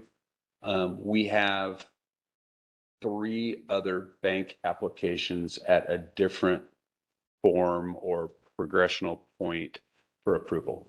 We have 1 draft package that's been submitted for approval, and 2 other properties that it's being drafted as we speak, that we've been out on site visits. So I'm a mitigation bank developer. Okay. And I go through this approval process and ODFW says, yes, that's what we have in mind. I'm a solar developer and I've got X acres that I need to mitigate, and I'm in the service area. Yep. So that I can mitigate in kind. Yep. So it's kind of a 3-party transaction with the bank developer, the solar developer, and ODFW. Yes. Kind of? Yes. Okay. And what gives Sarah discomfort in that is we've all agreed on this between those 3 parties, and then they're going to come in with a receipt. I'll put you into an IRT. Okay, but that's the whole idea of the service area, is that it has to kind of match the mitigation. Yes. Provision. Yeah, and that's where it changes. Service area is very clearly defined for sage-grouse because it goes by the priority area. So then we start talking about all the other different in-kind iterations that go into any of our conversations on mitigation. On a broad scale as an agency, you know, we've always viewed the ecoregions through our conservation strategy are now SWAP as we're going through the recent update. We've viewed those ecoregions as service areas. But if it's an area where potentially they've impacted mule deer, we may be looking at the herd range. Yeah, to be that service area. So yeah, thank you for that question, because I wanted to kind of highlight exactly what goes in these. Yeah, it is. It's new. And so we've been developing this program as we go. But, you know, as one would assume, bank location maps are just that, just where is that bank, similar to the map I showed for Northern Great Basin. That came out of Exhibit A from their application. And then they provide us maps of where those different service areas would lie. What mule deer herd range does it overlap? What ecoregion is it in? What pack is it in for sage grouse? Bank management and operations is really the HMP. That is their habitat mitigation plan. What are they going to do on this bank? They break out that entire parcel by map area, depending on habitat types and action types. And they highlight exactly what they're going to do, when they're going to do it, how long it will take them to reach success. Within the sage-grouse banking world, we distribute credits based on success criteria to every place that they hit, similar to what you'd have in another banking scenario. Vice Chair Condon? Thank you. It's all new, this banking is all new to me in terms of land banks, so pardon this question.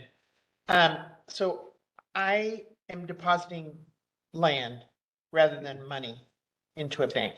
When you refer to they in the habitat mitigation plan, is the payment, I might be mixing these up, but payment made, so now the bank manager manages that habitat mitigation plan as opposed to our certificate holder? The certificate holder is still responsible for successful mediation or mitigation?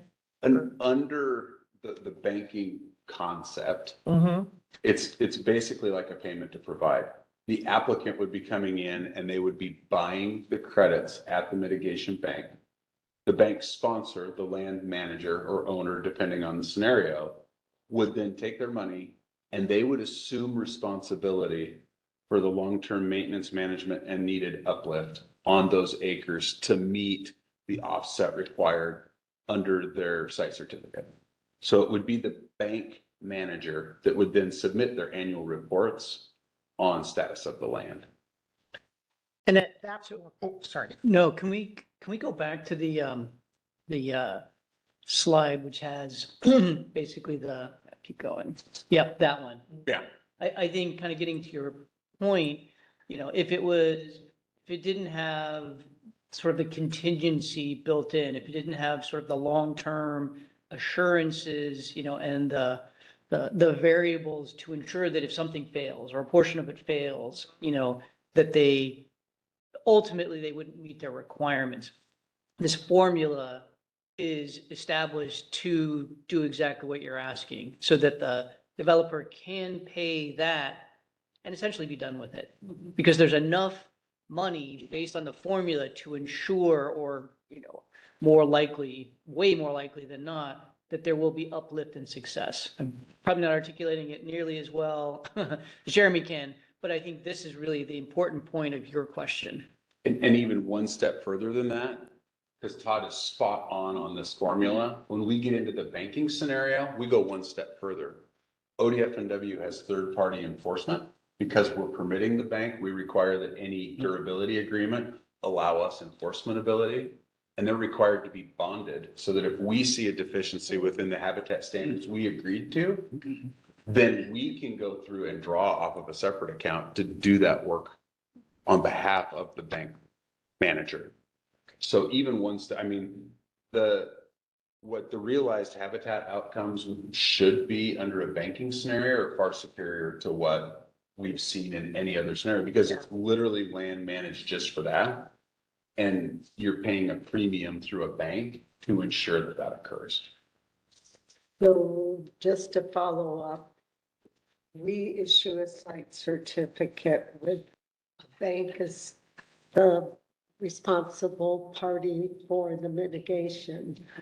The site certificate holder has no responsibility for that mitigation bank. Once they pay the check to the bank is then responsible, subject to oversight and review by ODFW, or do we put a little linking Because condition? I'm like, we're at the table. Yeah. So, and the in lieu fee or third-party payment to provide and mitigation bank are newer for us, that we're still requiring a reporting obligation, and there's still a little bit of a hook, but it's much less than if it's permittee. So it might move into a different space as we get more experience, where we could say they don't even have to report and demonstrate what's going on. But that's basically where those two options leave it, with no recourse, because it's covered in that formula. The bank is the responsible party at Right. that point. Okay, so So it's my understanding that the mitigation bank provider, banker is the responsible party with ODFW direct oversight. FSEC kind of steps back in this scenario. And I think in my, we're still trying to figure out in the permitting phase for banks, as the unfortunate responsibility for that falls under our policies and rules, how to best meet council standards. And that's why I was excited to get to come talk today, right? Like, how do we ensure that everything that you need for the site certificate is provided? And I think when we talk about a bank, they will still supply annual reports. Yes. So I think that report will come to all of us for review. The difference may be that one bank, Northern Great Basin was 32,000 acres. So it may cover 5 or 6 projects, talking about on a kind of a landscape scale, what has been done and the status of it. And I just Counselor want to, Devlin? oh, sorry. Oh, in this particular example that you've given, who is the bank manager? So Is it a nonprofit entity? Is it? it's not a nonprofit entity. This is a company that's come into the state of Oregon specifically to develop and manage mitigation banks. So that is their business model. Yeah, and because the one is public, it's Terra West Consulting that has the current bank that is in review for signature. Okay. Vice Chair. Thank you, and thanks for the discussion. And just to make sure I'm understanding, I'm somewhat cynical of modeling and then, payments in lieu of, on the backside of it. But so as I understand it, there's sufficient headroom built in for possible failure, whatever. But should failure happen, the Oregon Department of Fish and Wildlife has further recourse to the bank, to the bank, the mitigation bank, to ensure that the mitigation outcome, there are changes that result in a mitigation outcome we approved. Yes. Is that right? Okay. Yeah, they have a couple different financial backings. They've got a force majeure account to really take in any, flood fire incident that may happen, as well as that stewardship fund that we can call upon to correct things that are not sufficient on the property. So there's a lot more guarantee that we're going to see that desired outcome that we've prescribed within a habitat offset plan. Thank you. Councilor Devlin? What you're saying, yours, Mike. What you're saying then is, in this case, the mitigation bank is producing better results than what you've had in the past. But it's not necessarily perfect either. I mean, it's not an absolute guarantee. That's land management. There are no absolute guarantees. Yeah. Fires, when we talk about just the fire impacts from this year, there's a large portion of the Northern Great Basin that was burned over within one of the big fires. Fortunately, it was none of the acres that were committed for the Boardman to Hemingway mitigation. Those acres were untouched, but some of the others. So that will impact their ability to sell those credits moving forward, because they'll have to come back to a baseline habitat standard prior to looking at credit release for those. Vice Chair Khan. Sorry. So the habitat mitigation plans, though, are finalized at construction. So if the mitigation bank proper land were impacted by the wildfire that B2H had access to, I guess. If those had been impacted, the habitat mitigation plan would be amended, or might be amended, I should say, to adjust for land that wasn't impacted. Is that right? If that impact occurred prior to initiation of the mitigation need, absolutely, it could be amended. Okay. Assuming that bank didn't have any other available acres somewhere else within the facility or within the bank project. Okay, thank you. So I just wanted to overlay a little bit of the process. So if developers, applicants, or certificate holders start to use the third-party payment to provider in lieu fee or a mitigation bank option, there is significantly less for Odo and council to do in the permitting process and in compliance, which is sad for those of us that love it, but it's also a better outcome for everybody. So it's, we can save time and work on other things that doesn't have, because of the back end review and of the calculation that ensures. So it's just interesting. Yeah, so any other questions on where we were with the, because we were talking about. I just asked for clarification of what Sarah or Ms. Esterson just said. Was the reason for that is because the bank will be being overseen by ODFW and ensuring that it's followed through with, yeah, okay, got it. And a lot of those actions have already been really reviewed or even seen on the ground. So especially in the sage-grouse realm, they have to conduct the uplift before we'll give them credits. So they're rewarded for already doing the actions. It's a lot of times within a bank, it's pre-mitigation. Yeah. So we've already seen the outcome of a lot of these actions prior to utilizing that land for mitigation site. It's not like they're coming in and saying, here's our spot on the map. When we start constructing, we'll start restoring. We already know that those uplift actions that they prescribed for that land are more likely to succeed. Yeah, okay. Yeah, and that's the joy of having all those bank management and operation documents, is that's all outlined for all of our review. And then, everything else that goes into kind of the back end, the credits and credit transfers, that highlights how we'll allow a bank to then allocate acres on that property for specific projects.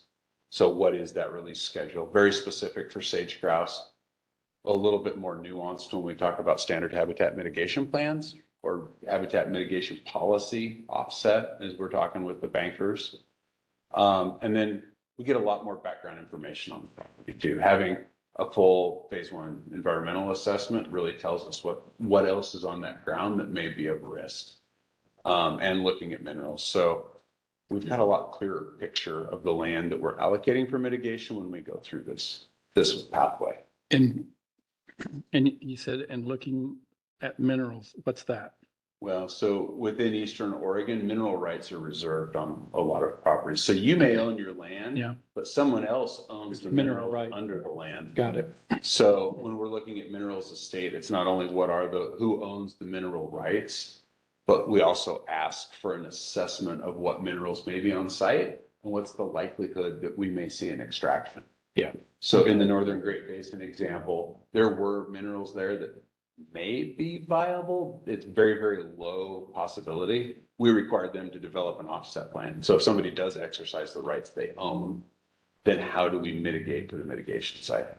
Okay. So trying to look at any potential outcome and planning into the future of how we would deal with it.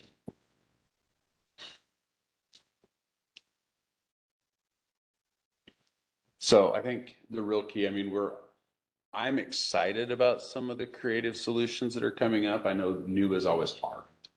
But I really think our potential for better outcomes is higher when we're talking about not just mitigation banks, which we talked about a lot, but even the third party partnership like we did for Bake Oven Solar, we have other nonprofits that are exploring that opportunity. It allows them to leverage out their conservation holdings and do more work on the ground. Looking at just the sheer number of acres that are in front of council now and what we know is coming, especially within that Mid-Columbia region, it's key for us to go out and not only have early engagement with developers, but with our partners that may be able to provide those mitigation solutions on the ground. I talk with our staff throughout the Columbia Basin when we talk about 50,000 acres of solar that's currently either in front of council or coming soon based on our early conversations. That's a lot of potential mitigation need. And it's really hard, as hard as it is to find suitable lands to build solar, it's going to become just as hard to find suitable lands to offset the impacts. So, for us, it's key to get those conversations moving early. Councilor Byron. Do you have any mitigation bank interest in the Columbia Basin area? It's very early on, but we've been in discussions with a mitigation bank sponsor Yeah. that's working on projects that may be able to absorb nearly all of that. That would be exciting. Yeah, no, at that scale, the conservation opportunities are amazing. So we're pretty excited about some of those partnerships that are developing.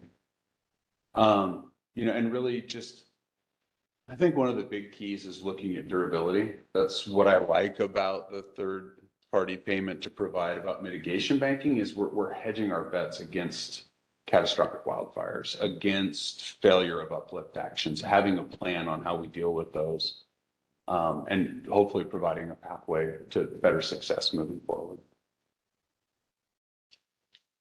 So one slide I had that I didn't send you, I'm taking responsibility.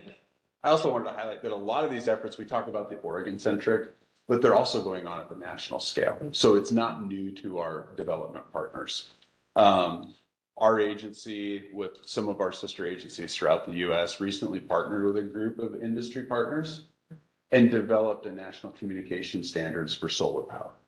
How those interactions should happen. How do we talk about early engagement between state fish and wildlife agencies and the solar community? We had already done the ones for wind that pegged off of the wind energy guidelines. So knowing that there wasn't a counterpart to the wind energy guidelines for solar, we're now working on a national solar framework. So basically a guidelines for how to develop solar to keep fish and wildlife interests in mind. So I think those are both great opportunities just to kind of broaden that conversation and help us recognize that it is a national scale that we're talking about this and not just the local. Vice Chair Condon.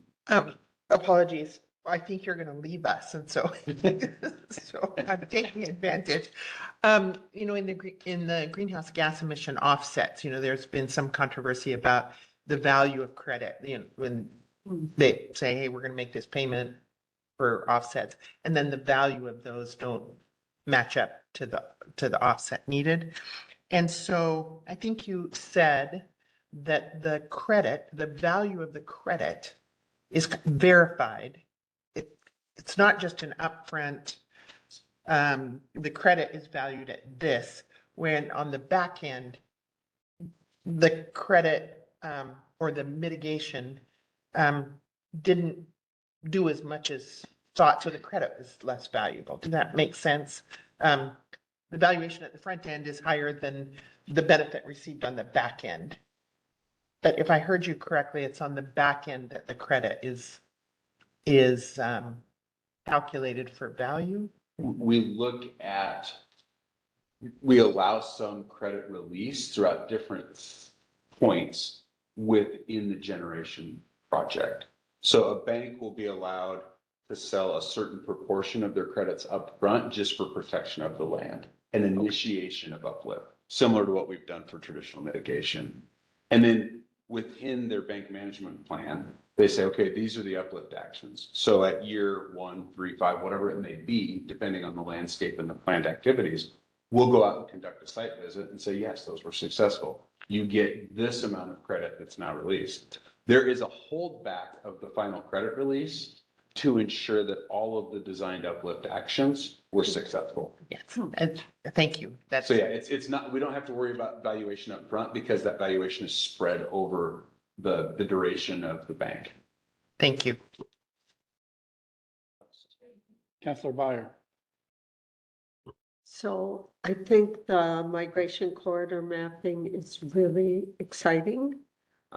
If I were a solar developer, I would be a little bit worried about that, but thinking about avoidance for those corridors, I think you gave the example on yellow rosebush of, the setback from that really critical point. But in any event, getting that information out there, I think, and I'm not speaking for developers, but what I've seen working for a county is that in the early stages of solar development, the the direction from ODFW wasn't as clear and specific. And I think what I'm seeing now with the new formula accounting for all the different real costs of mitigation, at least developers know what they're looking at, which I think that uncertainty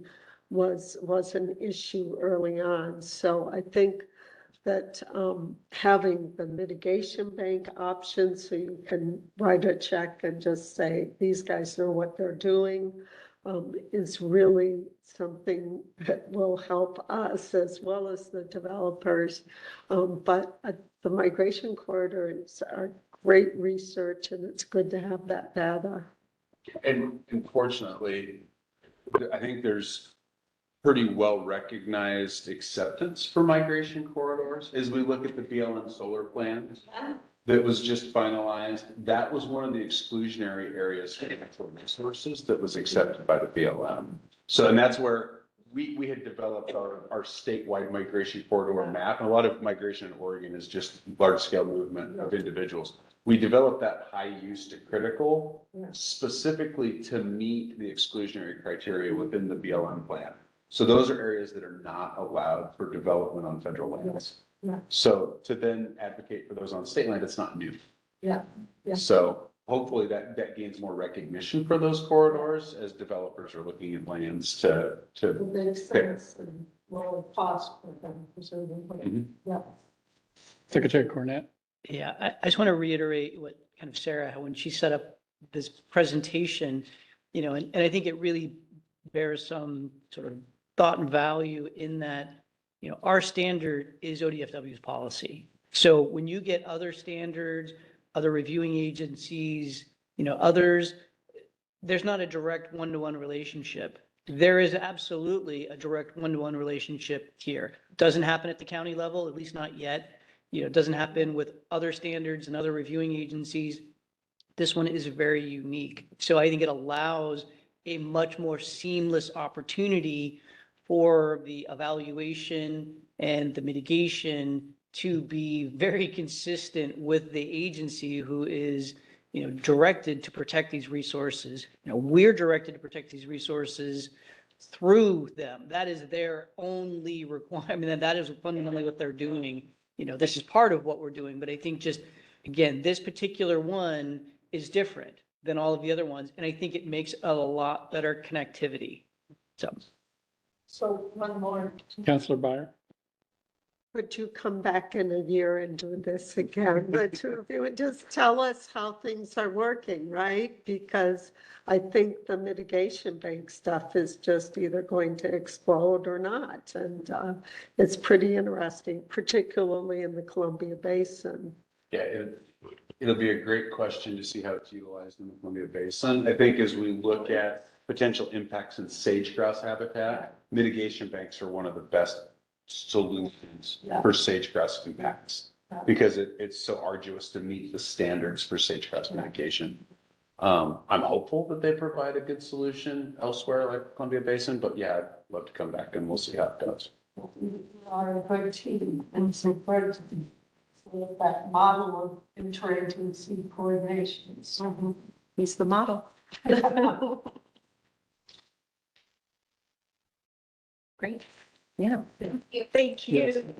Thank you very much. I know they're small. Thank you. Okay. Thank you, Ms. Esterson and Mr. Thompson. The next item is the Siting Division Compliance Program update. It's an information item. Ms. Esterson, Senior Policy Advisor, and Dwayne Kilsdaw, Compliance Officer, are going to update us on the status of the compliance program. So I'll turn it over to you guys.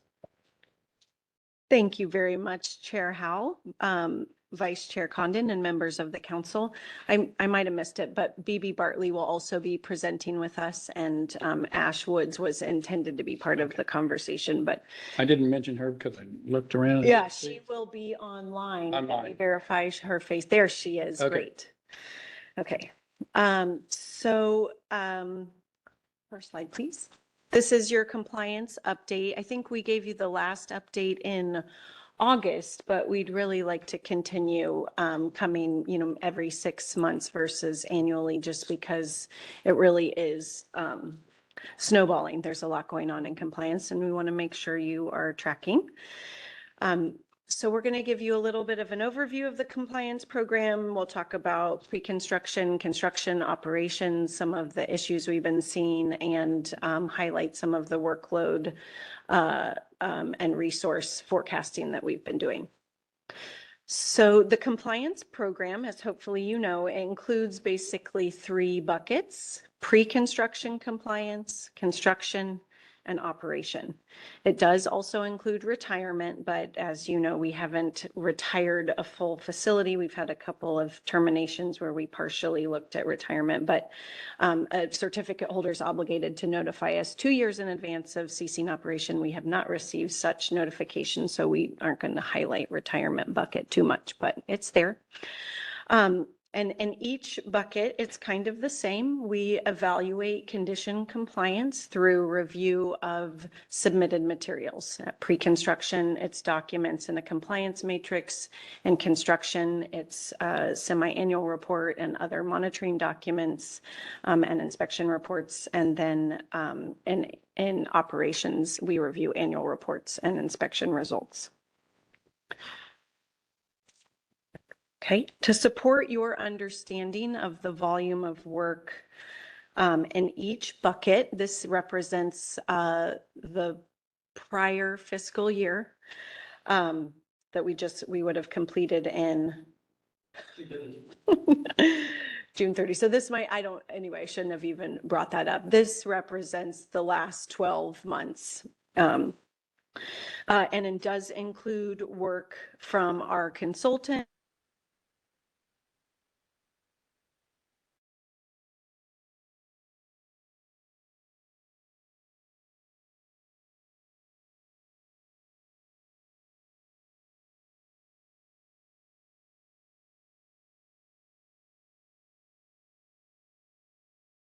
they provide quite a bit under which is about a half-time employee. And then in operations, over 3,000 hours were spent, which is almost 2 full-time employees. And we have some in retirement as we worked on Boardman Cole, Perennial, and Summit Ridge. Okay, next slide, please. So just to give you some specifics about what projects that covered. Nancy, next slide, please. Boardman to Hemingway transmission line has been in pre-construction for over 24 months. It has been evaluating a little over 70 different pre-construction related conditions. And that might be our forecast for what's remaining. We are not quite done. We do believe that construction could start in 2025, but the date has continued to shift with some level of uncertainty. And then the other project that's in pre-construction is the Leaning Juniper 2A wind power facility. That is an existing facility. They received approval in November of 2020. 2023 or 2024 to repower their wind turbines. And so they have a small pre-construction obligation that covers about 20 conditions. They have initiated pre-construction. We've been working on that for the last couple of months. They're planning to start in March. Okay, next slide, please. And so compliance, not traditionally, but really in the last year or so, has been covering the evaluation of amendment determination requests. And that's because they've been really related to changes in design and impacts during construction that resulted in a proposed change that a certificate holder doesn't think triggers a site certificate amendment review. So we've had the compliance team evaluate those. So that's just an additional prong of workload for that team. I guess I wanted to go back to that. I think council is well aware of amendment determination requests, but just want to make sure that you know that they are to evaluate a proposed change and determine whether that change necessitates review through the amendment process. We post amendment determination requests onto the project webpage. We issue an electronic notification. We announce at the council meeting through council secretary report of receipt of that amendment determination request. And then we run the same process once a determination is issued. And as you know, I think that if the council were to not agree with the outcome of our evaluation, same with certificate holder, that they can seek review. That hasn't happened in a while, but it absolutely can. Next slide, please. Okay, and then highlighting the facilities that we've had in construction in the last year. So Bake Oven Solar Project and Daybreak Solar Project are adjacent facilities with Avangrid as the parent company in Wasco County. They're solar projects. They've been under construction for a little over 2 years, I believe, and they are estimated to be in operation first quarter of 2025. And then Wheat Ridge Renewable Energy Facility East, that's a 200 megawatt wind in Morrow County, started construction in June 2024, and they should be done at the end of this year. So highlighting some of the work for our construction oversight for the Wheat Ridge Renewable Energy Facility East project. That was being led by Ash Woods, and it was nearly full-time. She held weekly meetings with the consultant and the certificate holder, performed monthly inspections and issued inspection reports very closely after the time of an inspection. She coordinated very closely with the county and our consultant on the adequacy of noxious weed control. At the August presentation, we highlighted some, fairly substantive compliance issues that they were having, and NextEra came and talked to you about that. And since then, we have not had any findings of noncompliance. So we feel like they've really adjusted and are taking things a little more seriously. I think we have some photos of the Wheat Ridge East site. So these were recently taken. So this is your view into the construction site for a wind facility. Next slide, please. And I think this is just, we were all kind of interested in this image of turbine blade laydown area at the site. So that's what it looks like to build a 200 megawatt wind facility. Thanks to Ms. Imes. Yes, Councilor Imes. Yeah, the GFI coordinator, I forget the title, from Morrow County. Mm-hmm. Is this first set of pictures, is that for a pad? A concrete pad for the mill? No, that's it. Yeah. The top one, yeah. Okay. I would assume, but I would have to go back to verify. I can get back to you on that if you'd like. Yeah, what is this? Yeah. To me, it's a photo of a stabilized site, but what else is there? I don't know. Okay, and these are images of Bake Oven. Again, they're almost done. And so I think the image on the left is showing you kind of the state of re-veg stabilization. And on the right is BMPs and adequacy of the road conditions. With that gravel shoulder. And Daybreak. Again, they're Daybreak and Bake Oven adjacent, very similar site conditions.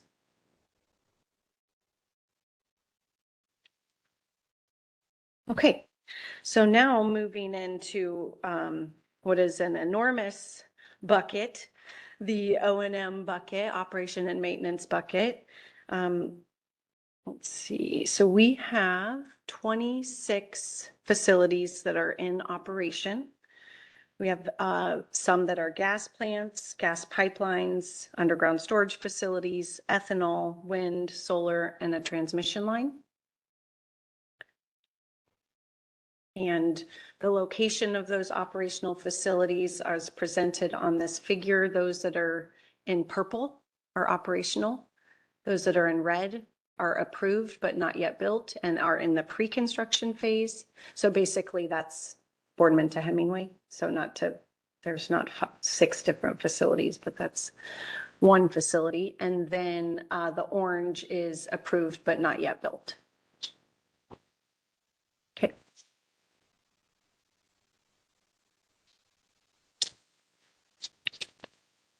Okay, and then we wanted to highlight for you the approved, we have 8 solar facilities here. There's a mix of solar, wind, 8 facilities that have been approved, not yet constructed. I think an interesting component there is that right-hand column of the estimated construction timeframe. If all of that were to happen based on that schedule, that would be very difficult for us. Either it's going to be difficult in compliance or it's going to be difficult in permitting because they're all going to need a deadline extension or they're all going to be at the same time. So help me.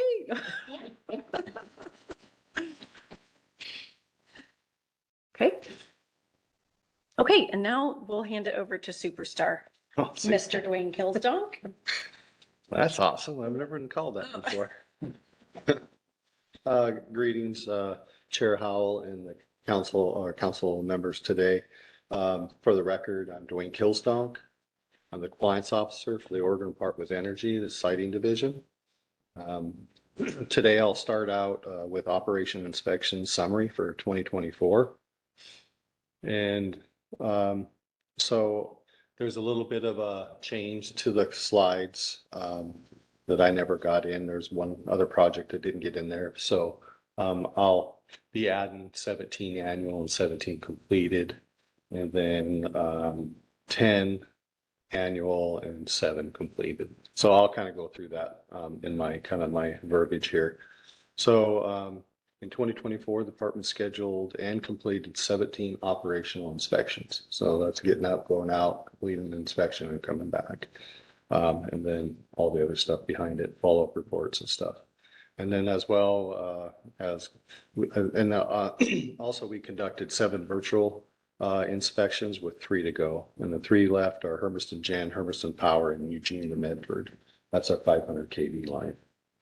The department conducted 3 follow-up desk inspections to gather further information, and that's as kind of an as-needed situation. So if we go out on site and we see something, we document it, we come back, and we still have to, get further follow-up, then something like that would be needed. So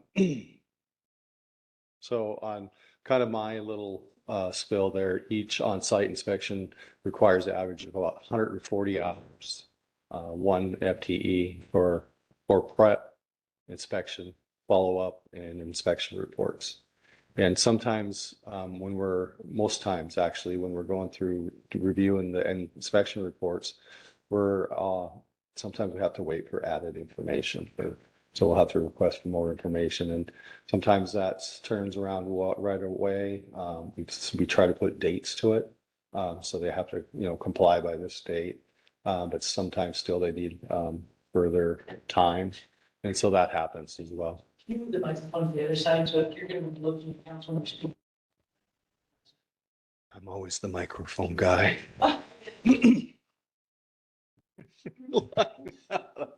I think last time I got hurt, my arm got sore after holding it like this. Anyway, let's go on to the next slide, Nancy, please. Oh, and before we get started on the next slide, I kind of wanted to talk about migration, because I, in fact, have experienced migration in my early years. So my family lived on a farm about 7 miles out of Sidney, Montana. And when we were young, we used to go hunting, of course, with Dad and everything else. And we'd have to travel about 7 miles north, maybe even 20 miles north to see an antelope to even, maybe have a chance at. So that was on the farm, maybe 8 years we're on the farm. And then of course we went away and went to college and did all that kind of stuff. And then one of my trips um, back to Sydney, my hometown, is I discovered that the antelope actually moved down past the farm and closer into Sydney. So they migrated about, 7 to 15 miles. If that's the same group, I'm not sure, but that's how far we'd have to go. And that's how far they moved closer into town. So I have witnessed how animals do move on the landscape. Sometimes you probably don't pay attention unless you're in the same area at the same time. But I kind of wanted to throw that in.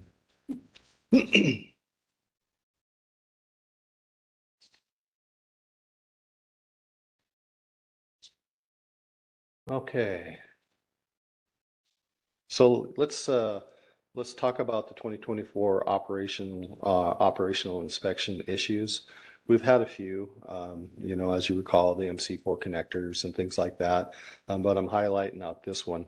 So on June 12th, 2024, DEQ and Ash Woods conducted a inspection at the Wheat Ridge Renewable Energy 3 solar facility and discovered that their site stabilization method plan was out of compliance.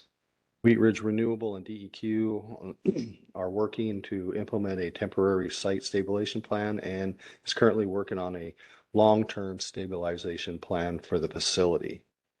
And then, as you know, we have 3 facilities that utilize sheep to keep the vegetation stable.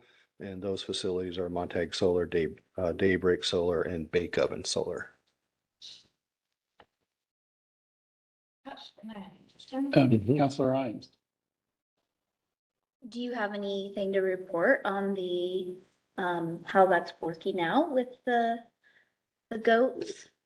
I've heard here and there, but Ash Woods was really into that and she left and I didn't get much from there, but apparently it seems to be working pretty well.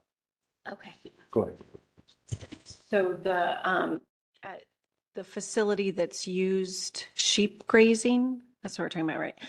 Which is Patchwaywit or Montague Solar. We included a reporting obligation as a part of their mitigation plan amendment to incorporate that sheep grazing. So we should get a report on how that worked come April 30 for that facility. Okay. And then for Daybreak and Bake Oven, we should get the same as well. But yeah. Great, thank you. Okay, on to operations and our 2024 incidents. So we had 17 operational incidents in 2024. The department received about 4 fires and 1 burning equipment at the construction site for the new building at the Trojan nuclear site. Trojan Engineering located a battery charger for corporation communications equipment that failed and smoldered. So subsequently, the power was cut to the component and the area was evacuated and they called 911.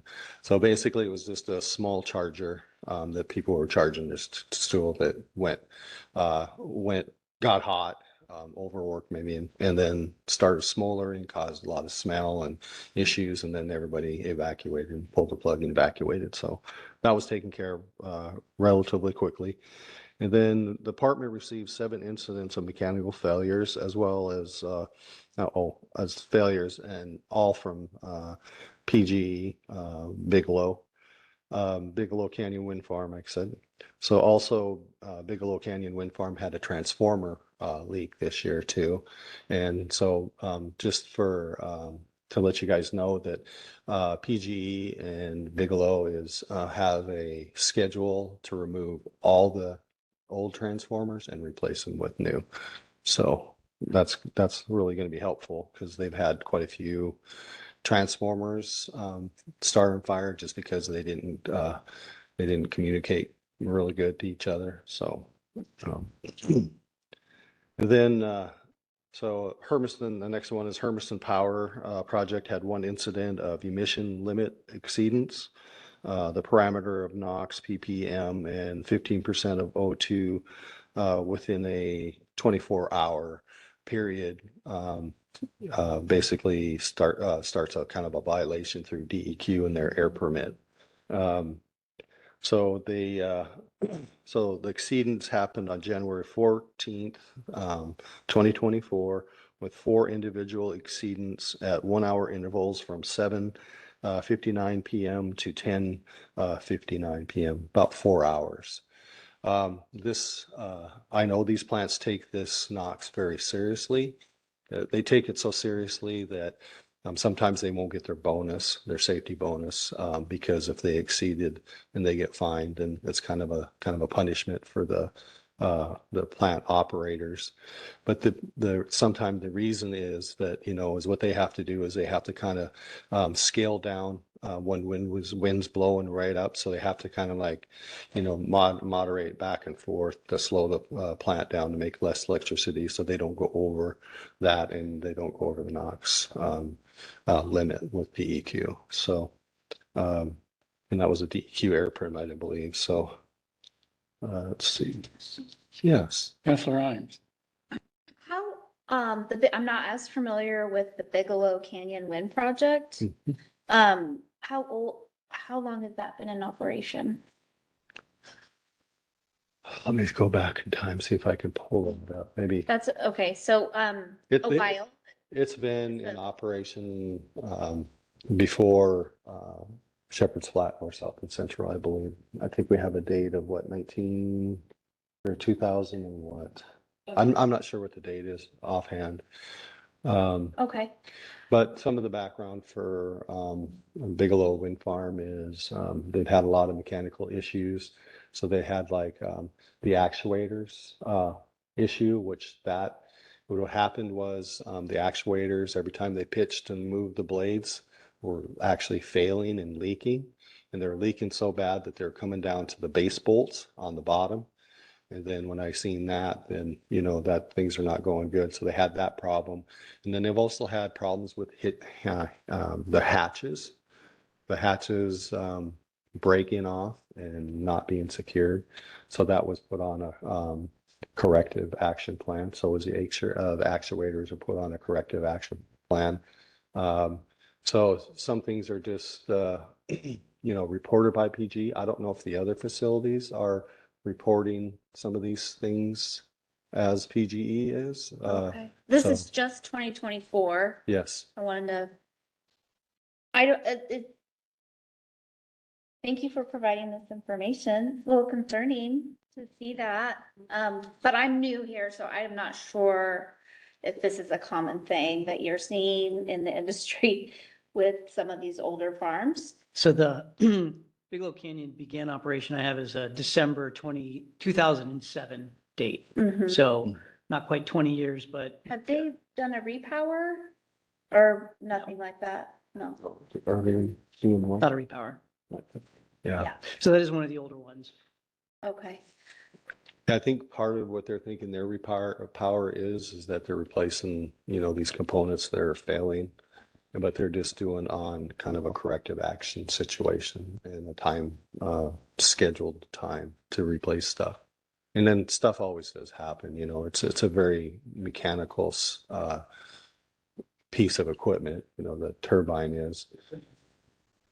Okay. Does this seem to stand out to you guys? Because it stands out to me, but as far as history goes, right, with wind farms and the last 10 years. Yeah, Councilor Imes. So the big start of the movement was when they lost a blade.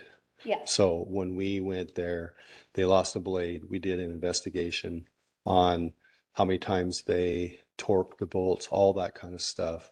And then some of the other stuff were falling out. So we had them start replacing all that stuff, and we put them on basically a corrective action plan to get all these components fixed and basically dependable, so nothing's falling out of the turbines during operation. Happened in 2024. I'm just. No, it started back in probably, I'm thinking Oh, okay. 2022. So see, I don't know all the background. Yeah. Okay.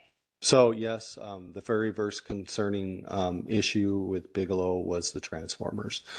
The transformers, they had way more spills than any other facilities altogether. So they came to the council, they explained what was going on, how come the transformer and the turbine wasn't kind of marrying correctly. And then sometimes they would start to overheat the transformer, which would cause a fire or at least a leak. And just for your knowledge, a transformer holds about just estimated around 500, 550, maybe 600 gallons of mineral oil. So it's not any PCBs, but it's mineral oil and it still has to be cleaned up just like as it was anything else. Cleaned up, sampled, put back. This is Sarah Esterson for the record. I just wanted to add a little bit more information too, that incident reporting is a rule requirement, and then it's often incorporated as a condition in a site certificate. Doesn't have to be, the rule can apply on its own. And it's starts with like natural disasters or a human caused event like a fire. And so they have to report things like this to us. We have in the last couple of years taken another step to go, and so what, like, is there a compliance issue here? And I mean, they also in rule and oftentimes in a site certificate, they being certificate holders are obligated to report as soon as possible any issues of noncompliance or perceived violation. They're not automatically connected, you know, of a turbine fire, even a turbine blade liberation isn't automatically an issue of noncompliance. Now, in part, that means, you know, we didn't understand that your facility was going to be operated in this way to then have conditions that would address constant transformer failure, for example. Like these are incidents, if it was elevated to an issue of non-compliance, which is a much lesser list, actually, we track that differently. So, I mean, the question of concern to me is more important for the issue of compliance with site certificate conditions. Recognizing there's a little bit of a limitation because our standards don't say evaluate the risk of XYZ happening. Wildfire's kind of getting there. But we, like for some of these older wind facilities, I mean, it's tough to get at the issue that we see 20 years later. Anyways, back to you. Yeah, my last bit on that would be, you know, obviously I've been here for going on 15 years. It'll be 15 years in February. So Todd and I have been here and we've actually been watching some of this stuff trend, you know, like the transformers and things like that. So we've been here, we know what's going on, and that's what we want to dig more into, just to make sure that we're covering the facilities like we're supposed to be doing. So, and then I guess it goes on to the next slide. Vice Chair Condon. Thank you. I just have, need some clarification of this slide. So I took this as 2024 actual incidents, but is it really just a summary of all incidents? Or this Bigelow Canyon had this many incidents in 2024? Yeah, Councilor Condon, correct. This is just what happened in 2024. Okay, that's what I thought, and I just was a little bit confused about the longer history. So thank you. Councilor Devlin. Thank you, Mr. Chairman. Questions, actually. One, for the wind farms themselves, how many of them, or is it consistent now that they have internal monitors in the wind system? Yes. So they can tell when like a gearbox is overheating? Is that universal now, or is it? Chair Devlin, yes. I mean, Council Devlin, yes. All those components are being monitored. They're being updated every year as things trend on the landscape for issues with other turbines that they have the same turbines of. They communicate back and forth about what's going on with those other turbines as a learning experience for their own turbines. So, yeah. Okay. And I mean, if they see something unusual, they'll shut down the turbine. Yeah, actually, these machines will shut down the turbines. It's these wind turbine farms are getting so sophisticated that when the guys show up to work, they go to the computer and the computer tells them exactly what to do per turbine, per day, and basically per hour. Yeah. Okay. Second question is, For instance, these reports of fires, what sort of information do you get? Do you get what sort of areas impacted, what the duration of the fire is, how long it took to be reported? Correct. The first thing that catches my eye to make sure of is like a fire in a habitat mitigation area, but that hasn't happened in many years. So that's one concerning one I always pay attention to. But what else I was going to say? But I mean, there's a difference between a fire that affects one pole. and Yeah, something so, that, they're so different. There's many different types of fires. There's turbine fires, there's pole, aviation or avian fires Okay. caused by the poles or by the poles. And then there's ground fires. There's fires that are from a different property sometimes that come over to the property of the In terms of like this certificate holder. report, and not speaking specifically to any of these, if you had an incident where, for instance, there was a turbine fire and it actually resulted in 200 acres being burned, that would come to the attention of the council, right? I mean, it wouldn't. Oh, yes, I Yeah. believe, yes, for sure. Yeah. So if I may, so we haven't done it in a couple of months because none of these incidences have occurred, or some of these are more significant than others. So during my secretary report, in the last Yeah. several years, I brought those to your attention. And so as Sarah had mentioned, these are all incidences, these are all reported. Are these all issues of non-compliance? They are not. And so whenever we get a report of an incident, we have to go through our evaluation process. What is it? Kind of get to your question. They have a 72-hour period within which to provide that information to us. It's usually fairly basic because they're still figuring it out themselves. So we have to then evaluate that and determine, all right, okay, it's an incident, it's a reportable incident. Is it related to a council finding, a council standard, a council condition? That's then our next filter to determine what do we do with it. It could simply be, it could be a fire, and it could be, okay, that is not a condition, related to a condition. It is not a, issue of, a violation or issue of non-compliance. So we look at it, we evaluate it, we say, thanks for providing that information, you're concluded. But if we determine that it's something more significant, that it is related to a finding or a condition, that's when we start saying, okay, you need to provide more information, more details. We need to evaluate that based upon what their requirements are associated with that condition, and then determine what, if anything, they need to do, kind of going back to the bolt, for Bigelow Canyon, the blade was, found on the ground. There were other bolts.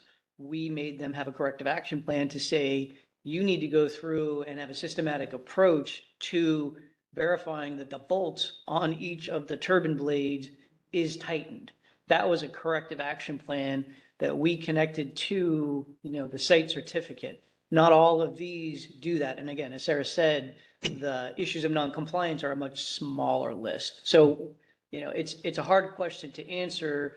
They do provide the information, the basic information. Beyond that, it really depends upon what the issue is and can we tie it to a council standard or not. So even though you haven't had one of these, and hopefully we won't have one of these, if you had a major incident that involved a fire, one of the things in terms of compliance will be if they had followed the fire plan that had been put in place. Correct. Okay. Yeah, and then we would have to determine, is it an issue of non-compliance, and what does that mean? Is there some kind of corrective action that they need to take moving forward, and what kind of reportable, requirements will there be associated with that? So it really ends up being on a case-by-case basis. And also, Counselor Devlin, we do have a checklist. So it starts out with the facility. It starts out when the time of the fire started, the time that was put out. Was there anybody, any personnel hurt, any equipment hurt? Then we kind of just keep on going down that list. How many acres? Was a fire department called? All those kind of questions that we ask in the background to make sure we get as much information as we possibly can. And then, of course, was it in a habitat mitigation area? That's one of the things I look for right away, but that's what we do. And we track every single one we do now. And then we get pictures when we can, also to put in the file. Thank you.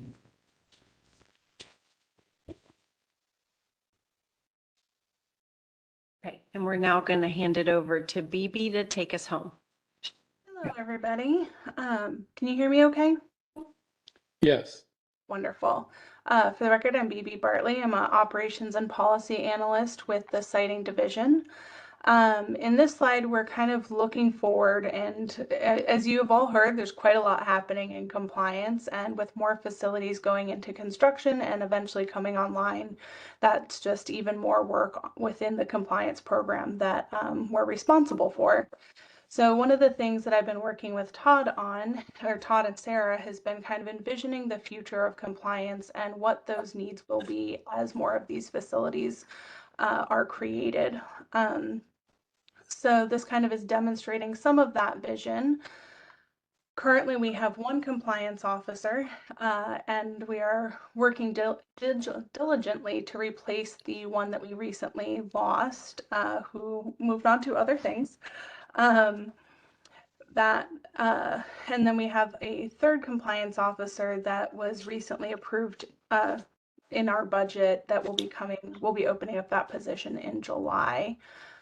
So that will help kind of bolster the program as it currently is and hopefully help disperse some of that workload. We're hoping that in the future, along with that we'll be able to get budget approval for another compliance officer and potentially some sort of project manager or subordinate manager for the program. There's quite a bit to be done. The other piece that we're working hard on is helping to include the siting analysts in some aspects of the compliance program to help kind of give a more rounded picture of the entire program for the analysts as they're working on creating, analyzing these different applications that come in and creating different conditions.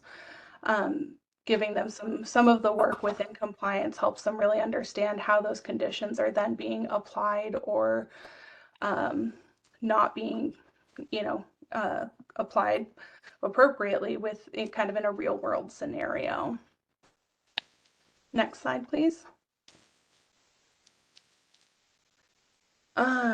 This one is kind of showing our forecast to actuals. One thing to note here is that our forecast is on the fiscal year, so that's 2024 to July of 2025, whereas our actual hours are really showing the last 6 months. So the forecasted is 12 months worth of work, and where we're at right now is about the halfway mark of that. Another thing to note is that these hours are inclusive of the work that our DOG rep Patrick contributes, as well as the consultant that we work with, Halion Aldrich. A lot of the various items, kind of various areas that compliance works within is just too much for the small team we have. So it's been very helpful to work with outside resources like Halion Aldrich, who can help kind of bolster our abilities to go out on site inspections and help with inspection reports, especially within construction and operations. Any questions about the last two slides?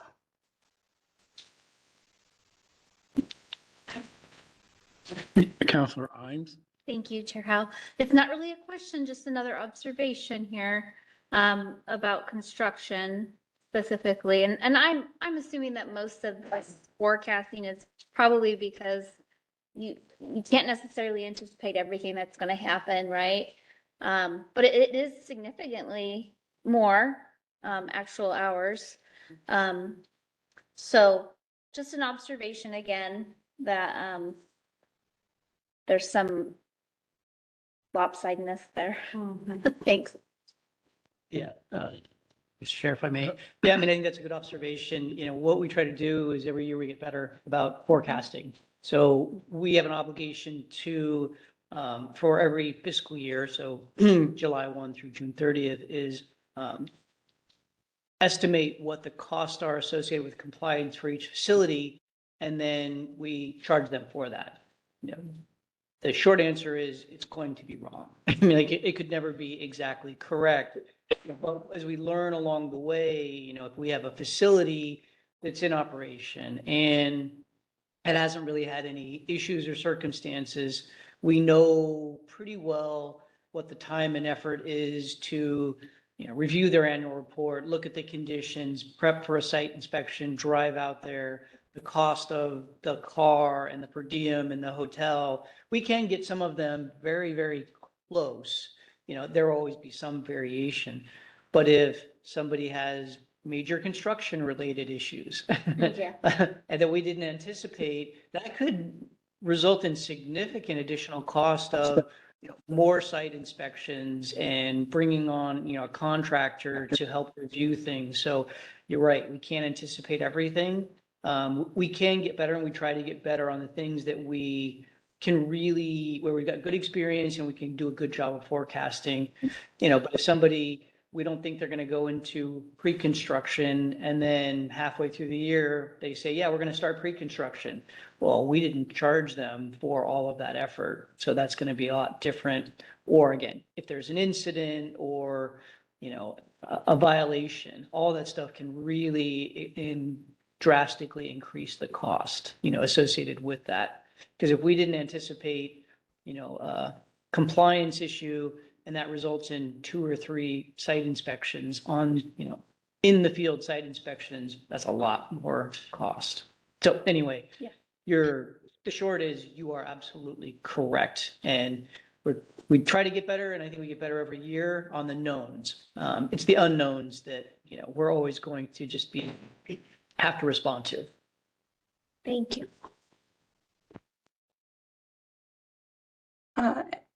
Any other comments or questions before we move on? All right, next slide, please. One of the other things that we did this year to kind of help with tracking some of this from year to year is implement, with the help of Ash Woods, who had a lot of experience with this, kind of implemented a resource called Field Maps. It's a GIS tool that she worked very hard to get the as-built GIS layer maps from different certificate holders where we could. Some of them don't always have those available, and so where those weren't available, we looked at the ARESA maps that we have created on the ARESA tool for each site. And Field Maps is a GIS tool that we have on iPads that our officers can take out into the field and see in real time where they are within a facility and map out different aspects of kind of what's going on within a facility. So this kind of gives you an overview of what a larger picture of a facility map would look like. And then each of these has, next slide, please. As you zoom into each area, you can see that there's different aspects. And so this is something that our compliance officer can see in real time on site, and they can zoom in even further in order to say, like, if we're standing by a string of turbines, exactly which one we're standing by and which ones we're taking notes on. This allows them to track year to year which strings of turbine they've inspected, which area of a map they went, or of a facility they're looking at when they're looking at like the re-veg areas or noxious weed issues. Some kind of interesting things on this map that I wanted to point out is like the green dots are raptor nest setbacks. And the brown ones are Washington ground squirrels. The purple kind of lines you're seeing are all the micrositing corridors, and the yellow dots are where those turbines will be sitting. This one is of Wheat Ridge East, which I thought would be particularly of interest since it's come up quite a bit within our FSEC meetings in the last couple of months. And then it's hard to see in this version, but if you go to the next slide, please, Nancy. There's these singles, and each of those is showing where a compliance officer took very specific data about that area And that accompanies their notes as well as pictures of the area. So one of the pictures that we showed earlier of Wheat Ridge East Constructions, Wheat Ridge East Construction was showing an area that Ash thought was particularly interesting to track erosion issue, like potential kind of for erosion issues and how that erosion is being dealt with over time. And so when our compliance officers open up these maps, they see all of the different areas year to year where there's been, or even month to month where there's been pictures taken. And it gives kind of a broader picture over time how a site is actually coming into compliance with different conditions, where there might be compliance issues or things to really be paying attention to when you go out on site. If we know that there's a site that has had an area that's particularly problematic with noxious weeds is a good example. They can take pictures at every site inspection and see the difference right there in real time, like looking up at the area and then looking down at their iPad of like what has actually been done and how has this changed over time. So it's been a very helpful goal, and we're excited to come. We have a GIS specialist in the department that we're coordinating with to make sure that this continues on even with Ash leaving. Any questions? If not. Oh, Vice Chair Condon. Thank you. And I should have asked this earlier. If you go back 3 slides to the numbers, the forecast, it was surprising to me how low the construction forecast. Does that have to do with there's pre-construction and then we get into construction conditions? Are there substantially fewer construction conditions that we're checking? I mean, it's so significantly lower than pre-construction and operations. And I expected it to be somewhat higher. First, I thought there were zeros missing, but then I noticed the number of units. And so $27,000 just doesn't seem like very much to forecast. Yeah, and this is Sarah Esterson, Senior Policy Advisor. I can try to, I'm just questioning whether it's right, to be honest. Okay. So why don't we just fact check and we can report back? Thank you. Yeah, and I'll also, so there's a forecasted cost. That's what based on our conversations with the developers, what they're telling us.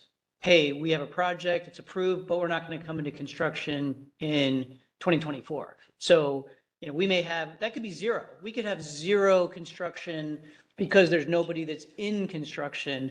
So it's really the conversation with them, what they're telling us, and then our sort of forecast of what that's going to be. And then the actuals, obviously, have to compare to that. How well did we get those forecasted? So it first starts with the developers letting us know, and then it's how well did we actually forecast those costs? Mm-hmm. Sure. How? Councilor Imes. When do you guys only forecast once a year? Like, when does that take place? At the budget cycle? Yeah, it's on the fiscal year. And so, we're doing it kind of, starting in, May, June, and then that's because we have to do the assessment and then send them, hey, this is your compliance cost for this fiscal year, starting, July 1st. So it is really on an annual basis. Okay. Yeah, because May, June, we had with Wheat Ridge East was approved, which is a big construction project. So was it included? Yeah, yes. Okay. Yeah. Yeah. Okay. But like the structure of that's why I'm just thinking this must be missing something, but the way that we structured staffing when we had Ash is that it was 1-to-1, like you're full-time on Wheat Ridge East unless you can handle more. And she was able to handle a little bit more, but we had a previous slide. She was like, on average 0.6%, 60% of her time was on Wheat Ridge East. And we structure construction so that it's the forecast is once per month inspection and then ongoing coordination compared to operations, which is once per year inspection unless we need to otherwise. So it should be, at least it's a significant increase in on-site forecast. But yeah, I mean, this would have included 3 facilities at that level. So to me, it's like half of one is what it looks like, but. Yeah, it's possible. I'll have to confirm with Cicely. Yeah, we'll circle back and send an email.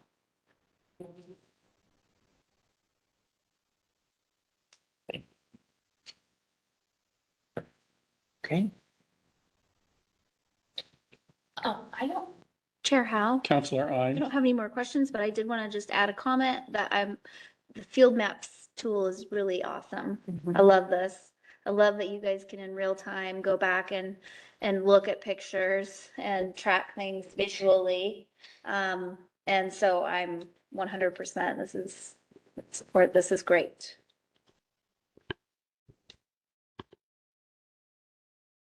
So does that conclude this item? Well, thanks to all of you for excellent presentation. Takes a team. It does. Thank you. Good information. Okay, the next item is the Madras Solar Energy Facility Council Review of Draft Proposed Order. It's an information item. Chase McVeigh Walker, Senior Siting Analyst, is going to walk us through the issues raised in comments received on the record of the DPO public hearing. Floor is yours.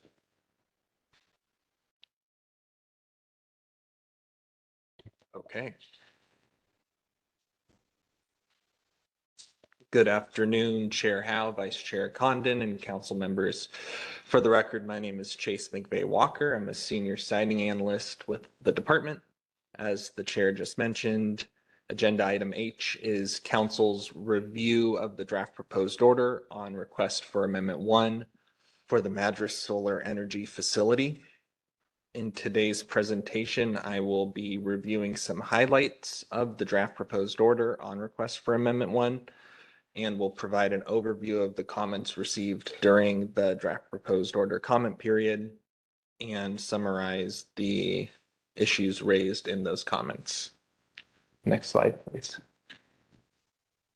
As a reminder, the Madras Solar Energy Facility is an approved but not yet constructed 63 megawatt solar photovoltaic energy generation facility within an approximate 284 acre site boundary. The facility is located in Jefferson County, approximately 5 miles west of the city of Madras. The certificate holder is Madras PV1 LLC, a wholly owned subsidiary of Ecoplexus Inc. The council issued the site certificate for this facility on July 16th, 2021. Next slide. In addition to the solar arrays, which in this figure on this slide are represented as the yellow cross-hatched areas within the site boundary, the approved facility also includes a battery energy storage system, which in this figure is represented as those smaller peach-colored quadrilaterals peppered throughout the yellow hashed area, 34.5 kilovolt collector lines, approximately 200 foot long 230 kV transmission line, a substation and switching station. The switching station is also referred to as the point of interconnect, an operations and maintenance building, access perimeter and service roads, perimeter fencing, and temporary construction areas. Next slide, please. There are 6 major steps in the review of requests for amendments to an existing site certificate. The first step is the preliminary request for amendment, which the certificate holder submitted in June of last year, 2024. As indicated on this slide with the red arrow and script that says "we are here," we're at the 3rd step of the amendment review process, the draft proposed order phase. The draft proposed order, or DPO, contains the department's initial recommendations on the facility's compliance with the applicable standards, laws, rules, and ordinances. The department issued its draft proposed order on October 18th, 2024, which initiated a 27-day public comment period that was to conclude at the end of the public hearing held at the council's November meeting in Madras. During the comment period, if you recall, the Confederated Tribes of the Warm Springs requested an extension to the comment period, to which council granted a 21-day extension. Council also provided the certificate holder with additional time to respond to any comments following the close of the extended public comment period. Exact copies of all comments received during the public comment period were provided as attachment 2 to your staff report for this agenda item, and provided as attachment 3 were the certificate holders' responses to those comments. The department is currently working on a proposed order, which will include our final recommendations based on our consideration of public comments and any direction provided by the council today. Once the proposed order is issued, the department will also issue a public notice of the proposed order and of a possible contested case. And then the last step in the process is the final order. And at this step, council would review the department's proposed order and or the hearing officers, potential hearing officers' proposed contested case order, and would issue a final order either approving or denying the request for an amended site certificate. Next slide, please. Regarding council's scope of review for amendment requests to extend construction deadlines, council must determine that the preponderance of evidence supports a conclusion that after considering any changes in facts or law since the date the current site certificate was executed, the facility complies with all laws and council standards applicable to an original site certificate application. The department and council often refer to this provision as a general reopener, meaning it requires council, after considering changes in facts or law, to confirm that the facility is still in compliance with those laws from the original application. In addition, for all amendments, council must determine that the amount of the bond or letter of credit required under the retirement and financial assurance standard is still adequate. Next slide, please. And this slide is just a brief reminder of what's being requested in the amendment request. In request for amendment 1, the certificate holder has requested a 3-year extension to both the construction commencement and completion deadlines. This change would make the new construction commencement deadline June 25th, 2027, and a new completion deadline of 18 months after the construction commences. Next slide, please. This slide summarizes the 6 written and 1 oral comment received on the record of the public hearing of the DPO, as well as the written responses from the certificate holder. As I previously mentioned, exact copies of all comments received were provided as attachment 2 to the staff report, and the certificate holders' responses were provided as attachment 3. The 6 commenters and a summary of the comments received provided on this slide. The department intends to reference these comments and commenters in the procedural history section of the proposed order, but has determined that no further discussion or evaluation would be needed as a result of the comments. Now, the next slide is a summary of a comment received from the Confederated Tribes of the Warm Springs. And after evaluation, the department, after review, the department determined that there were 2 issues raised by the Confederated Tribe of the Warm Springs.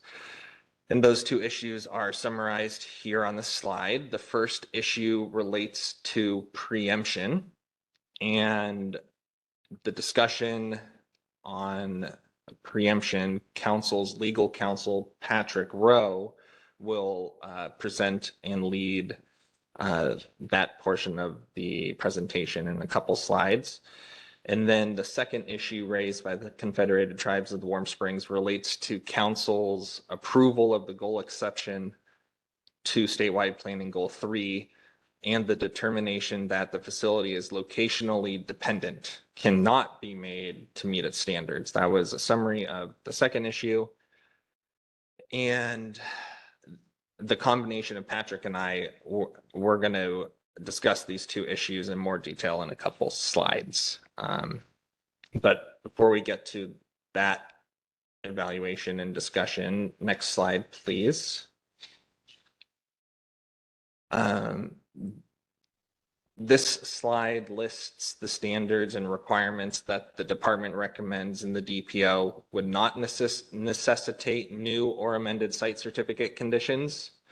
However, as I've indicated here and highlighted in red text, based on the issues raised by the Confederated Tribes of the Warm Springs, the department in this presentation is going to be providing council with 3 recommended options to respond to the locational dependency issue. And depending on council's consideration of these recommended options, changes may be made to the land use standards. So in the DPO, it was recommended that there would be no new or amended conditions needed for this amendment, but based on today's discussion, that may change. So I wanted to just call out the land use section. Next slide, please.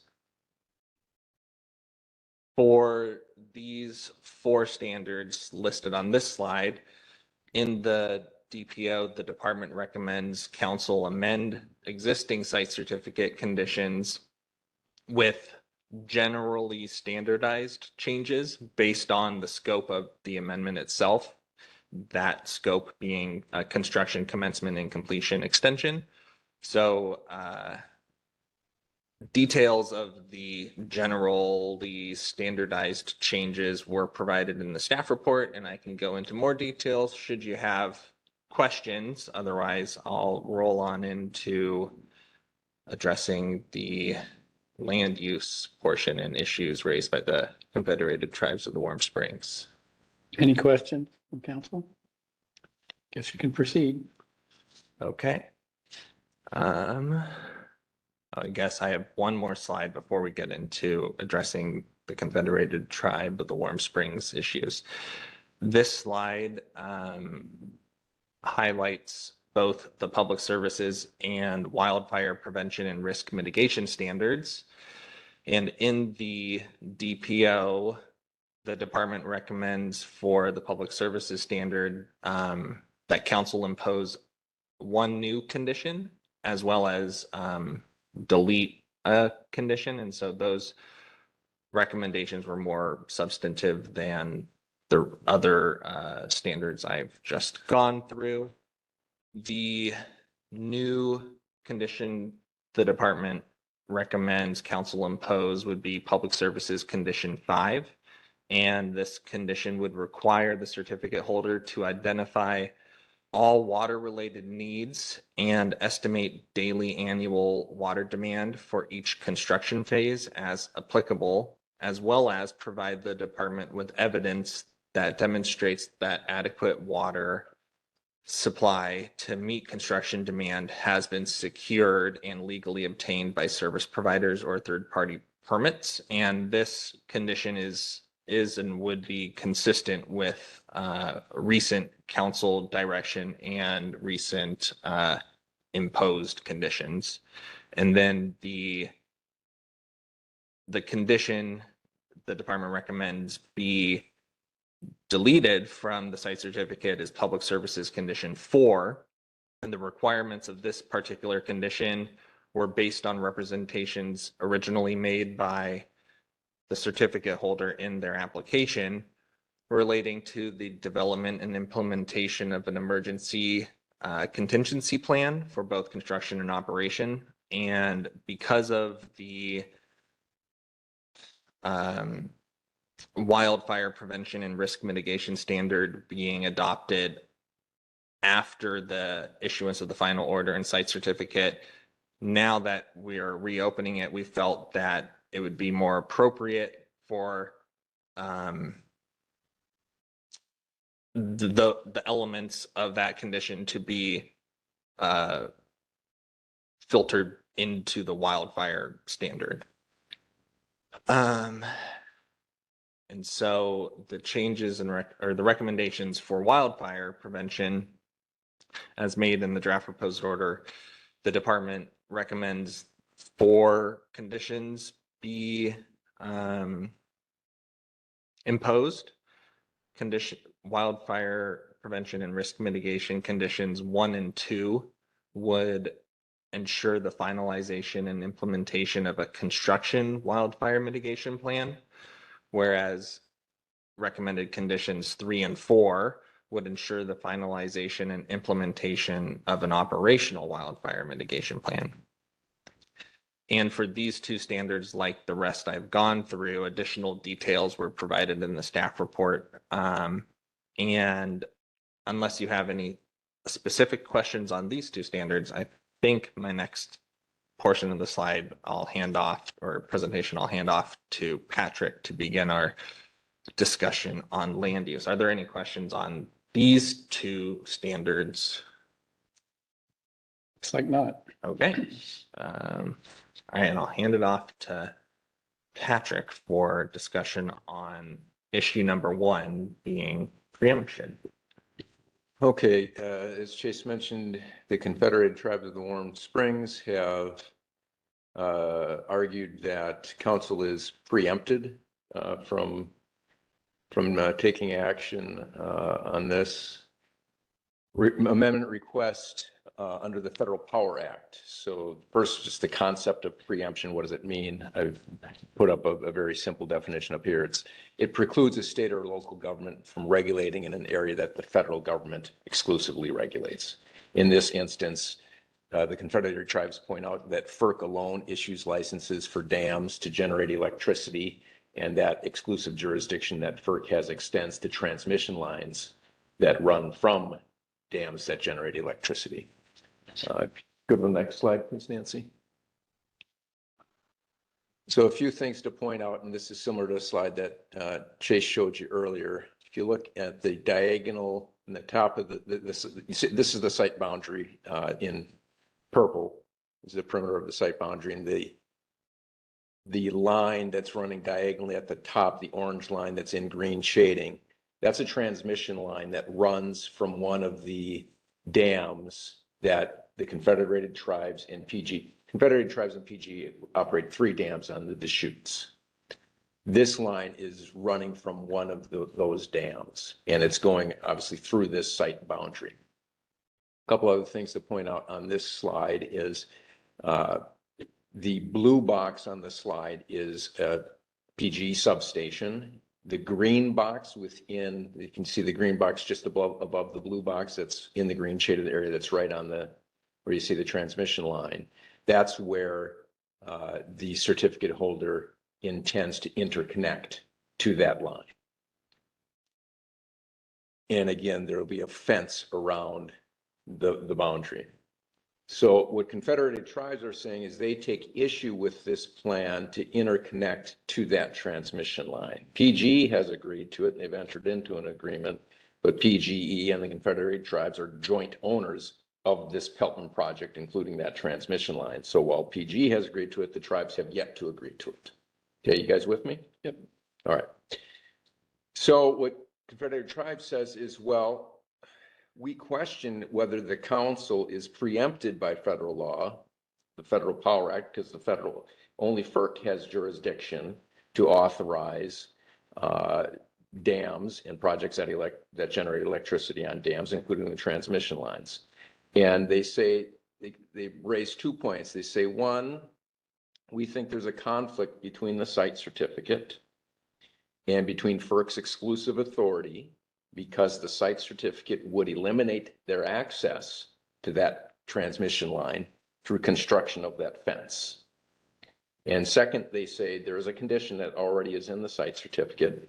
That condition authorizes it addresses the certificate holder, the interconnection. It doesn't authorize the interconnection. It just says, we recognize that you're going to be building your own small transmission line to get to that, and you can do that, right?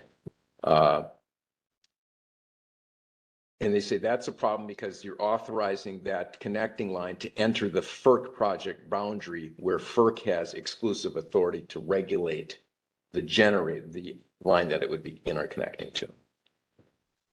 So Confederated Tribes,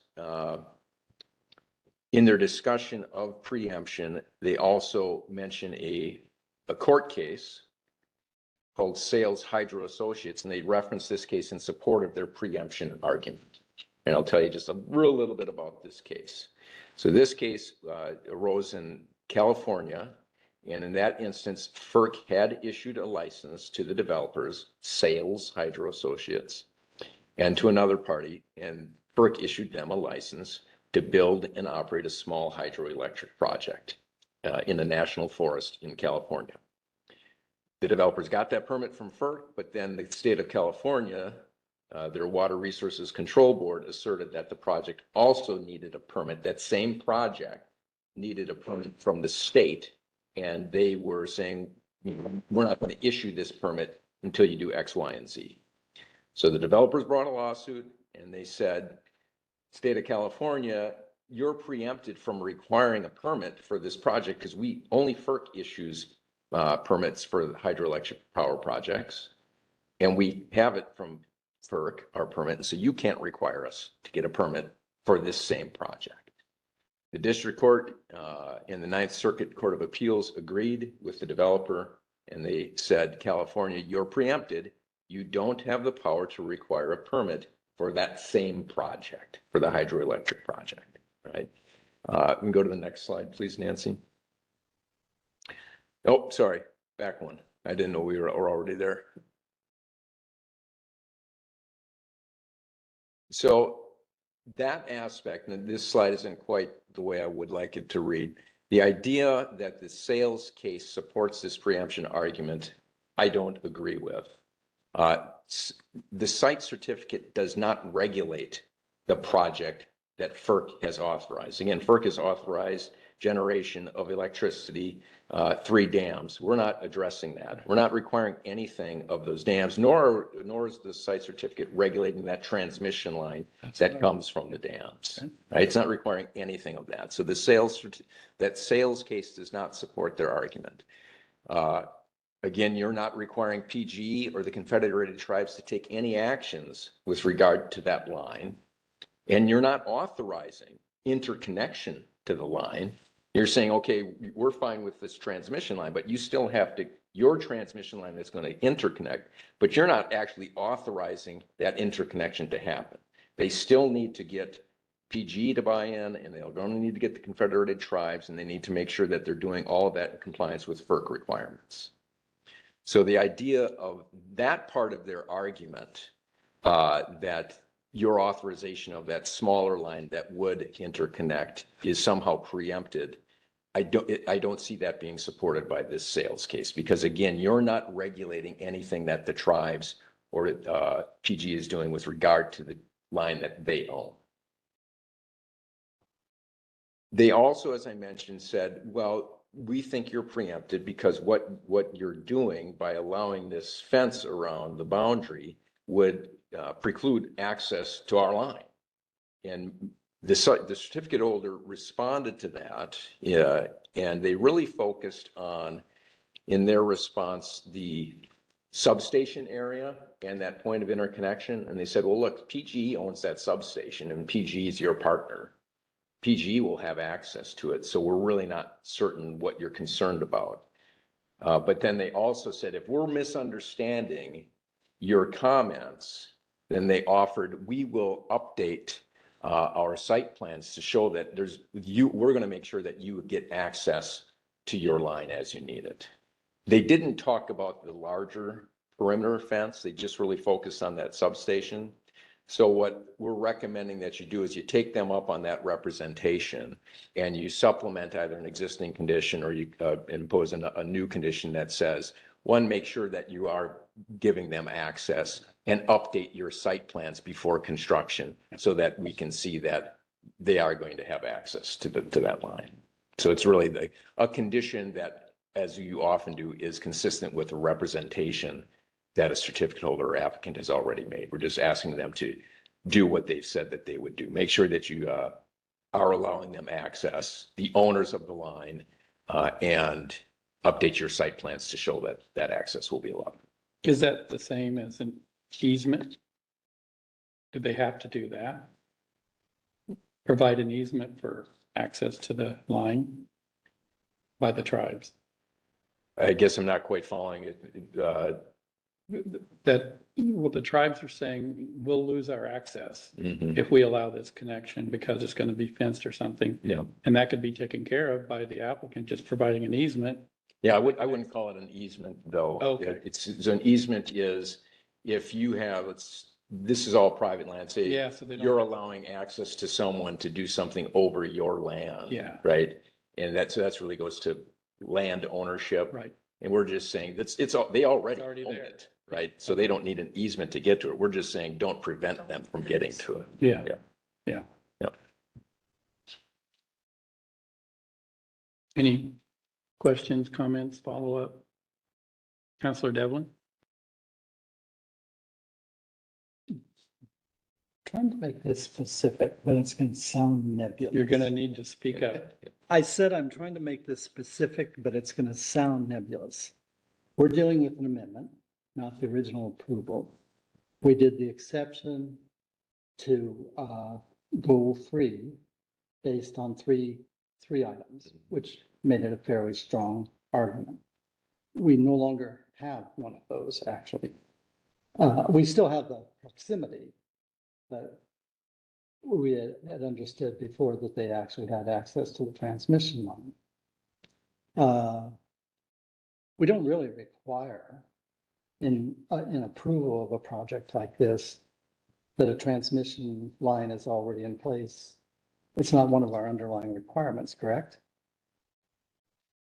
No, I mean, in this instance, as you pointed out, one of the reasons you granted the exception was locational dependence because that line was there and that they said they would be able to interconnect.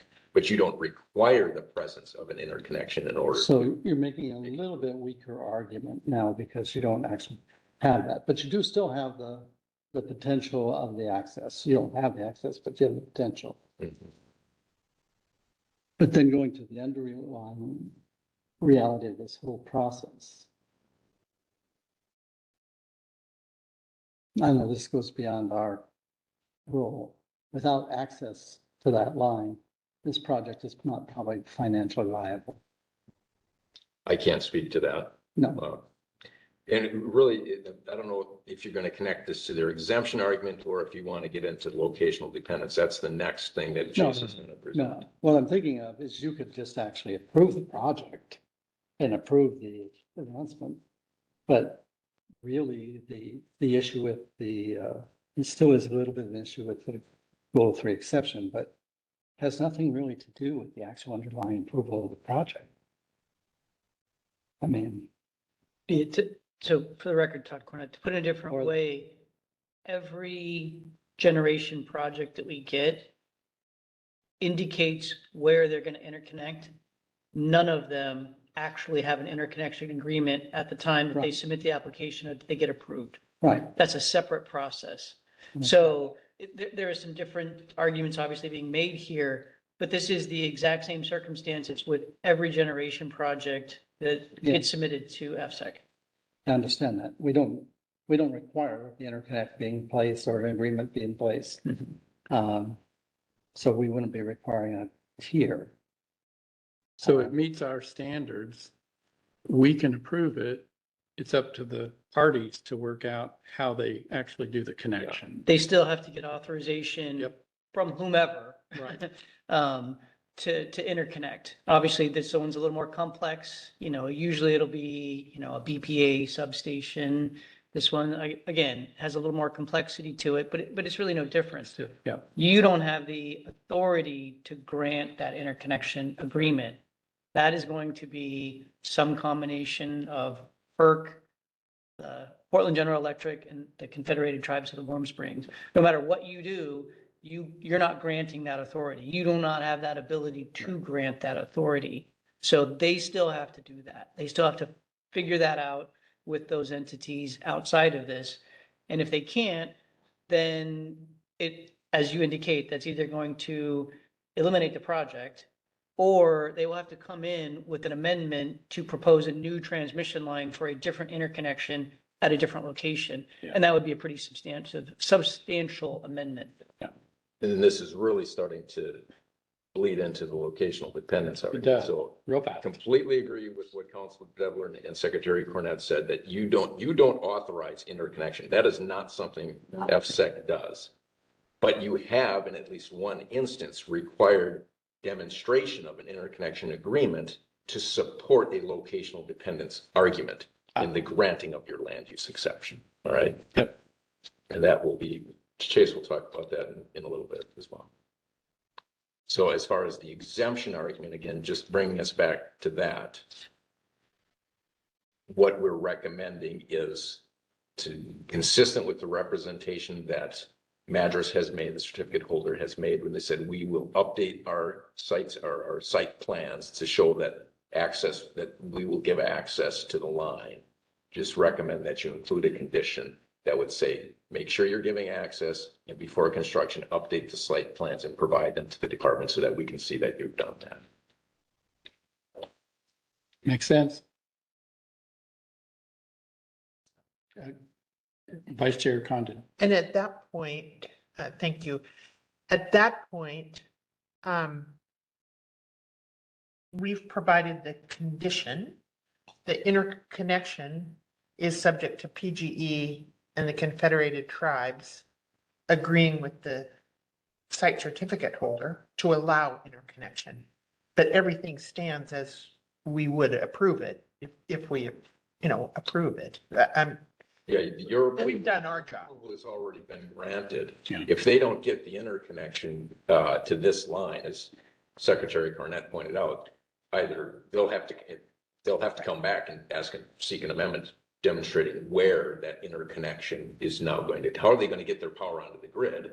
Or as Councilor Devlin alluded to, it's possible that the project might not be able to go forward because they don't have a way to get their power onto the grid. Right, but at this stage for us, the only question that we need to decide is, you gave us three options. We have three options Yes. in this report.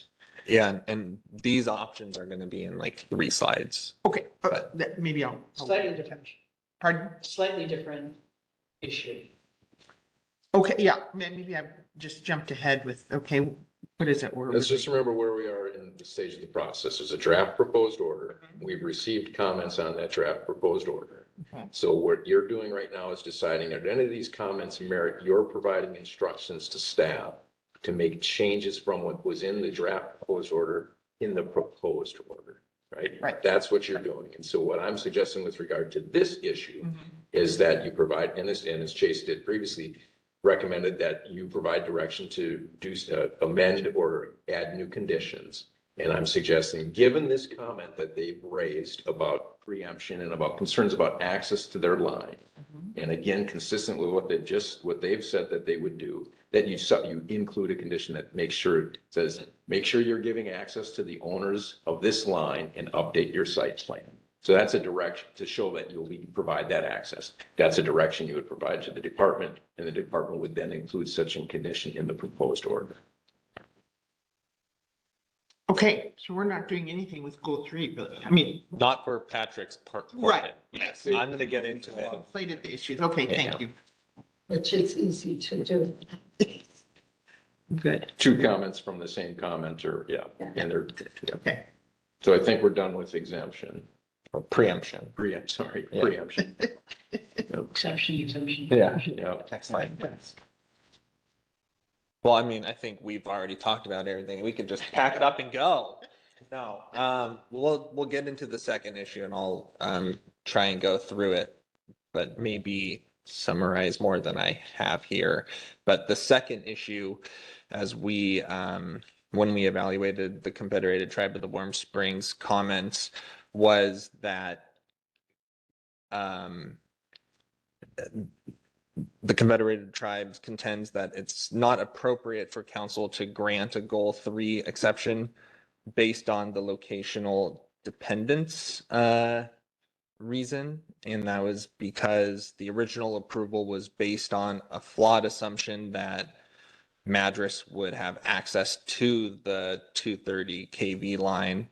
The Confederated Tribes of the Warm Springs notes that although it is the co-owner of the transmission line with PGE, they haven't agreed to allow Madras to interconnect with the transmission line. Therefore, they contend that council cannot make the findings necessary to grant the request for amendment.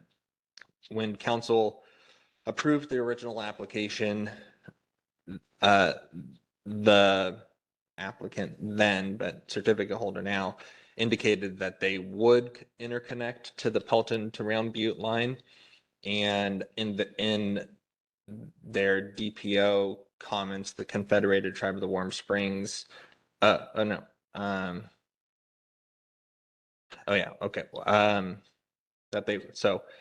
applicant in their application indicated that they would interconnect to the Pelton to Round Butte transmission line. So in response to the Confederated Tribe of the Warm Springs comments, the certificate holder contends that this Division 27 rule would be met because Madras Solar is not in violation of any laws by proposing to interconnect to the generation to the Pelton to Round Butte transmission line. Further, the certificate holder argued in their responses that the reason why this amendment is being requested right now is to extend the deadlines, construction commencement and completion deadlines, to obtain PG and the tribe's consent to interconnect to the line. And just as background, as we've already kind of gone through, when council originally approved the site certificate, it granted an exception to Goal 3 for 3 reasons: the locational dependence, the facility's locational dependence, the fact that there would be no direct impacts to agriculture and no impacts to other resources protected by council standards. And the locational dependence reason was there because of the facility's proximity to this line, and its proximity would only require a short 200-foot interconnection transmission line, which is fairly short compared to other transmission lines at other projects. Next slide, please. Chase, if I could just weigh in. Sure. In their comments on this, Confederated Tribes point out that in council's analysis of the locational dependence reason, it didn't just say it's because of the proximity to the line, but council said proximity to the line with interconnection capacity. So in other words, council was assuming that there would be interconnection to that line. So it's a subtle difference, but it wasn't just, oh, there's a line that's close, so we're going to give you locational dependence. It was, there's a line that's close that you're going to interconnect to. That's why we're going to grant you locational dependence as a reason for the exception. Councilor Byer? This is just a question, comment.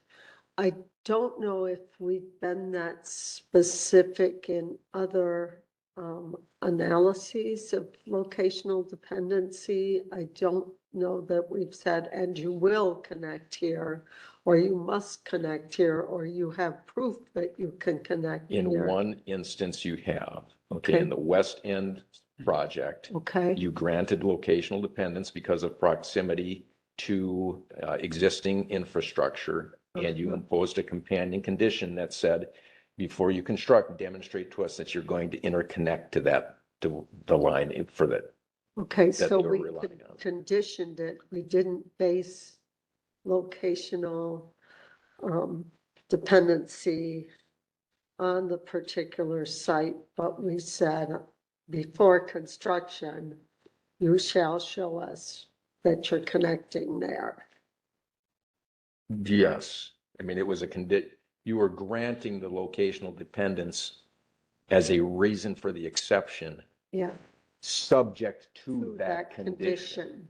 So we could do the same thing here to be consistent. So in a sense, it was perfecting that Yeah, yeah, determination. yes, which we would Because at expect. the time, they don't have it. We know they're not going to have it. We know that that takes a fair amount of time to figure out, and get that agreement for the interconnect. And so it was, a perfecting that locational dependence reason. Yeah. That was what was used in West End. Okay, and it might be something that we consider moving forward. I think nobody's going to start construction unless they have an interconnect agreement, but putting that condition in ties it all together. Thank you. And I think that's go, please. Go ahead. No, I insist. Vice Chair Condon. Okay, I guess this may be, it may not be much different, but, it strikes me if the language that, Counselor Rowe, the language he mentioned with capacity, we said the existing line has capacity, we're not authorizing it, and not even concluding that they will get the interconnection. It's just that it has capacity. And here on the slide, actually, this is extracted language. text from the final order, and council says ASC, I think it's that second, would occur. I'm looking for Well, capacity. the first one is even more definitive as to your expectation at the time. I mean, I think it is. It says provides immediate on-site interconnection. Mm-hmm.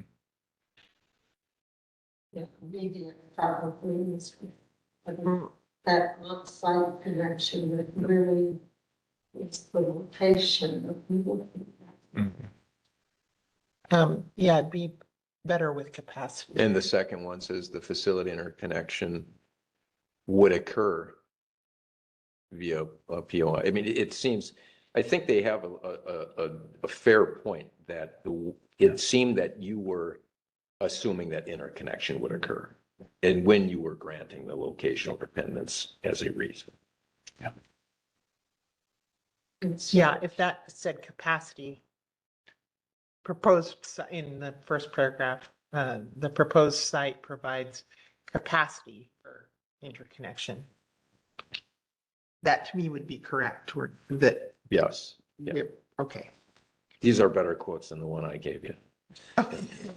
Better quotes to make the point. Yes, okay, thank you. Yeah, that's a problem. So I guess this brings me to the department's recommendations as far as 3 options for council to consider as far as direction is concerned with this issue. The first option is what Council Member Byer is, I think, talking about, and what we've all been talking about, where we would maintain the exception to goal 3 based on the locational dependency reason, but impose a condition, or you would impose a condition that prior to construction, the certificate holder provide evidence that it would be able to interconnect to this specific Pelton to Round Butte line. And I would just add, we probably, going back to the prior slide, we don't need to go back to the prior slide, but going back to the language on the prior slide, we may want to make some changes to the sort of, it seems very specific and clear that that's going to happen. We may want to, reduce some of that language in the findings to justify sort of that reason, and then that condition, if that's ultimately where you want to go. But with this, oh, Can I just ask, Counselor Condon here? The site certificate holder claimed that they would have interconnection. I mean, we relied on that when we made that or agreed with that language, right? Mhm. Okay, so that is no longer necessarily true. I mean, they made the claim, but there wasn't evidence underneath that they had the ability. Okay, all right, thank you. Or at least not as strong. Right, yeah. Yeah, I mean, I don't know the timing of it, but they do have an agreement with PGE. And I don't know if they had that agreement at the time or not. But that agreement still exists, but then Right. Confederated Tribes have stepped in and said, well, we're co-owners and we haven't agreed to it yet. Yeah, if it were 5149 and PGE, 51 PGE, then I wouldn't think but it's 50/50. It's not assured, I guess. That's the distinction I'm trying to make is. My understanding is it's something like 50.01 versus Super close. 49.9, and then that's going to flip at some point. Yeah, at some point, the tribe will assume majority ownership. Yeah, but I don't think we can make any assumptions on, that because PG has majority ownership, I don't think we can make any assumptions that then overrules what the Confederated Tribes wants to do. The only reason I bring it up is that if the site certificate holder had made that claim and we believed it, that language would make sense to me. It's fair to point out though also that when you first approved it, the tribes did not, and they made comments, but they didn't say, we haven't agreed to this. Right. Right? They're bringing it up now. Right. Thank you. In the effort to move us forward, would there be a motion to do, or agreement, head nod, straw poll, that recommendation number 1 be the way we'd want to go? Looks like it. Okay. I just want to add and be clear that with option 1, this wouldn't obligate the Confederated Tribe of the Warm Springs to agree to an interconnection deal. It just would mean that the condition that to connect, the certificate holder would have to have that agreement. But it doesn't obligate them to do it. Yeah. They would have to provide evidence that they have the ability to interconnect. Yes. Right. There are different ways that they might be able to get that. FERC might order it, right? So all we're asking, we are not weighing in or providing instruction as to how they get that right. We're just saying, demonstrate to us that you have the right. Yeah. And I believe also not only in West End, but I think we have a condition like this for Nolan Hills as well. So we forgot, right? There's a lot to remember. Should I go through the other 2 options, or did we already? I think we've kind of done a straw poll that we're on number 1, ready to go. Okay. Do we need to take a formal action? Nope. We've No, given, at this point, again, this is, really, so the draft proposed order is the department's document. The proposed order is the department's document. So, we are already analyzing it. We're already thinking what we're going to do. But ultimately, because the final order is your document, we want to make sure that we're moving forward consistent with what ultimately you want us to see. That's why during this step in the process, we're seeking your input to make sure that we don't move forward and do something that's completely contradictory to what you want to do, which then may necessitate a big change later on, which then serves no purpose for anybody. So, but ultimately, we're just seeking your input as to what you would like us to see. We've tried to tee these things up. Some of them are fairly minor, as Chase has indicated. This is a pretty major one. This is a pretty significant comment. We want to make sure we thoroughly analyze it. We thought about it, and we want to make sure that you thought about it as well. Councilor Grail, are you with us on this? Oh, she did. Okay. Chair Howell? Yes, Councilor Byer. Just so the record's clear, if staff can also respond as suggested by council on the exemption or the preemption issue, so we're explicit about, we aren't granting that really. It's not us, that we're not preempted, we're doing our own thing.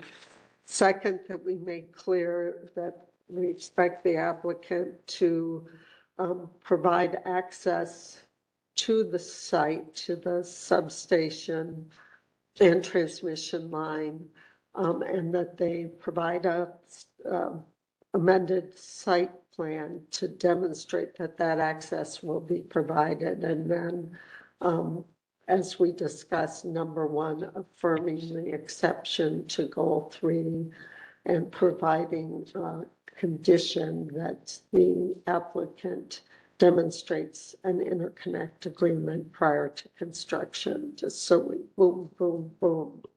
Yep. Great. Thank you. That's a wonderful summary. We will do all of those things. Yeah, good summary. Counselor, Vice Chair Condon. Thank you. Just a quick question to staff. Given 3 examples where this interconnection is an issue, seems to me it'll send a pretty strong signal to anybody claiming dependency that on the front end, they'll know what we're expecting. Do you think if we've been consistent?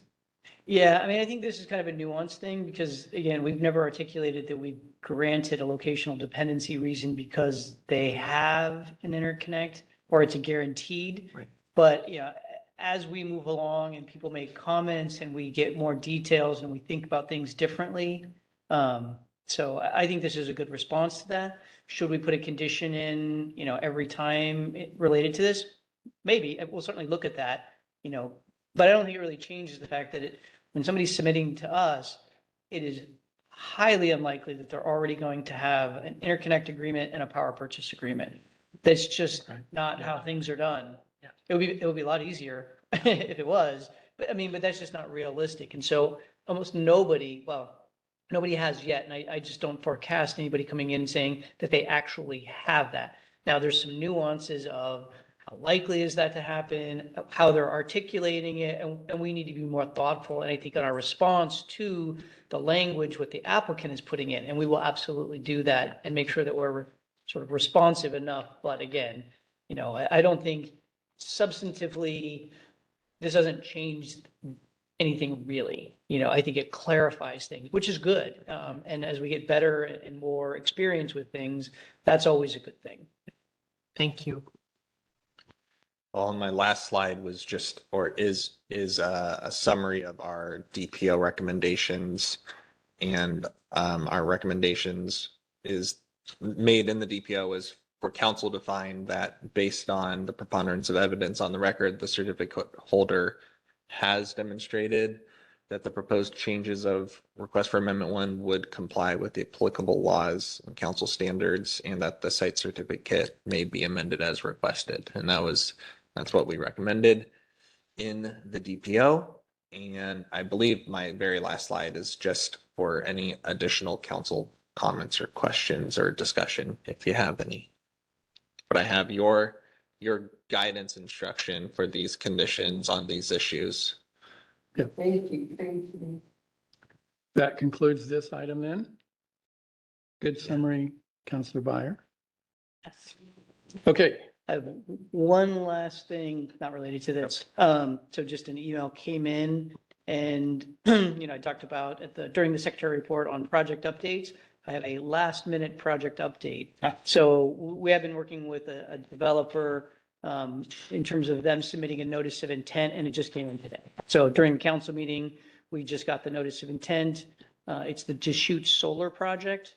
That is in the proximity, I don't have a map, but it's in proximity to the original Bake Oven, which has now been split into Bake Oven, Daybreak, and Sunset, Yellow Rosebush. It's in that same area, sort of east of Maupin, kind of between Maupin and Shanneco, kind of up the hill in that sort of plateau area. And then even like beyond that into Sherman County is where the Buckley. So there's a lot of solar concentration in that area, or at least proposed in that area right now. And again, I'm not off the top of my head, I don't know how big the Deschutes one is, but we're getting a lot of big projects in that area. which then goes back to the ODFW and Fish and Wildlife presentation. Indeed. Yeah. So Cindy, do you want to start an invitation? Once I figure out that I understand once I understand it, I'm right.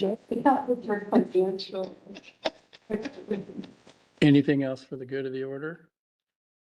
Okay, I guess our next meeting is in March.